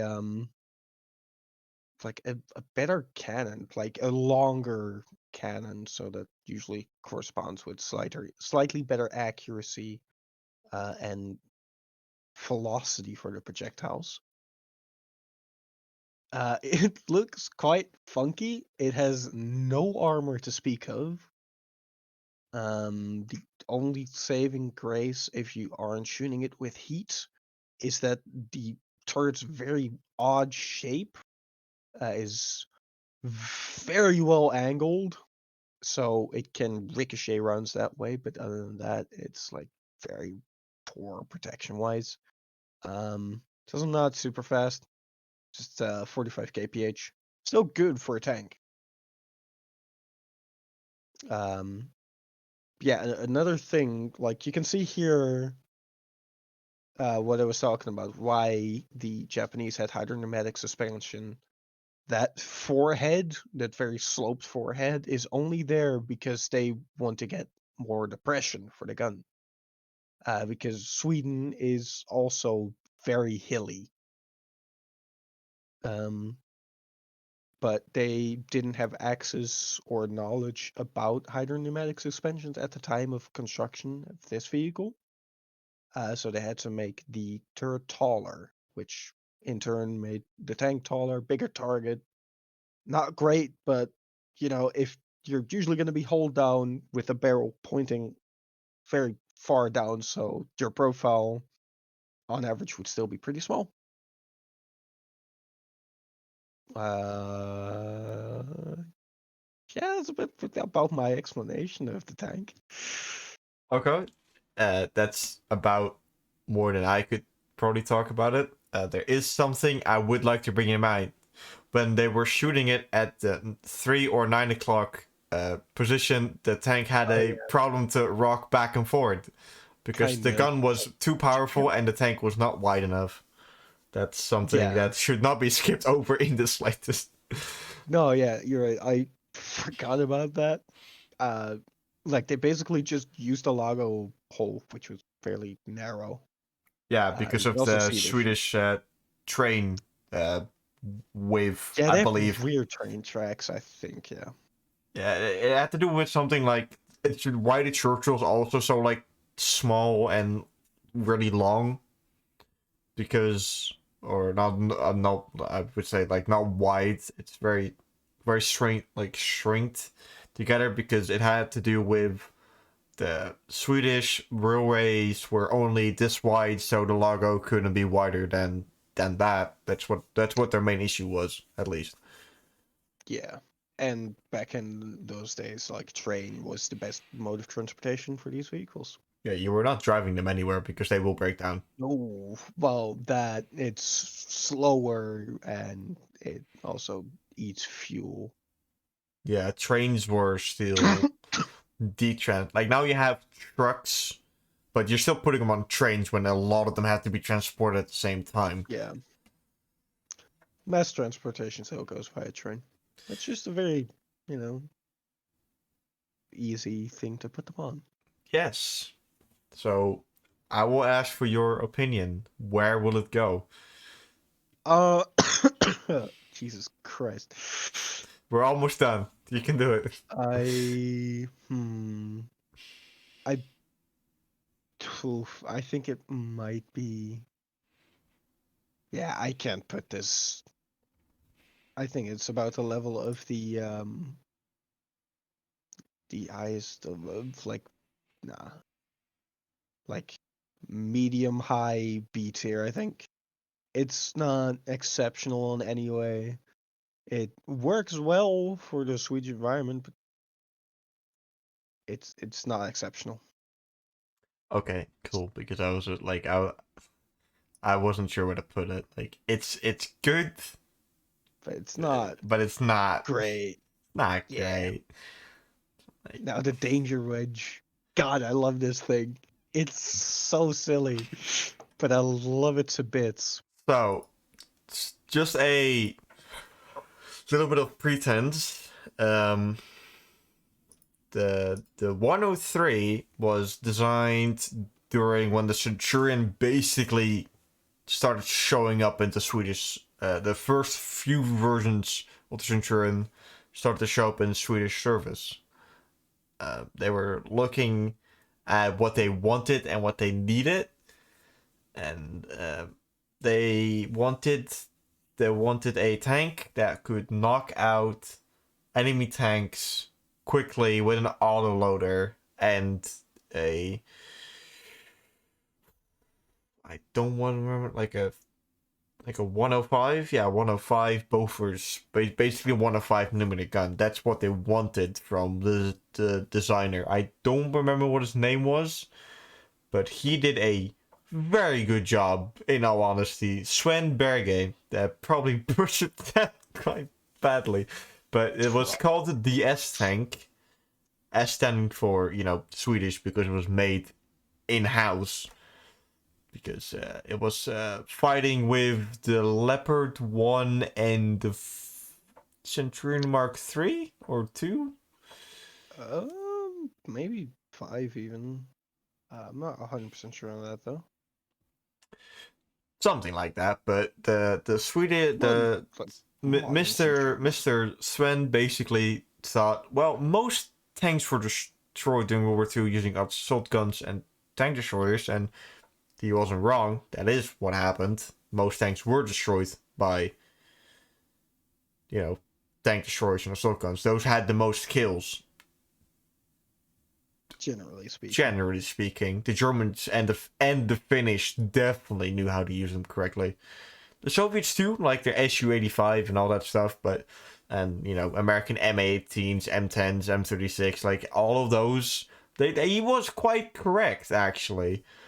Um, he did like they were also had the Kranzwagen with the oscillating turret. That was also a design they were looking at around when the Stridswagen was first designed, being designed. They were also looking at that at the same time because they wanted something, in-house made, but it wasn't easy. They didn't know what they wanted. They wanted a tank that could do everything, but they also wanted one that had an auto-loading system that worked. So they came up with this, and it's beautiful. I don't care what anybody says. Amazing. So Like one slight addition that I would make, I don't believe, well, at least the version of events that I heard isn't that it was as much about the self-propelled guns being able to score a lot of uh, tank kills, but it was that a lot of tanks were destroyed due to turret malfunction or damage. yeah, Uh, that's true. so they, at least in the design of the S tank, they decided to eliminate the turret. Uh, and that worked out great. They got the danger wedge. Yeah, Um, I'm showing a little video on how the suspension works because this is really innovative, and it's also the first tank with a gas turbine engine. It's no joke. yeah, This is the first one ever made. People I, think it's the Abrams, but that's not true. I believe it has two engines. One's for driving, and one is for powering the suspension It's in neutral. both can It do. can do both. Like this tank, like one of the things why this tank is so great is because it has a lot of fail safes. It can operate on one crew member. Both engines can do both things. So if you take catastrophic damage, you're probably not gonna get knocked out of the fight. Because like if your commander and gunner are dead, well, that's a shame, but your radio operator slash driver can still get the fuck out. Um or, return fire if he so desires. Yeah, Because the entire tank can be run by a single person, which is ridiculous. like it's such a different way of thinking. The British did some testing with the STRV 03. I don't know which version, the A, B, or C. I think it's just like the normal version, and they didn't find it as good. There are few problems with the S tank, the I mean, STRV 103. It doesn't have a turret. That's the main issue in modern combat, basically. yeah. So on the one hand, that's great. It does in fact eliminate a or something that does knock out a lot of vehicles. Unfortunately, it means that if you want to hit something, you're gonna have to move the entire tank, which is extremely tedious to do. And Um, noisy as hell. yeah. So that it is a bit of a problem. Like it definitely takes away from its like ability to perform. Um, but even with its noisiness, it is still so low profile that it will be very hard to spot one of these. And even if you do spot it, you're probably looking at it from the front, which means that you're looking at about 300-ish millimeters of effective armor. About, yeah. It's stupidly high. Yeah. So it actually has like 40 to 70 millimeters. But it's But sloped at because it's at such... such a steep angle, Yeah. it can bounce a lot of things. Now, usually heat would be able to do something with that, and in the D variant, they added a little like fence type looking thing. That was That also already at the C. C already also... oh, sorry, Already, don't see. C already also... The C was the first where they tried... Like, it wasn't mass used just yet. The C is where they also... where they first added the jerry cans on the side. All right. But Yeah. it was tested, and I think eventually in the D, like the last version before went out to services where they put like the giant fence gates in front of it, basically, which Yeah, made it those look... were- It looks intimidating as hell, like with the fence and the jar cans and everything. Like it looks weirdly like it's literally a turtle. Like no joke, it's literally a turtle. It's an angry snapping turtle. It will kill you if you're not paying attention. Yeah, I absolutely love this tank to bits. It is probably my favorite tank because it's so silly, it's so out of the box. It can And also also it's swim. almost, but I am not sure if it. No, it deserves an S tier, even if it's not good enough. I think it's... I will... Just by sheer virtue of being the S tank. It is...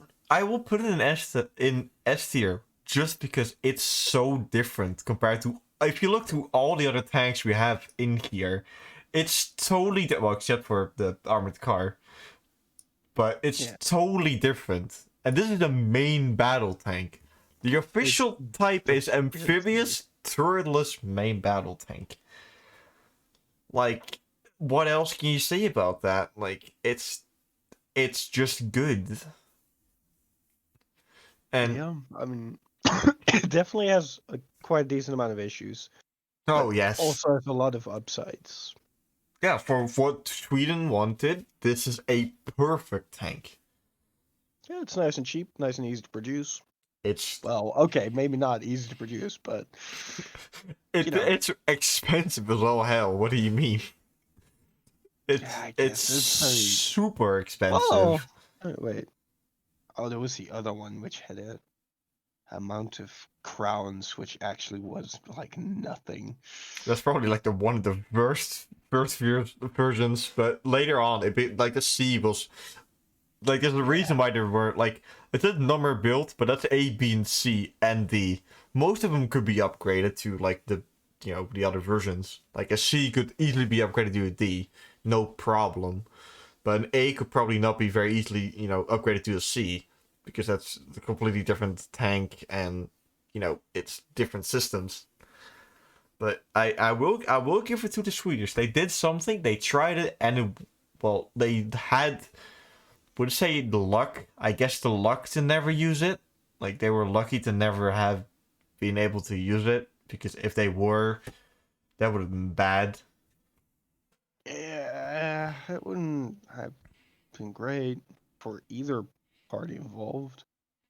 But yeah, it has a auto loader with 50 rounds. It could like shoot around every like 3-4 seconds. Like that's rapid fire basically.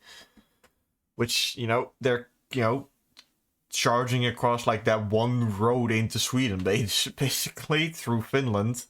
And this thing just keeps knocking out tanks over and over and over again, and then just it's bloody fast as well. Like it can go as fast forward as in reverse, thanks to the gas turbine.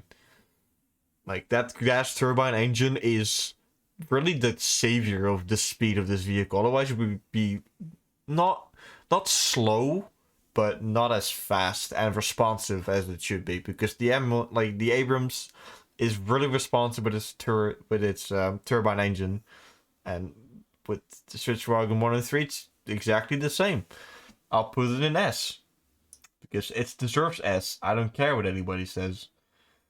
I will even put it above the Leopard 1. Hell yeah. I won't put it above the Challenger because that's just definitely just better. I'm sorry. No, it's not as good, but damn, I love the S tank. Me too. I think if you're more of a tank nerd, I think most people know the S tank. Most people know that, and they know how goofy it looks and how cool the history behind it is. Like, most tanks have a richer history than their service life. Yeah. Now we have the Leopard again. It's like the fourth time basically. At least. This is basically a Leopard. This is literally a Leopard. I believe it's a Leopard A4, 2A4. I don't know. It's something. It's literally a Leopard in Swedish service, which has the 122 suffix, because I don't know why it's 122. It's a 120. That's why. It's the but why the 2? There's no 2. The wait. SDRV 122. It's the Stridsvagn 120. So it's using a 120mm gun. It's tank number 2 that's using it. Remember how it's used. SDR V103. It's tank number 3 with the 105 gun. Because the Centurion Mark V is the 102 or 101. I know how Swedish vehicles are named. I'm smart sometimes. Yeah, bullshit. Wait, bullshit, I'm smart? On the naming conventions. It's smart. Sort of. It is confusing because like 103, it's basically two different types of Centurions or the S tank. So the naming kind of falls out at that point, but that doesn't matter. But yeah, it's Stridsvagn 122. It's a Leopard. Nothing much it's Leopard 2. Like it's good. Leopard 2 with additional armor packets everywhere. Yeah, like I can't really say much about it because it's a Leopard 2. Like, I can't say much. It fought against the M1A2 Abrams, the Leopard 2, and the Leclerc tank for Swedish service. And the Leopard 2 won. Wow, they even did the M1A2. They were desperate. No, kidding. Everybody likes the Abrams. That Leclerc didn't win doesn't surprise me, but because Leclerc is literally just for the French. Like, it's not made ready for export, but it was probably, but yeah, it just didn't work. Didn't work for the people that needed it. Holy God. Stridsvagn 122 is $5.74 million US. I mean, it's actually the cheapest in that comparison from the Western tanks. I know the table that you're looking at. Yeah, but yeah, I'll put it with the Type 90 basically. Like, throw it with the rest of the Leopards somewhere. So before we finish, because it's getting really late and this is getting way too long. Yes. But we'll quickly go because you clearly see some, bias. I wouldn't call it that just yet. I would just I'm definitely biased towards Swedish vehicles. I'll admit it. Yeah, that's few Swedish vehicles are like other ones. They just look stupid and goofy. Hell yeah. But one thing, like, you can see the Leopards are Leopard 2s are all in S after each other. That's Leopards are just good. like I don't know what to tell you. then you have a few of them on the S tiers are a bit on the weaker side, but the M48, it's the American tank doctrine, the Centurion, like the first main battle tank ever made, basically. The Centauro is literally a Leopard 1 on wheels. The AMX 30 is what the French need. It's pretty much a Leopard 1 for the French. Not completely, it's a little bit different.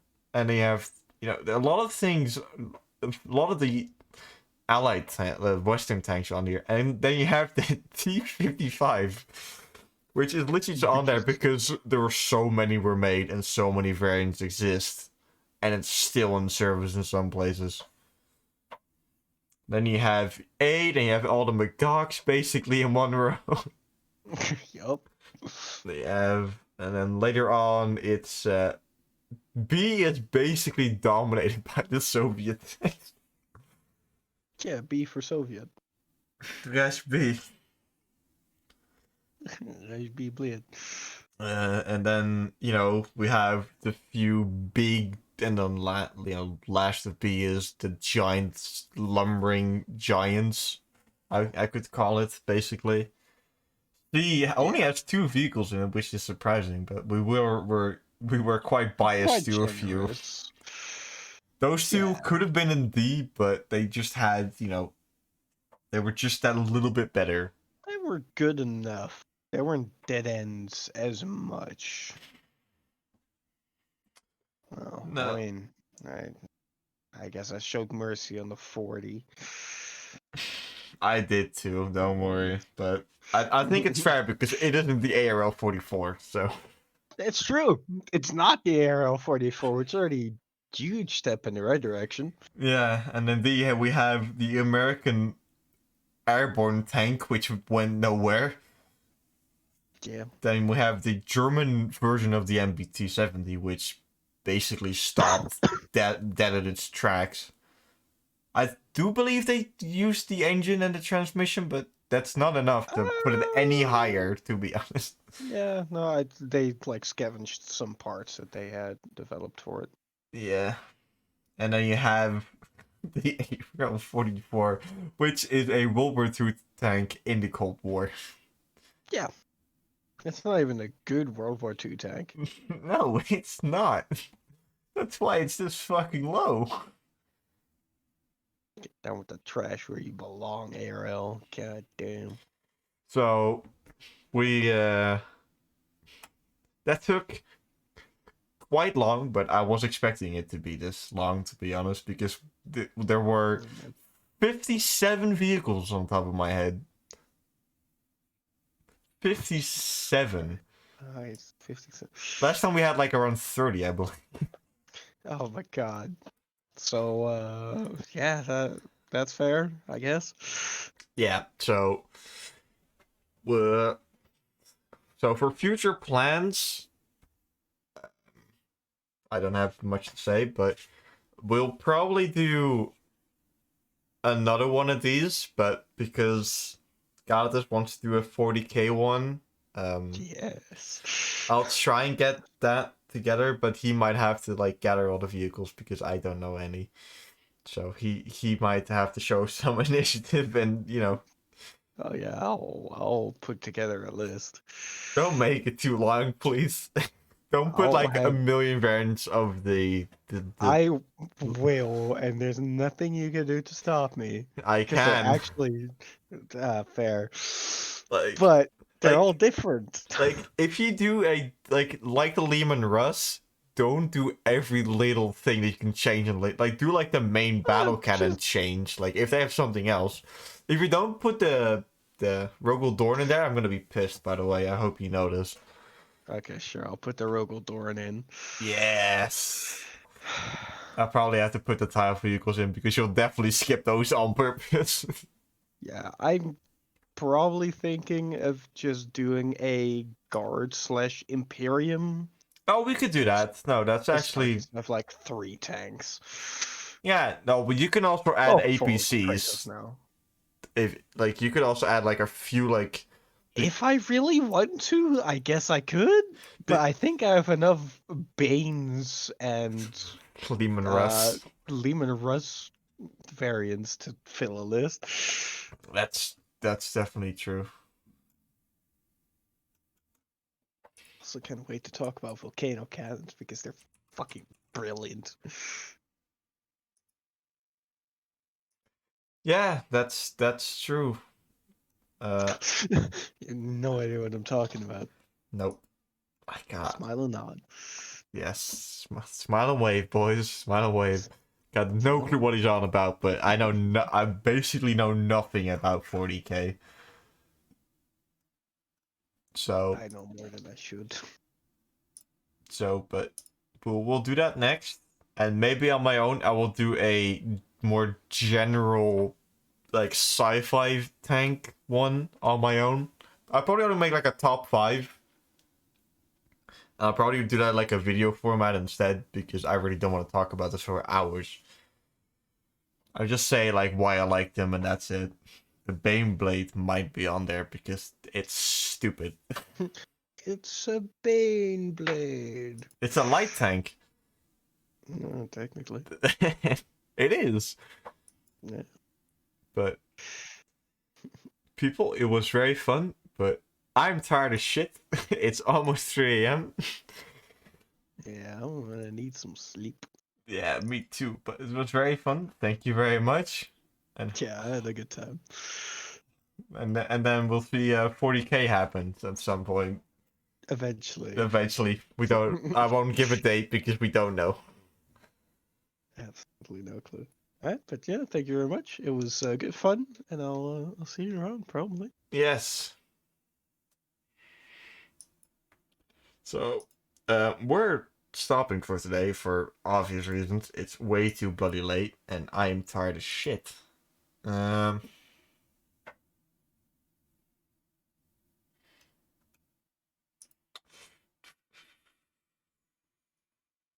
Hmm.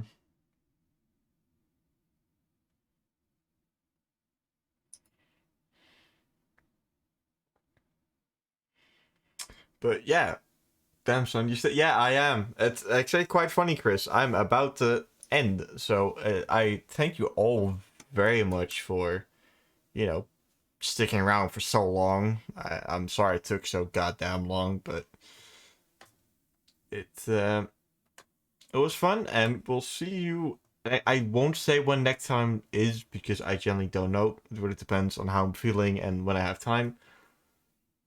I was making food. Oh, I hope your food is good, Chris. But yeah, I'll see you all the next time. Bye bye.